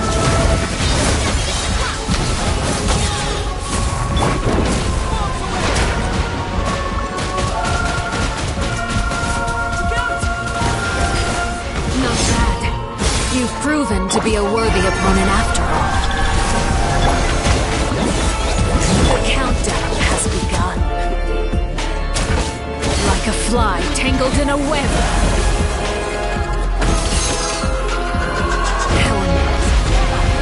Who's next?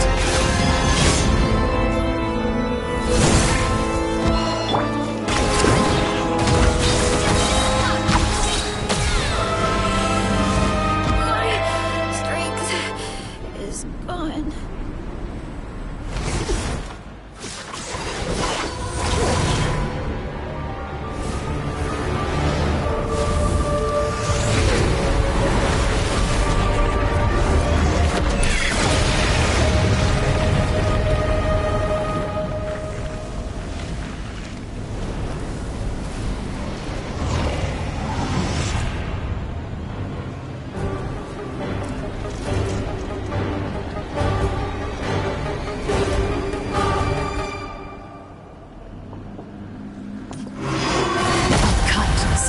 Seared away.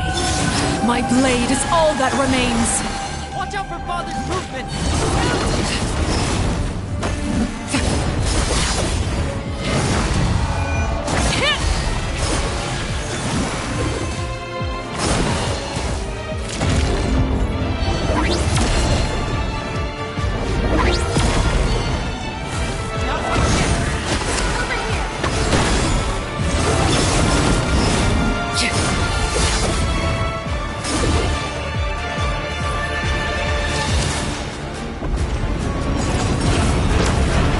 Sun and moon have set. Only ruin remains.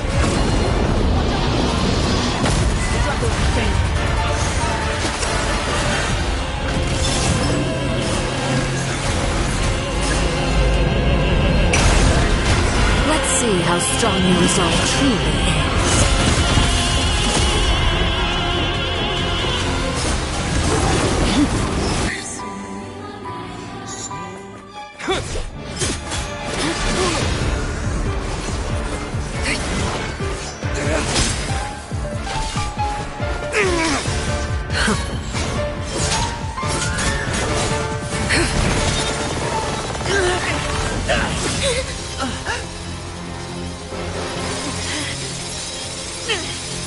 You should know better than to crowd in one place.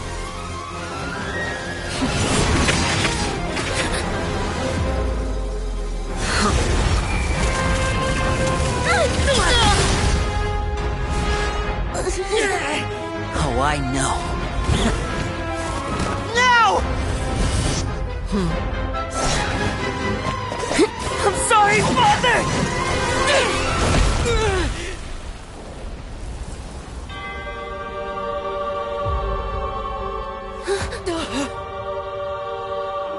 Sorry for what? This pitiful excuse for an attack?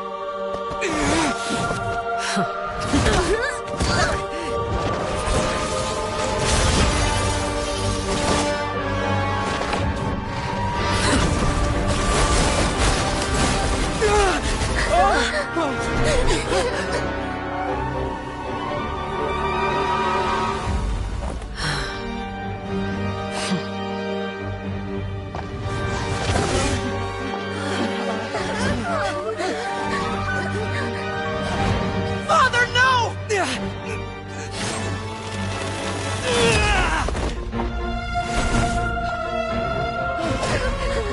Made it out, did you? You're stronger than I expected.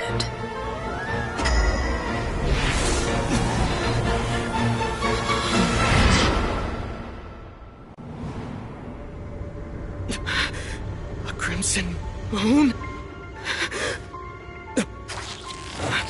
I can't move.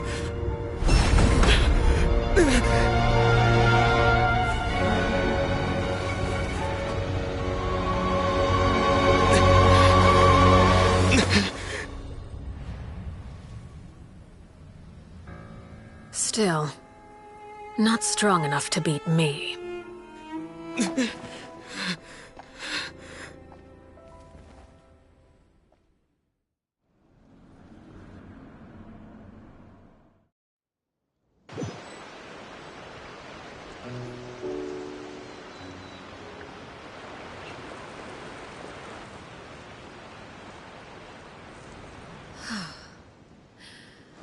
I believe we can end things here.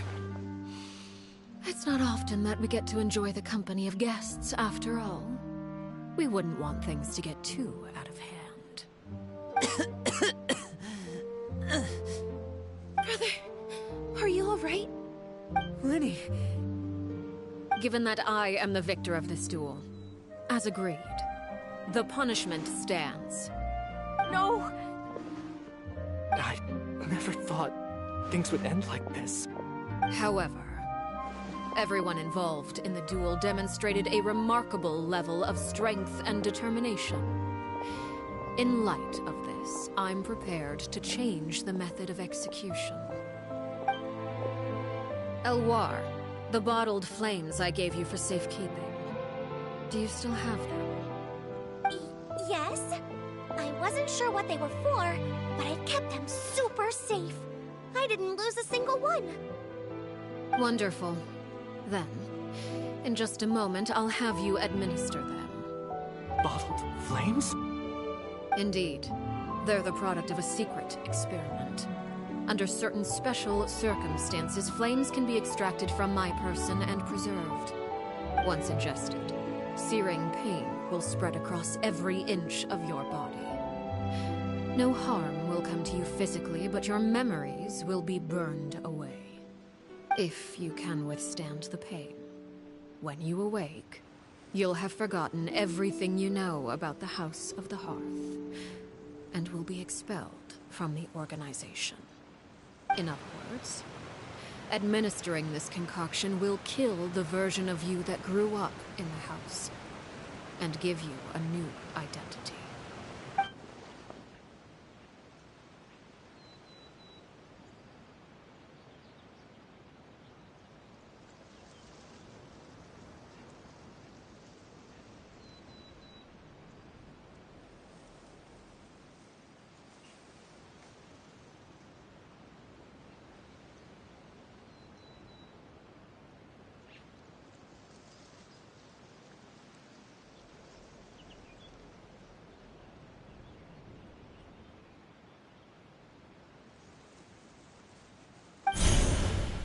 Memory is a mysterious thing indeed. Losing a portion of your memories will alter your sense of self.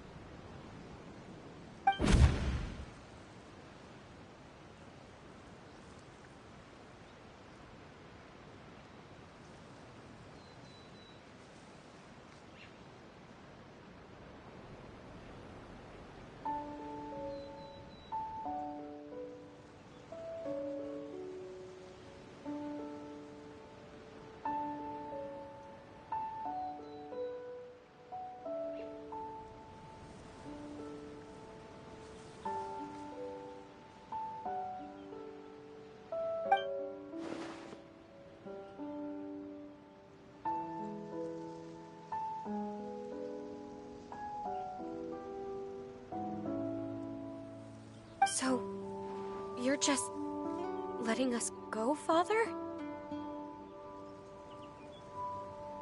You misunderstand. Memories are extremely important. Once consumed by flame, the version of you standing before me will die, and our secrets will die with you.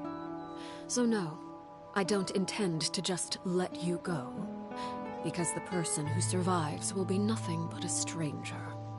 Even so... I'm sorry, Father. I'm sorry I let you down.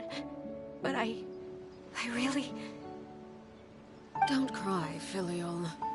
You haven't left the house yet, so there are still rules to be followed, yes. Remember what I taught you. Anger makes you impulsive, sorrow causes you to waver. Don't let yourself be controlled by your emotions. Of course. I'll remember.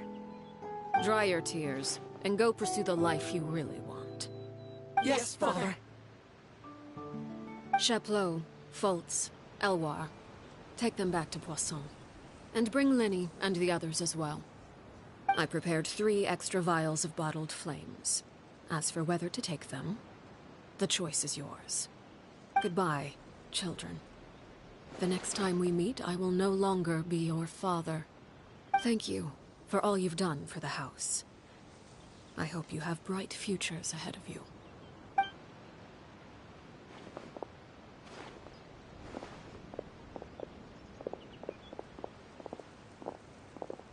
Father.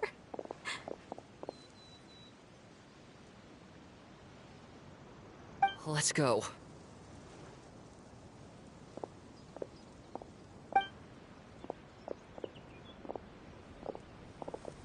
Here, grab my arm, Lenny. Thank you.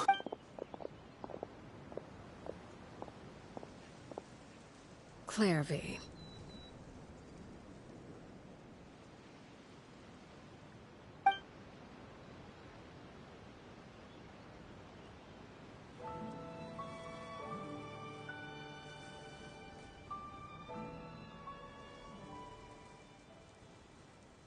Can we talk now? I've been waiting for a super long time. You really are Perry, aren't you? I haven't seen you in so long.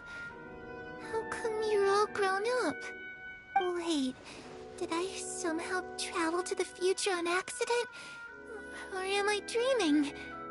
What a long dream. Neither. You died, Clairvy. That's what happened. You could have at least sugarcoated it a little. Look, she's done speechless. Oh. Okay then. Huh? That's it? You accepted it just like that? Yep. If that's what Perry says happened, then I believe her. Perry wouldn't lie to me. Plus, I don't really need to know why I'm like this. I'm more curious about what happens in the future. If you're a harbinger now, Perry, that means Mother is gone, isn't she? Can you tell me about it? I want to know what happened to her. And to me. You never stopped trying to defy fate. At first, no one believed you. You could only vent your frustrations to the moon. In fact, you often sought comfort in the night sky. You wanted to see the aurora, so one night we promised each other we would go to Snezhnaya to see it together. Later on, you tried to run away, but you were brought back each time. Mother spared your life, but it wasn't out of kindness. Instead, she decided to make an example of you by slowly torturing you over time. That way, the other children would know what happens to traitors. Still, you never gave up. Mother hoped that through ruthless duel after ruthless duel, she would be able to crown an ultimate victor among the children she raised.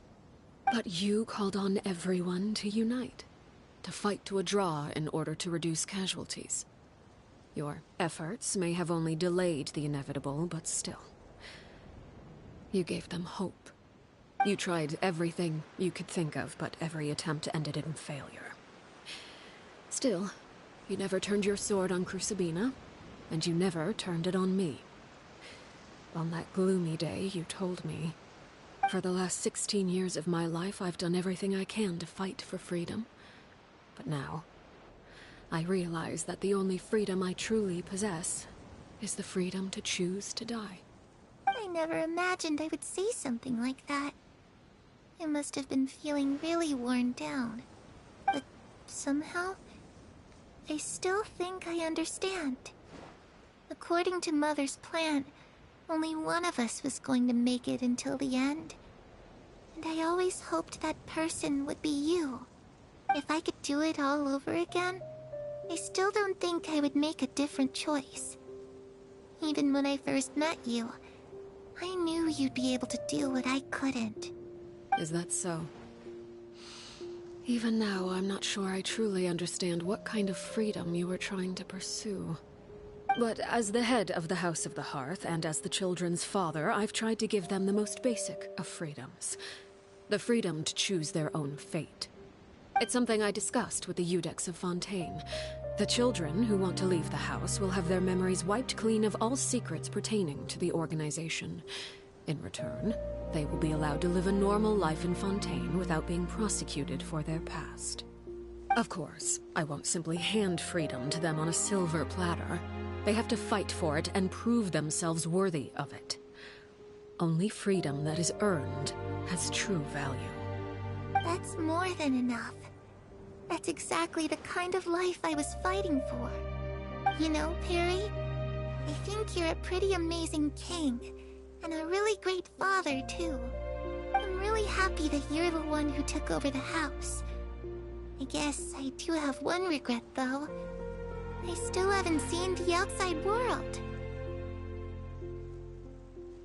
Well, it just so happens that our dear guests over here have been to many nations and traveled to countless places.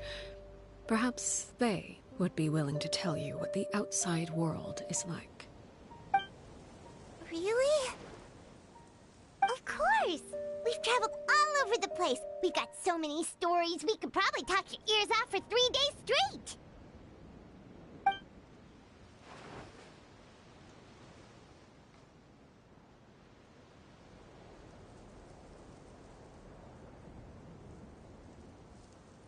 You know, I used to dream of being a bard.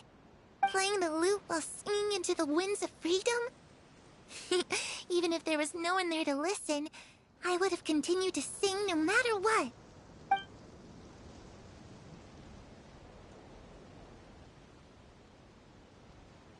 Ah, that's where Mora comes from. I never knew that before. If I had some Mora, I would buy 3 new dresses. One for me, one for Perry, and one for Mother. It's just too bad Perry doesn't like wearing dresses. And Mother, well, she probably wouldn't accept something like that either. I guess I'd just have to keep them all for me then. I could wear a different one every day.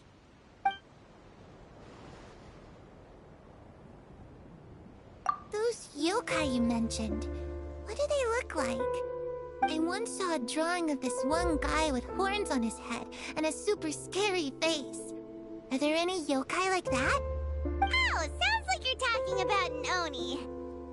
Yup, we've met one, and let Paimon tell you, they're not nearly as scary as they look. I was always too afraid to skip Mother's fighting lessons. But at the academia, I bet you could do all sorts of secret things in class. Things that have nothing to do with studying. I'm just kidding. Being able to study whatever you want without having to fear for your life actually sounds pretty great.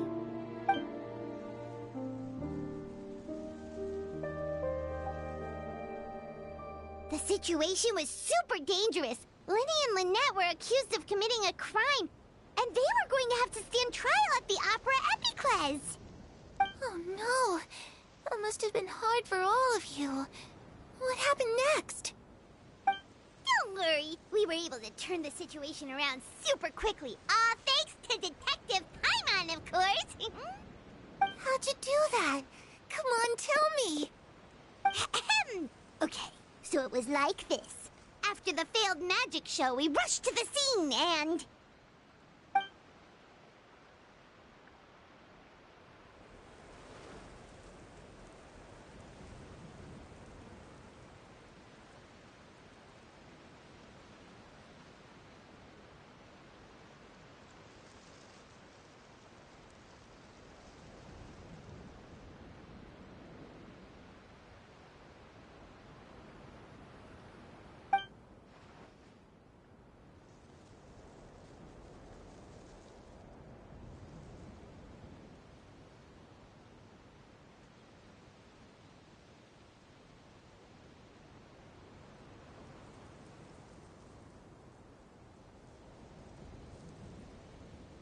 Shadows don't have the capacity to learn or grow.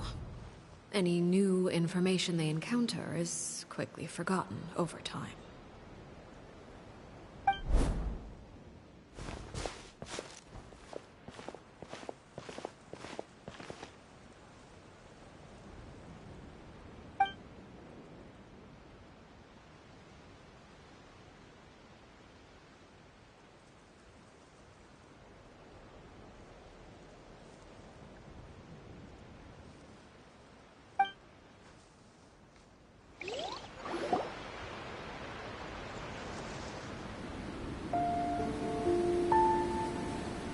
Clairview, you've worked tirelessly from the shadows to overthrow the House of the Hearth.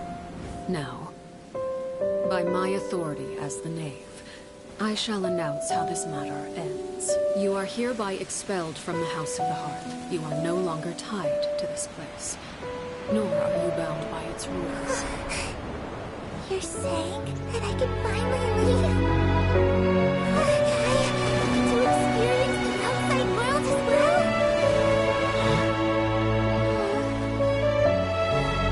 Oh, I almost forgot. There's no getting better for me. Still, simply you love to me makes me really happy and alive. Take care of yourself. Goodbye. May we meet again someday.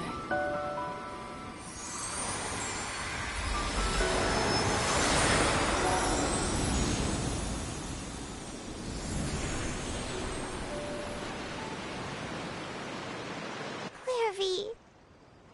She left so soon. Paimon didn't even get to finish her story. I also have certain sentiments left unsaid. I wanted to tell her that the aurora I saw in Snezhnaya was just as beautiful as the ones in the pictures. But a shadow's memories reset at dawn. Had we delayed any longer, we wouldn't have had the time to say goodbye. Whatever regrets may linger, let them be lost to the coming of a new day. Father? It's Linny! Hey, Linny!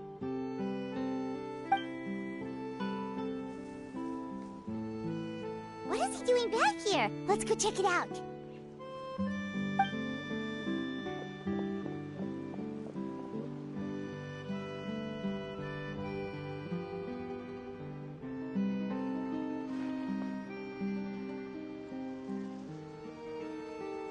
Father, the bottled flames have been administered. Filio and the others have left the house. And you? What have you decided? Thank you for giving us that choice, Father. But we never wanted to leave the house. It's the only home we've ever known. Lynette and Fremine feel the same way. They're recuperating back at the Hotel Bouffe d'été. But I decided to come back and tell you where we stood. I'm sure you're well aware of the expectations I have for you. I want you to follow in my footsteps and become the next king of the house. Yet you seem to have different ideas. I must admit, I'm rather surprised by your decision to stay. There's nothing wrong with choosing to live a quiet life. Leading this organization is a heavy responsibility. One not so easily carried by someone forced onto the throne. I just never understood what you saw in me. What made you believe I was deserving of that throne? You're brave, talented, and, most importantly, you cherish your family. You would do anything to protect them, even if it costs you your life.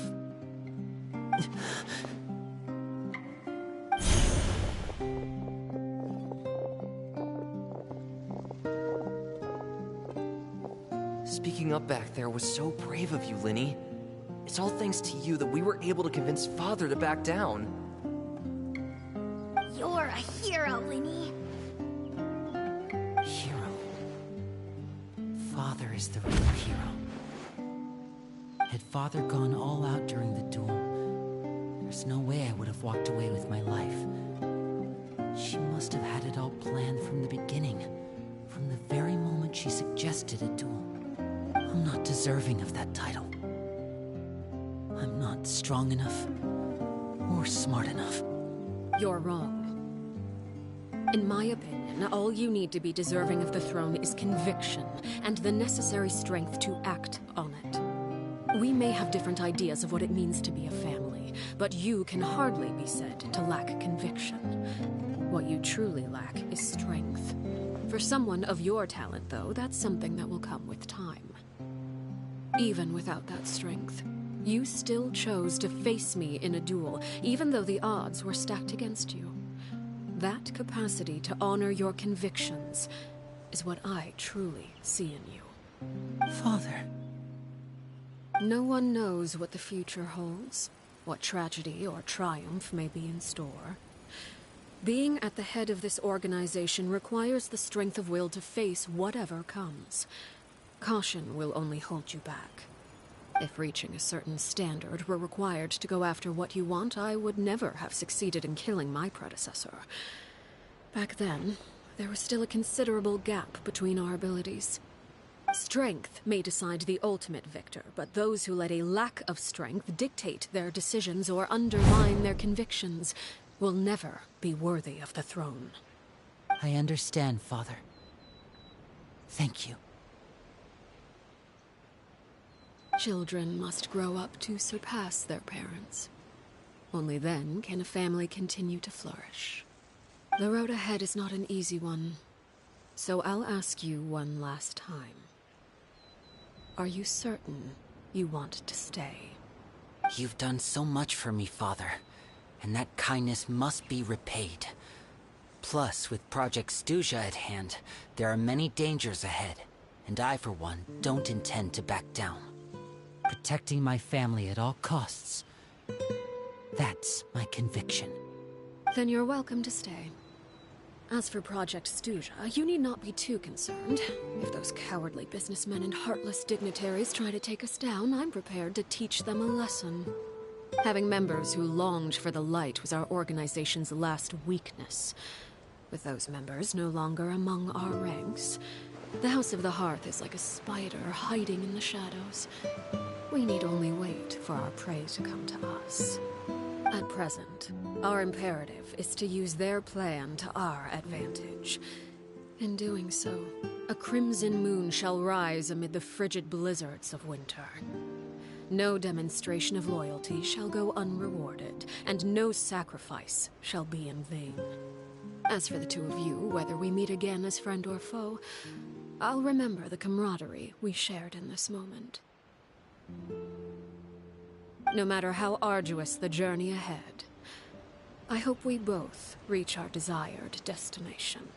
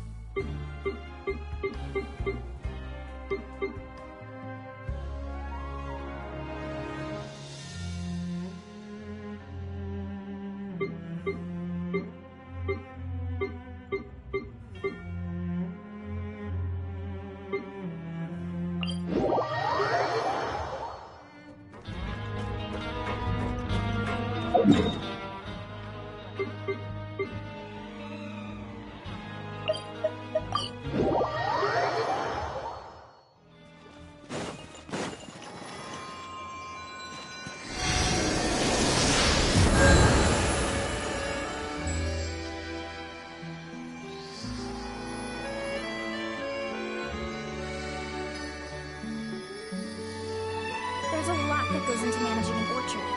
Watering, weeding, fertilizing the soil, making sure the temperature is right. You have to keep the fruit in a good mood.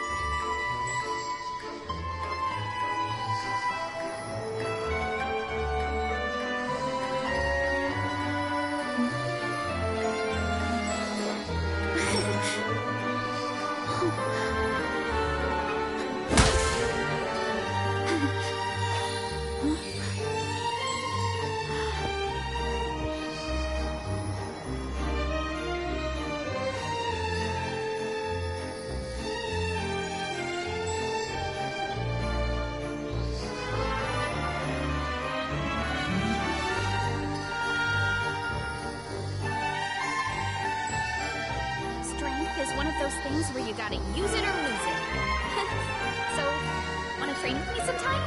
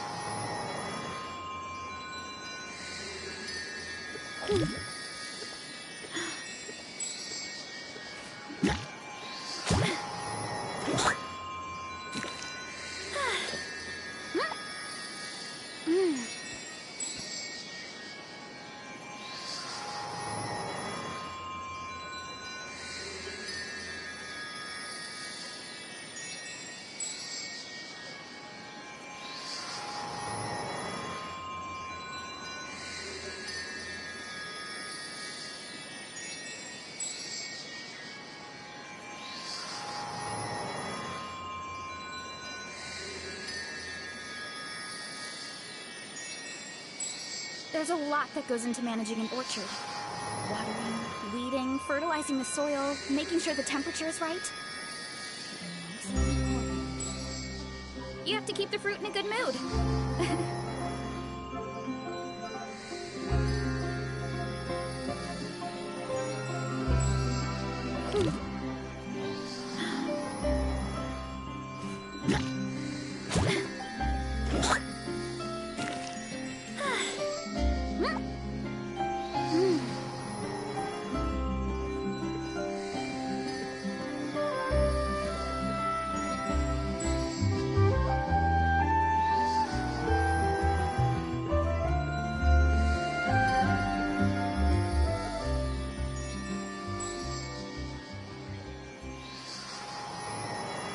My parents always say, no matter how busy life gets, you should always sit down and enjoy a proper meal when you get hungry. What I like to do is stack my plate up high, then squash it all.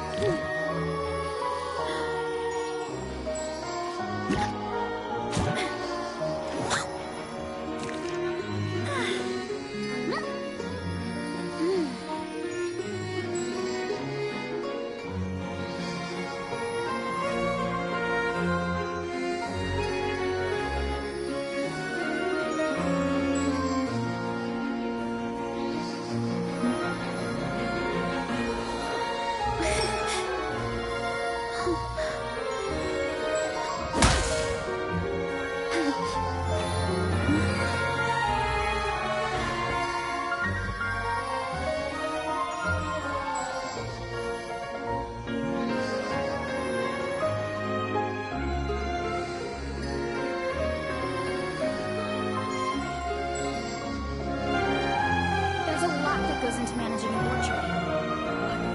Weeding, fertilizing the soil, making sure the temperature is right. You have to keep the fruit in a good mood.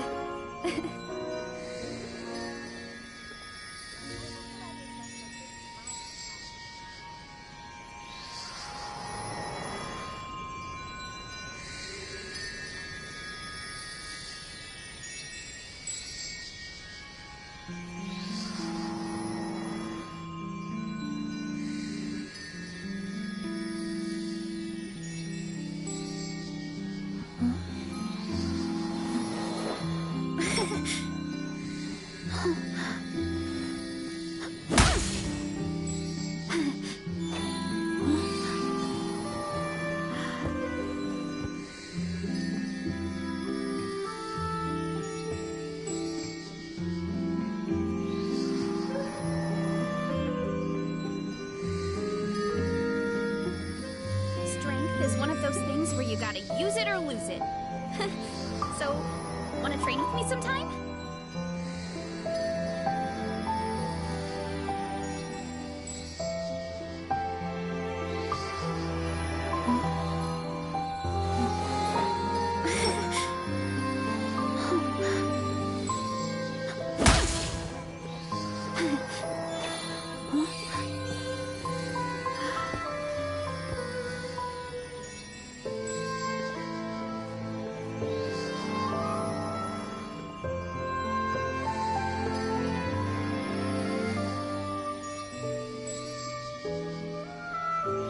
There's a lot that goes into managing an orchard. Watering, weeding, fertilizing the soil, making sure the temperature is right. But most importantly, you have to keep the fruit in a good mood.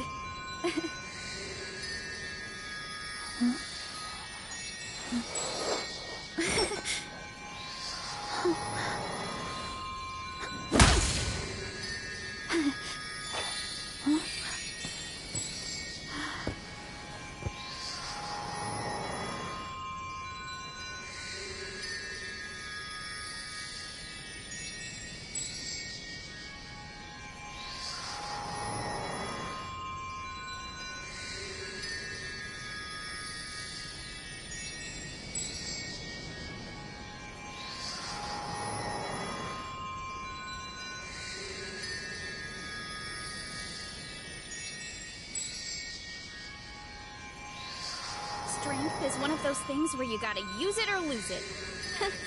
So, wanna train with me sometime?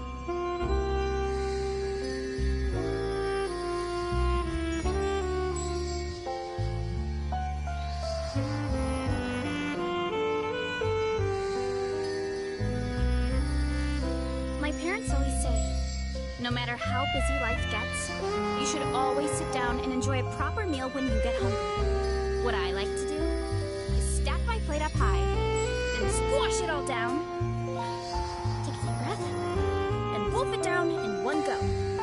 That way, I get to eat my fill without wasting too much time.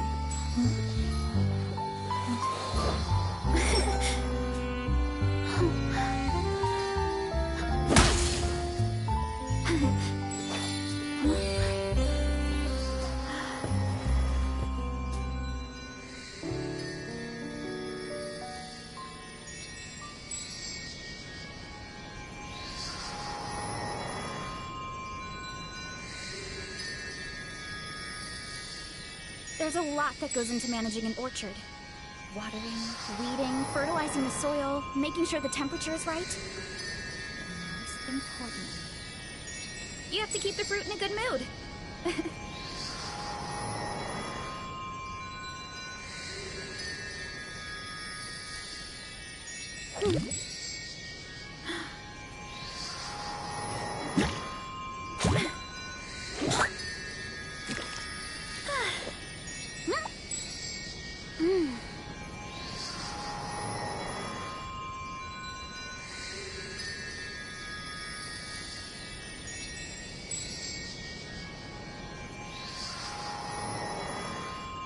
Strength is one of those things where you gotta use it or lose it.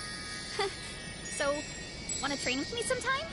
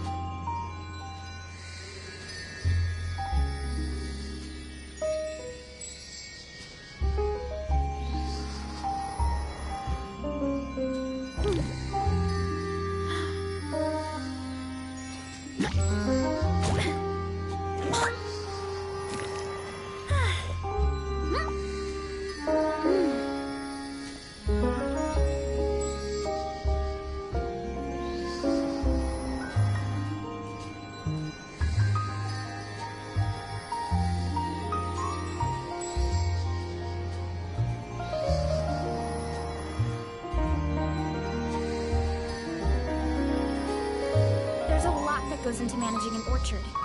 Watering, weeding, fertilizing the soil, making sure the temperature is right. You have to keep the fruit in a good mood.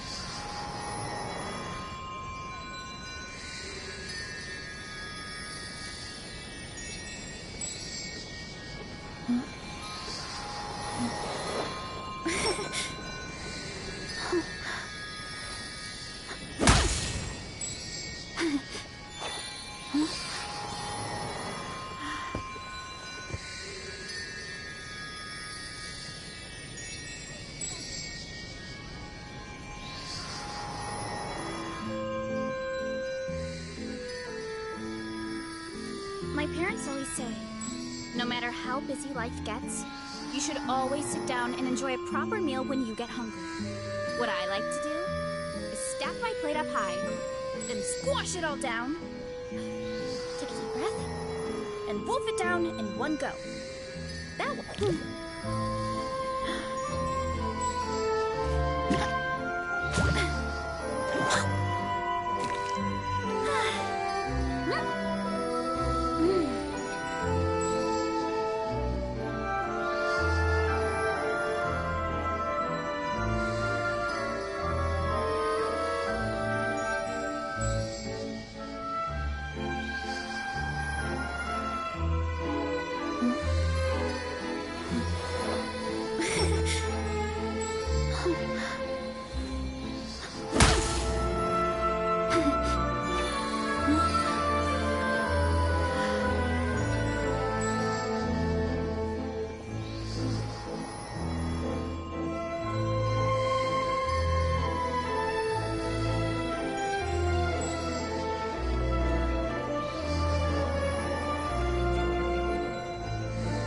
There's a lot that goes into managing an orchard. Watering, weeding, fertilizing the soil, making sure the temperature is right. You have to keep the fruit in a good mood.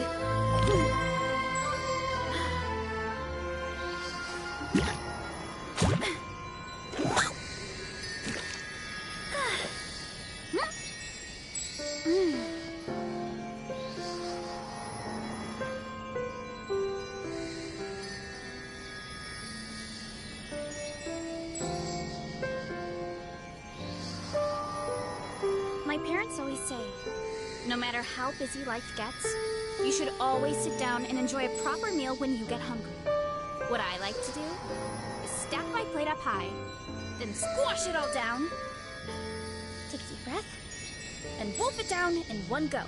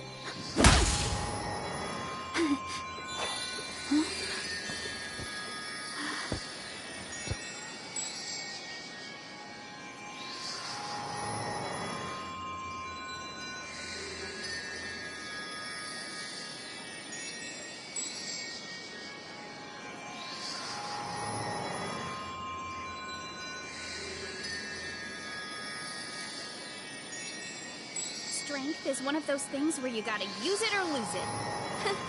So, wanna train with me sometime?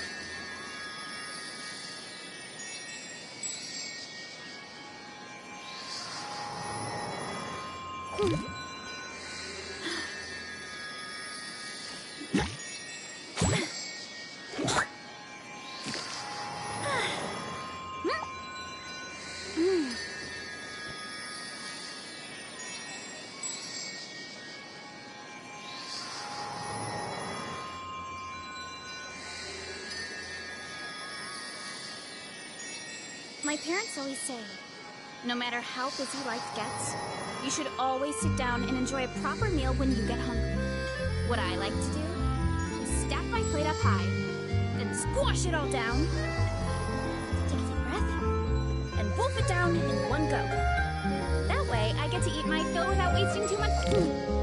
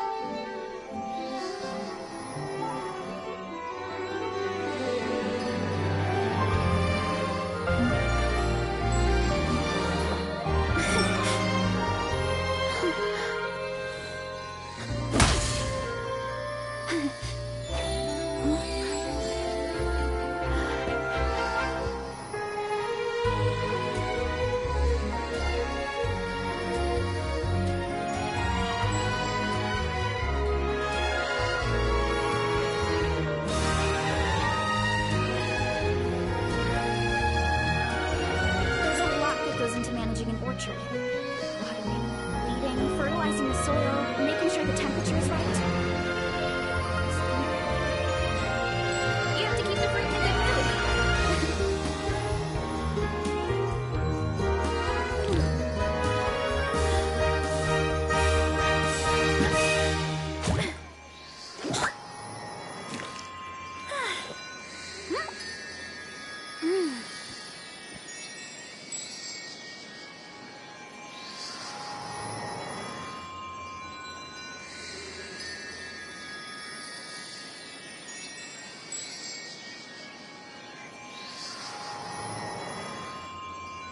My parents always say, no matter how busy life gets, you should always sit down and enjoy a proper meal when you get hungry. What I like to do is stack my plate up high, then squash it all down, take a deep breath, and wolf it down in one go. That way, I get to eat my fill without wasting too much time.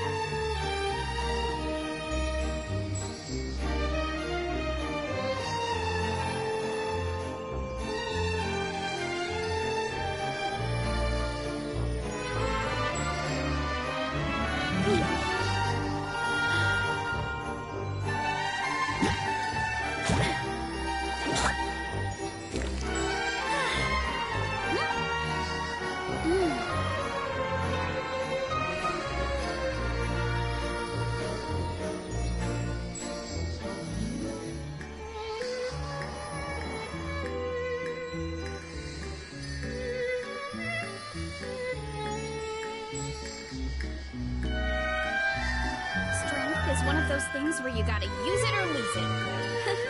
So, wanna train with me sometime?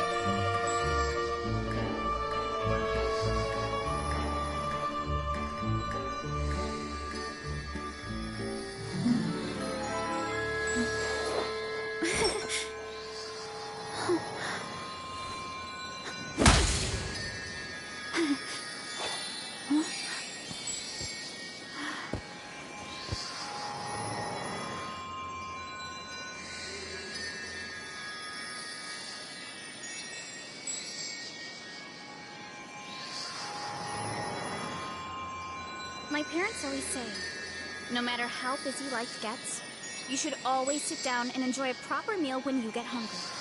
What I like to do is stack my plate up high, then squash it all down, take a deep breath, and wolf it down in one go. That way, I get to eat my fill without wasting too much time.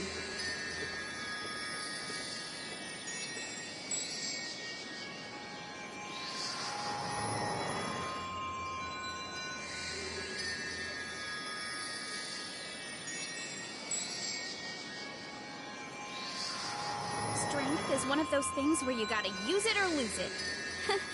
So, wanna train with me sometime?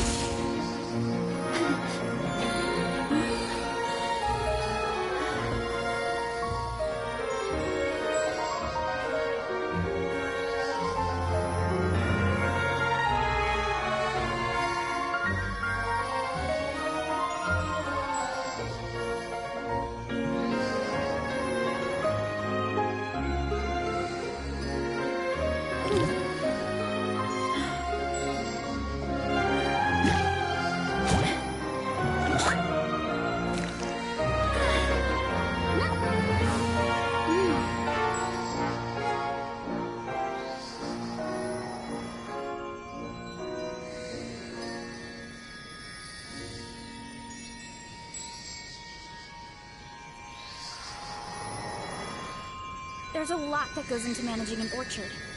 Watering, weeding, fertilizing the soil, making sure the temperature is right. You have to keep the fruit in a good mood.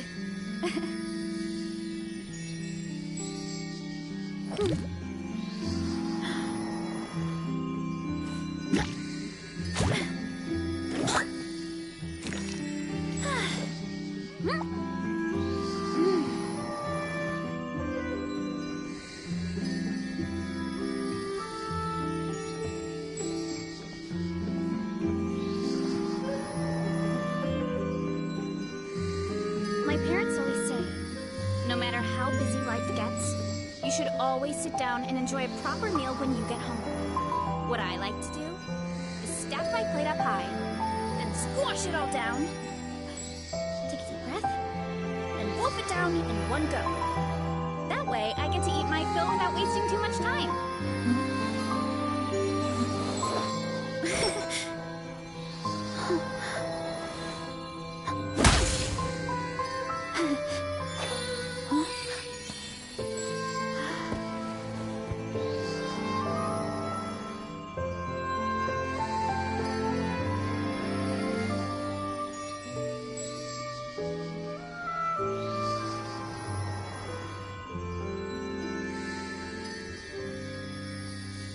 There's a lot that goes into managing an orchard. Watering, weeding, fertilizing the soil, making sure the temperature is right. Most important. You have to keep the fruit in a good mood.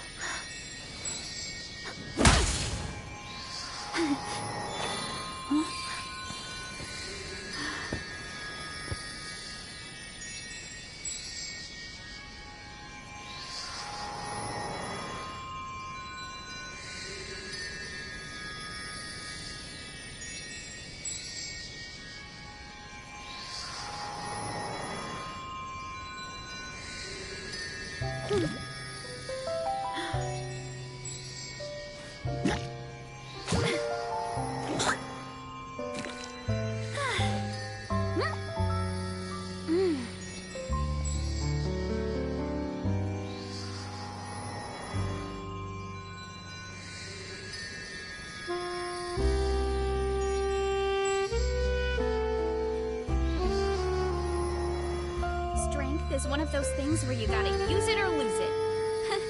So, wanna train with me sometime?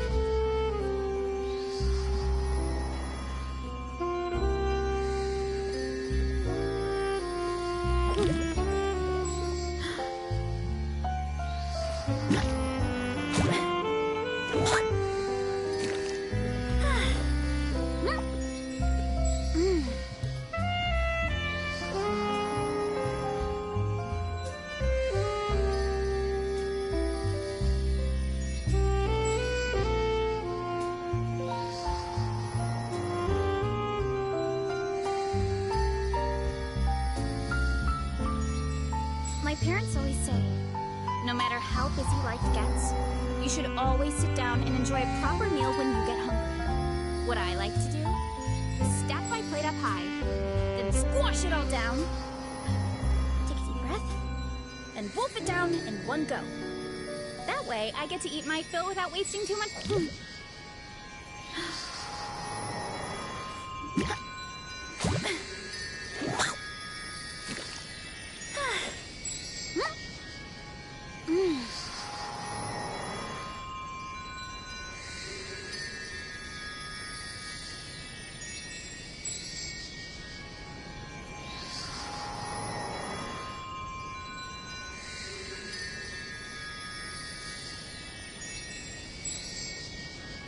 There's a lot that goes into managing an orchard. Watering, weeding, fertilizing the soil, making sure the temperature is right. Most important. You have to keep the fruit in a good mood.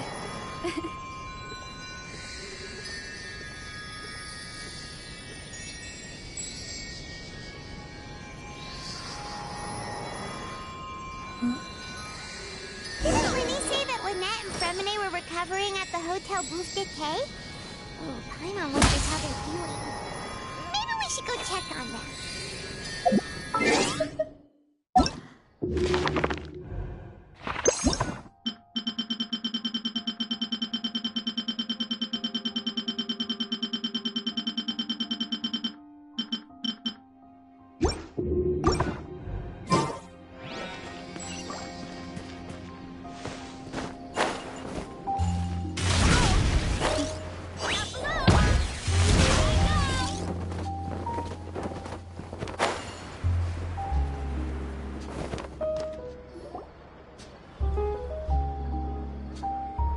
Lynette, Fremine, how are you feeling?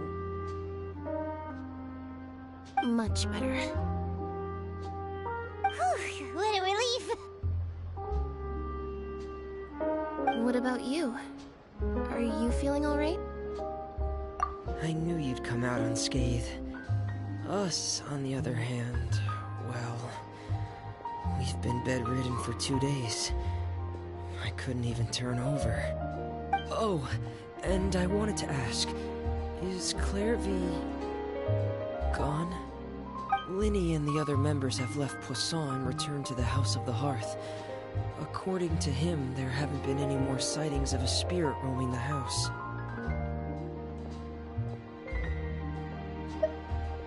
I see. I'm glad. Father came to check up on us 2 days ago and told us about what happened with Crucibina and Clairvy. Actually, I've met Crucibina before.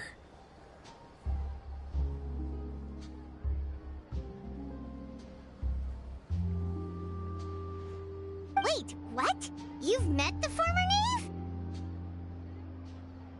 Crucibina died a year after Clairvy. It was during the year between their deaths that I joined the House of the Hearth. Crucibina had an extremely cruel and radical way of doing things. While she was alive, the atmosphere in the house was suffocating. When I joined, though, the experiment she valued so much had already come to an end, and all the people involved, dead and injured alike, were gone. Crucibina never talked about the past with us newcomers. A couple of months after I joined, Father killed Crucibina and burned all her files.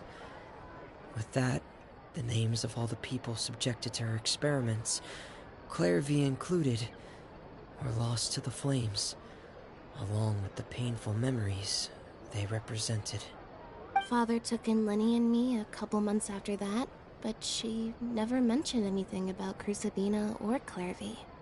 It really seems like something she was planning to keep to herself. The last time you talked to her, did she mention why she kept it a secret for so long? She said she didn't want us to be affected by the darkness of the past. She was worried we'd develop a false sense of gratitude towards her if we knew about it. The foundation of a family should be free of any corrupting influence. Whatever happened in the past, it has nothing to do with who we are now. And that's what Father told us in the end. But I still thanked her for everything. It was only after hearing about what Crucibina did that I finally realized how insignificant our lives could have been. The members of the house meant nothing to her. To say that she valued them in any way, even just as a tool, would probably be giving her too much credit. If Father hadn't taken over the House of the Hearth, I probably would have already...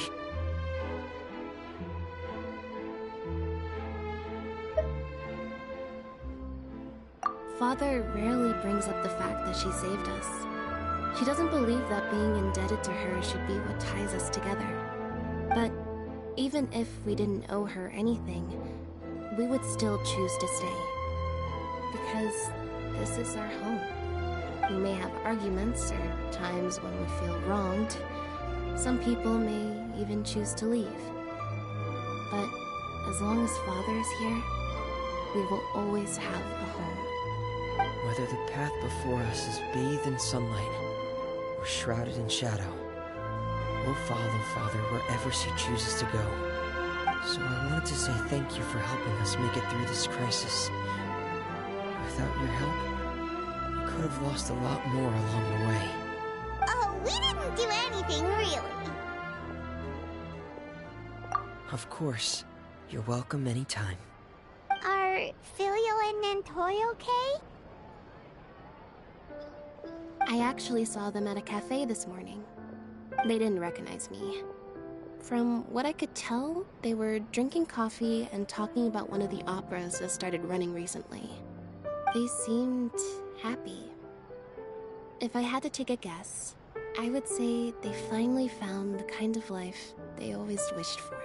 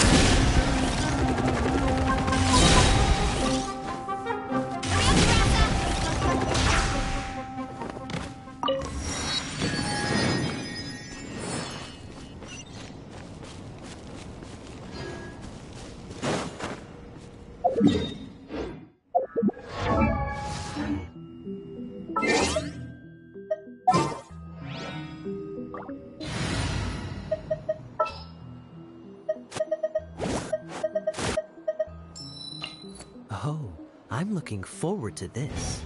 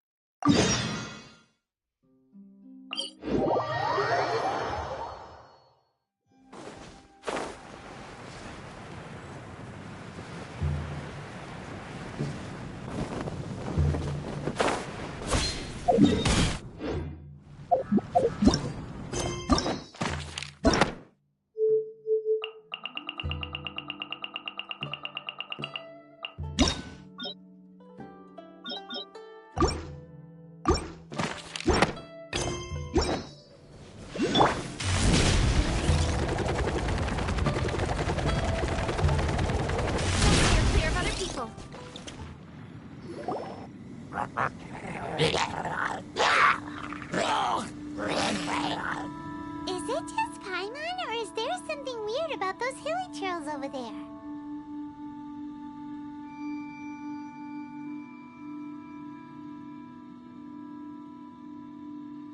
Paimon thinks so too. We've seen plenty of hilly trails before, and they're always the bad guys. But this is different. Uh-oh. This is right by the Wangshu Inn too. Oh, the guests are in great danger. Now that we've seen it, if we don't do anything about it, Paimon will feel really guilty. Let's go take care of them.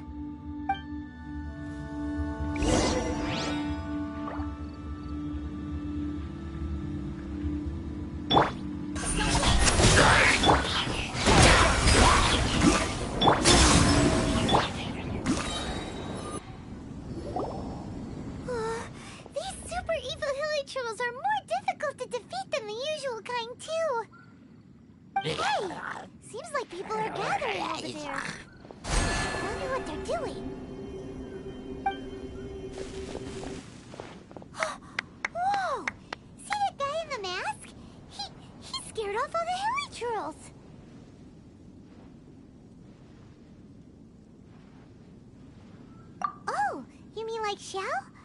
Now that you mention it, this guy's mask is kind of similar to the one that he wears. But the magic he was using seemed even more adeptus-y than Xiao's.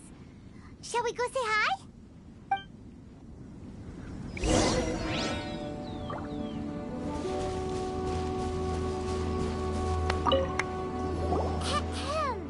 Hello! Allow us to introduce ourselves. Please, if you're here to thank... Wait.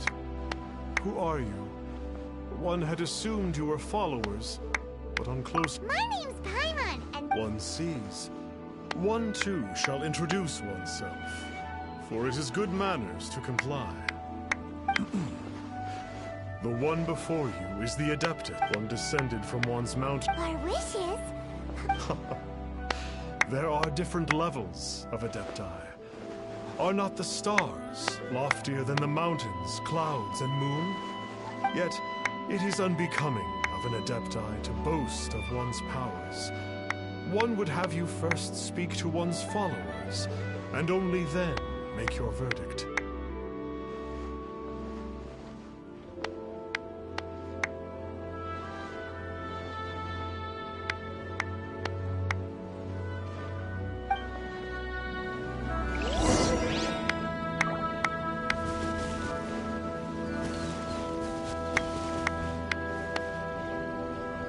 Finally, a life full of hope and purpose.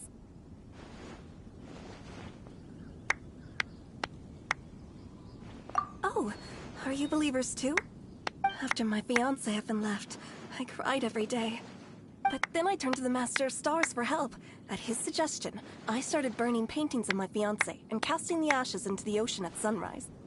I can't explain it, but it really worked.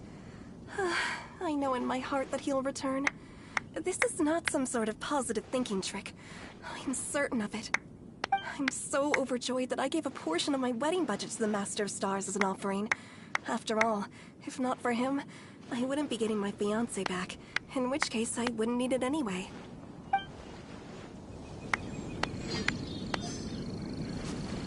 The Millilith don't really need to do shifts when the Master of Stars is around, do they? I'm a merchant, and I had an especially valuable batch of goods that needed transporting recently. So I asked the Master of Stars if he would make the journey with me, as presumptuous as that was. Reason being, monsters run a mile as soon as he so much as holds up his talisman. We didn't have the slightest bit of trouble the whole journey. It didn't come cheap, of course, but then soliciting the services of an Adeptus is a monumental affair. Just look at the rite of dissension. So I can accept it, but I doubt that most from outside of Liyue would be willing to.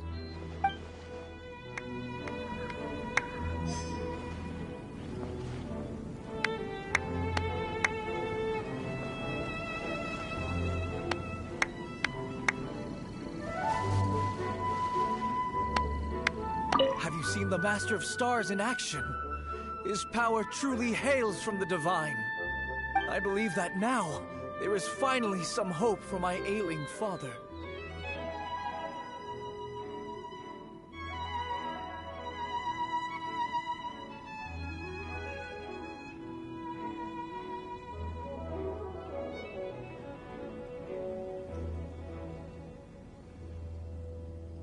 Watching him use his magic is all the proof you need. A true Adeptus, no doubt about it. Not long ago, I sought some medicine from him on behalf of my ailing father. The difference with Boo Boo Pharmacy's prescriptions was like night and day, I tell you. Once it was boiled and ready, it gave off this really ethereal mist. Seemed pretty adeptal to me. Could have also been because there was mistflower in it, though. Adepti medicine is surely the most potent. My father will recover soon, I just know it. Sure, you have to make some sacrifices if you seek help from an Adeptus like the Master of Stars. I had to give a few antiques as offerings. But my father's life is worth much more than a few old relics, right?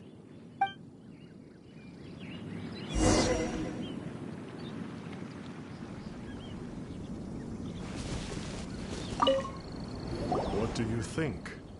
One's adherents may exaggerate a little. Surely you jest. All things are connected. That which mortals call imagination is merely the bridge betwixt the spiritual and the material. In other words, their wishes are already on the path of transitioning into reality. Does this make things clearer? Nope. It makes them way more complicated. But basically what you're saying is that their wishes can come true, right? Indeed. You are perceptive, my diminutive friend. Okay. So we also have one other question. Oh? You need but ask.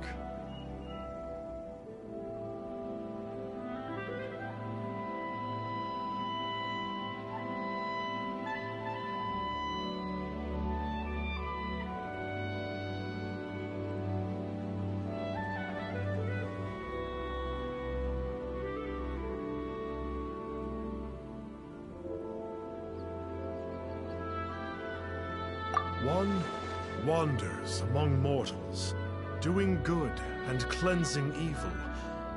One reveals not one's visage to avoid further disturbance to this realm than is necessary. Ah, got it. Now then, what are your wishes? Now, hold on a second. What about your sister? This is a common mortal sentiment. That you hail not from Liyue is manifest in your appearance, but one senses their materialistic influence upon you.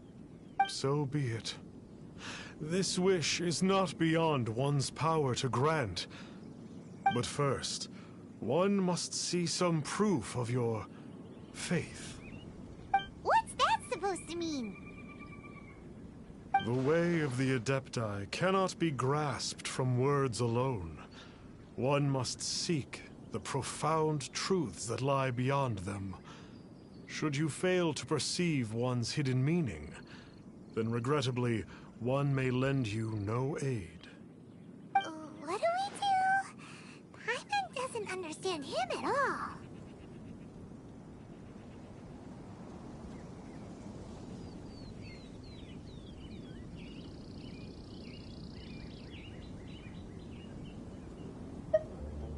Oh, that's right!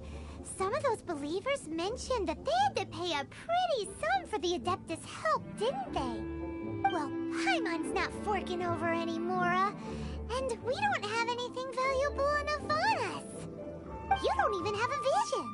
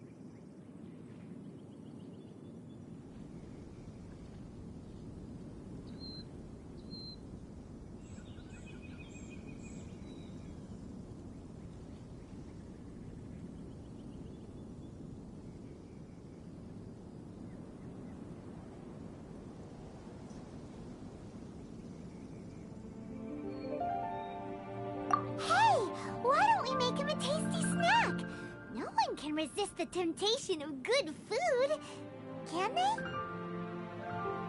Yep, a tasty snack is sure to work. Why don't we head over to Wanwen Bookhouse and see if they got any new recipes in?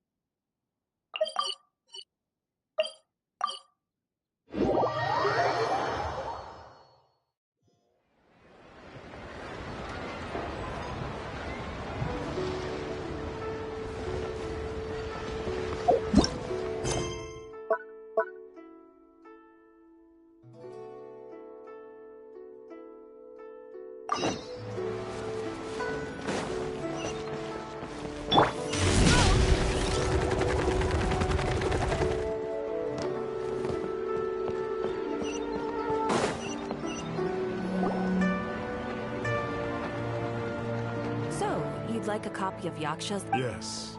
Here. Oh, aren't you just... Hey, isn't that, Star Snapper? What a coincidence running into him again. Did you hear the name of the book he just bought?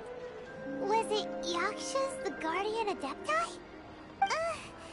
Well, anyway, it was definitely a book about the Adepti. Why would an Adeptus want to buy a book about himself? Could be. Now that Paimon thinks about it, there's something that's just not right about this guy. Huh. That's a good point. None of the other Adepti we've met seemed like they needed anything from anyone.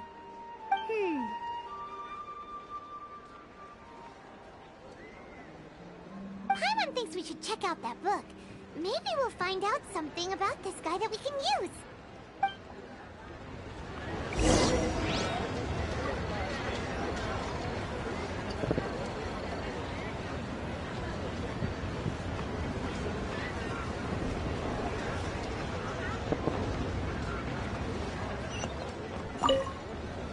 Hey there!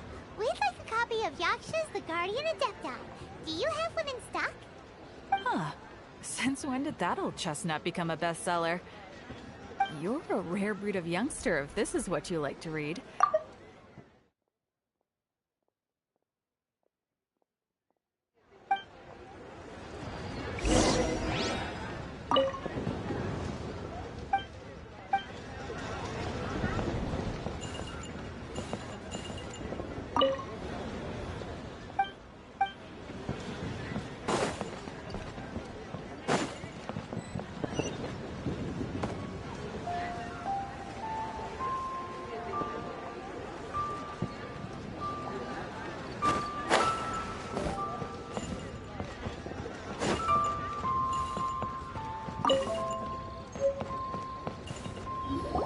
This is the one! Let's see what it's all about, shall we? In ancient times, Liyue was a land of misery, where the shadow of evil loomed large. As slain gods festered, their vengeful wrath cursed the world, manifesting in infernal forms. When demons stirred, miasmas, monsters, and mutations infested the land. Then Rex Lapis summoned the Yakshas to vanquish the demons. They swore an oath: restore order through slaughter, purge evil through battle. To this we dedicate our lives. Eons of bloodshed later, karmic debt weighed upon them, phantom wrath seeping into their broken souls. They went mad with fear, turned on each other, or succumbed to the darkness. Of the 5 foremost Yakshas, death came to 3, while the 4th vanished without a trace.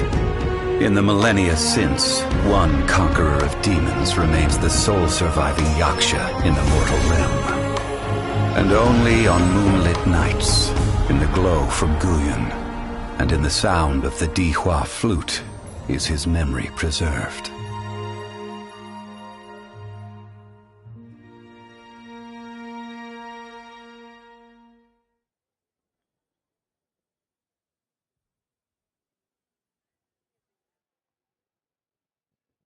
This book is about the Yakshas, a group of adepti who defend Liyue.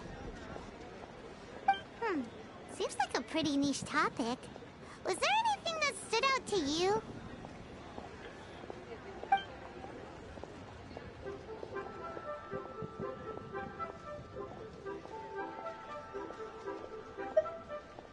So, there used to be 5 main Yakshas, but supposedly only one of them is still alive today.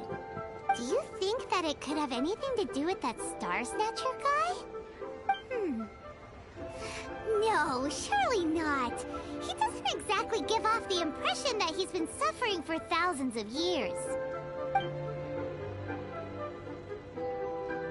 The book says that the wrathful spirits of the gods defeated during the Archon War can sometimes cause plagues, monsters, or mutations. All of which sound pretty horrendous. Do you think those super evil hilly trolls we saw... The book says that the Yakshas, after fighting against the wrath of the gods for thousands of years, became bound by karma. Poisoned by the hateful thoughts of the gods, the Yakshas would often descend into indescribable fits of terror, rage, or agony. It's so tragic. After everything they went through in all their years of protecting Liyue, they got no reward and had to deal with so much suffering instead. Yep, Paimon thinks we've already summed up all the key points. So back to the matter at hand. The things we need answers on are 1, where did those super evil-looking hilly trolls come from? And 2, what does Star Snatcher have to do with the Yakshas, right? Now to head back to where this all started and commence our investigation. Let's part... To be honest, Paimon actually hopes he is a real Adeptus. His exorcism technique seemed real enough at least.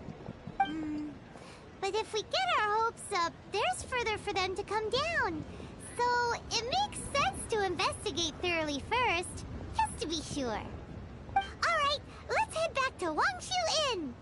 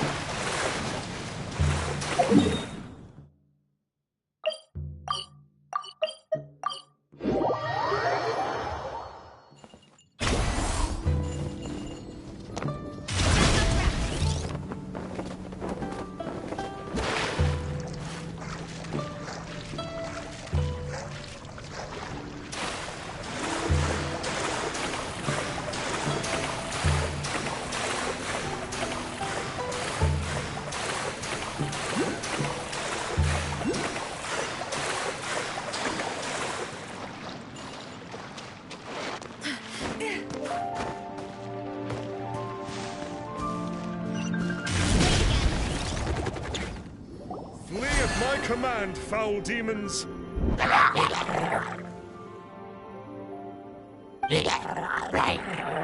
Flee! Why won't you flee? Uh-oh. And there are innocent bystanders here. Yeah!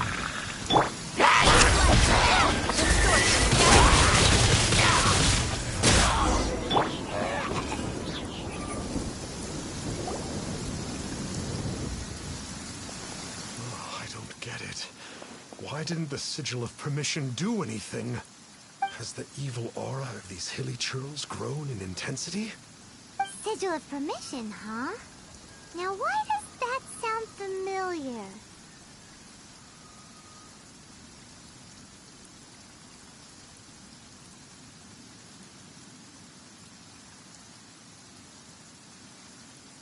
Right! It's a keepsake of the Adepti, so it must still contain traces of their power. No wonder he was able to scare those monsters away earlier. What are you two babbling on about? One is merely underslept, meaning that one's adeptal power is not in full flow. Were one but given another opportunity... Well, as it happens, there goes another bunch of evil hilly churls over there. Should we leave them to you, then? One suddenly feels ill at ease. Surely one has overexpended one's adeptal powers. Otherwise, one would surely purge these infernal beings at once. So you were just bragging after all. Come on, Traveler. Look...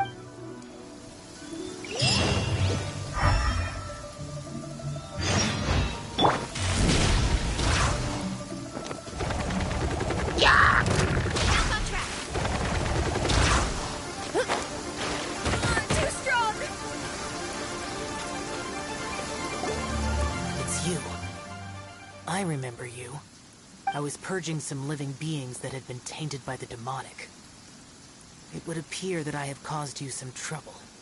Huh? He isn't usually this polite. What's going on? But you are exorcising demons. How is that causing trouble? That is because the changes that occurred in these monsters stem from me. Or more precisely, from the karma I have accumulated. Mutations? Karma? Oh, does that mean... Yeah. So...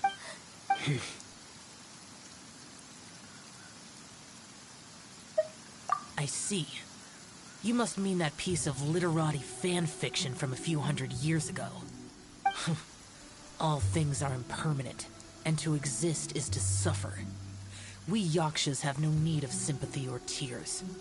My comrades who have passed on would see your tears as a stain upon their legacy. Oh, I'm sorry. It matters not. In any case, I am on my way to purge a cavern of demonic influence, so we shall part ways here. Wait! Take us with you! We'll be a big help! Paimon promises! No need. I am used to fighting alone. And in any case, these mutations originated from me to begin with. Well then... Oh!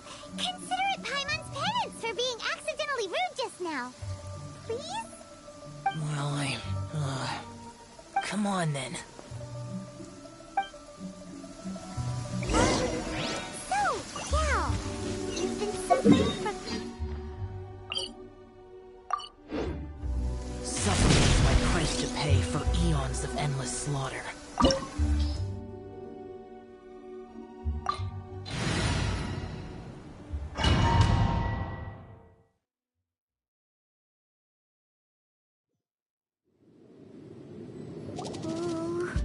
This place gives Paimon goosebumps. I will use the ritual known as the Bane of All Evil to relieve this place of its karma. You must remain calm.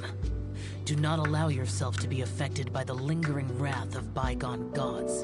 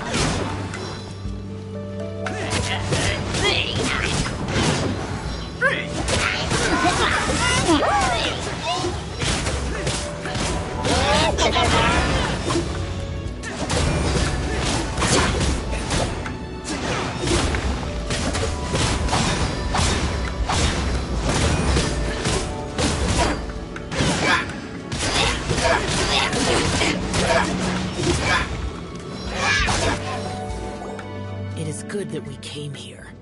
An unusual number of living things had fallen under infernal influence.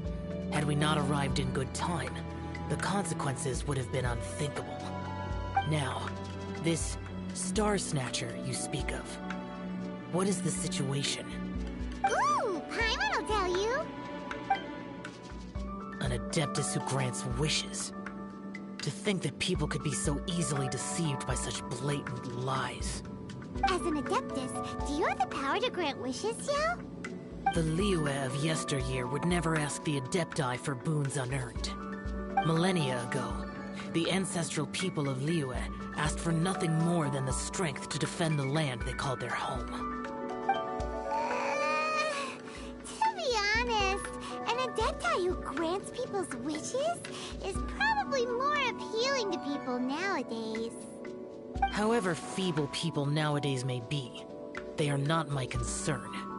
I concern myself only with following Rex Lapis's original decree. Oops. Paimon spoke without thinking again. Oh, one more thing. That fake Adeptus has a sigil of permission. It's what he uses to exorcise demons. Wait. Truly? Fool. Exorcising demons without exterminating them. It is no wonder they have been congregating here. If this continues, things may spiral out of even my control. We must confiscate his sigil of permission. Great minds think alike! Paimon agrees. We've got to show that trickster what you get for trying to fool us. And it just so happens that we've got a real Adeptus with us too. If Xiao were to teach Star Snatcher a lesson, you can bet he'll never dare to pose as an Adeptus ever again. No. I only slay demons. I do not kill mortals. Who said anything about killing him? It would certainly benefit Liyue if we could convince him to cease his wicked ways. I possess an art called Dream Trawler. It is normally used to separate the soul from the body, that one might cultivate oneself in a waking dream. But it can also be used to call forth the spirits of others. Whoa. Now that's a real Adepti art for ya. A ritual must be performed for this art to be used. Assist me in gathering a few items. A censer, 7 lamps, and something to reduce the temperature. Reduce the temperature. Oh, some mist flowers will probably do, right? But as for the censer and the 7 lamps... probably not the kinds of things you're gonna just stumble across in the wild. Do you know of the 2 Yaksha statues that stand guard beside a merchant road on the southern face of Mount Tianheng? The ancestors of the people of Liyue built shrines there to honor the Yakshas. You should still be able to find some ceremonial items there. Once you have found them, meet me at the Yaksha statues after nightfall, and I will teach you how to use this art.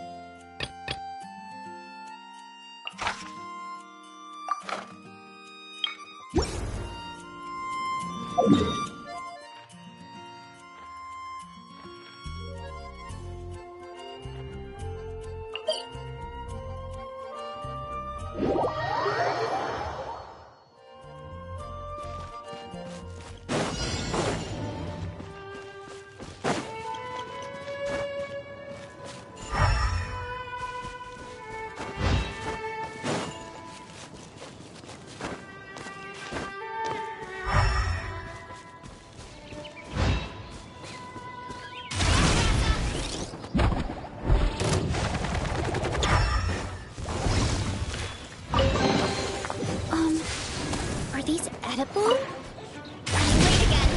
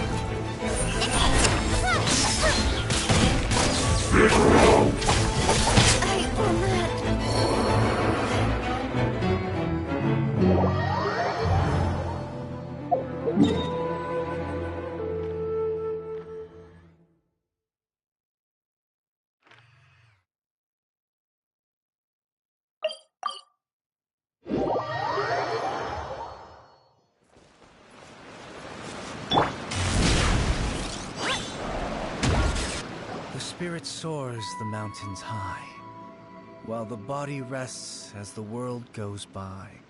Sorry to interrupt you, but...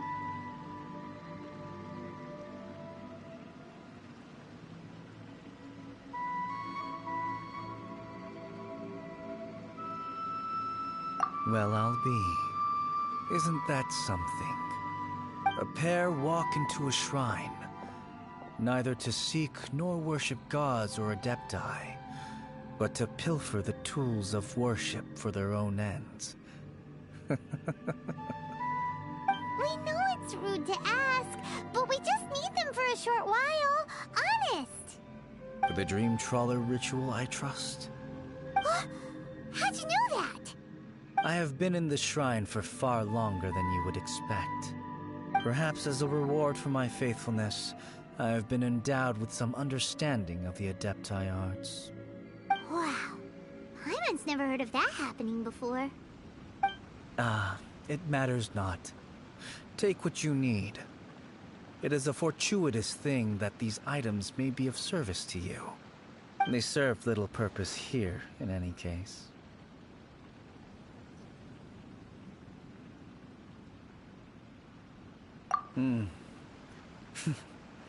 Nothing that you need concern yourself with. Please, take what you wish. This temple will probably have the kinds of sensors and lanterns that Xiao wanted us to pick up.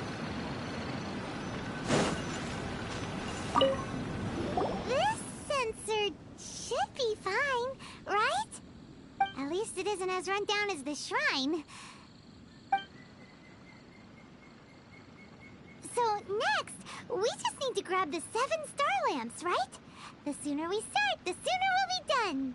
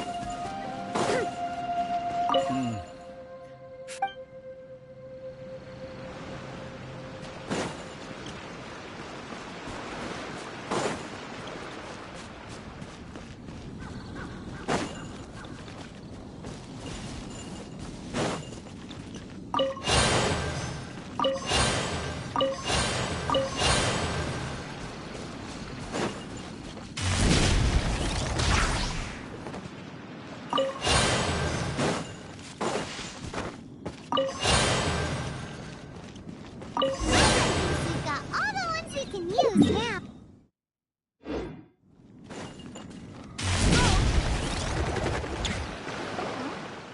Where'd he go? I presumed that once you had acquired what you came for, It's that... my physical form ceased to exist over 1,000 years ago.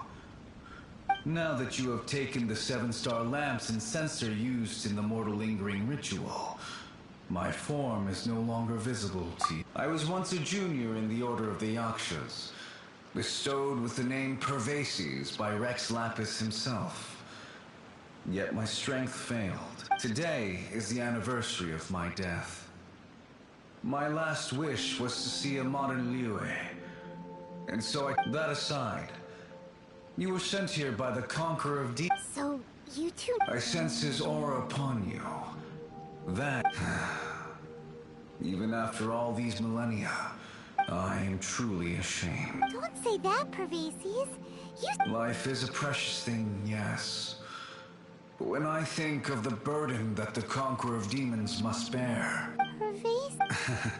I apologize. The mortal lingering will not last much longer. Take care, you two. And please pass on my regards to the Conqueror. By wave and storm I hunt for fish. By wind and snow I slay evil. Huh? Looks like he's... We should get going.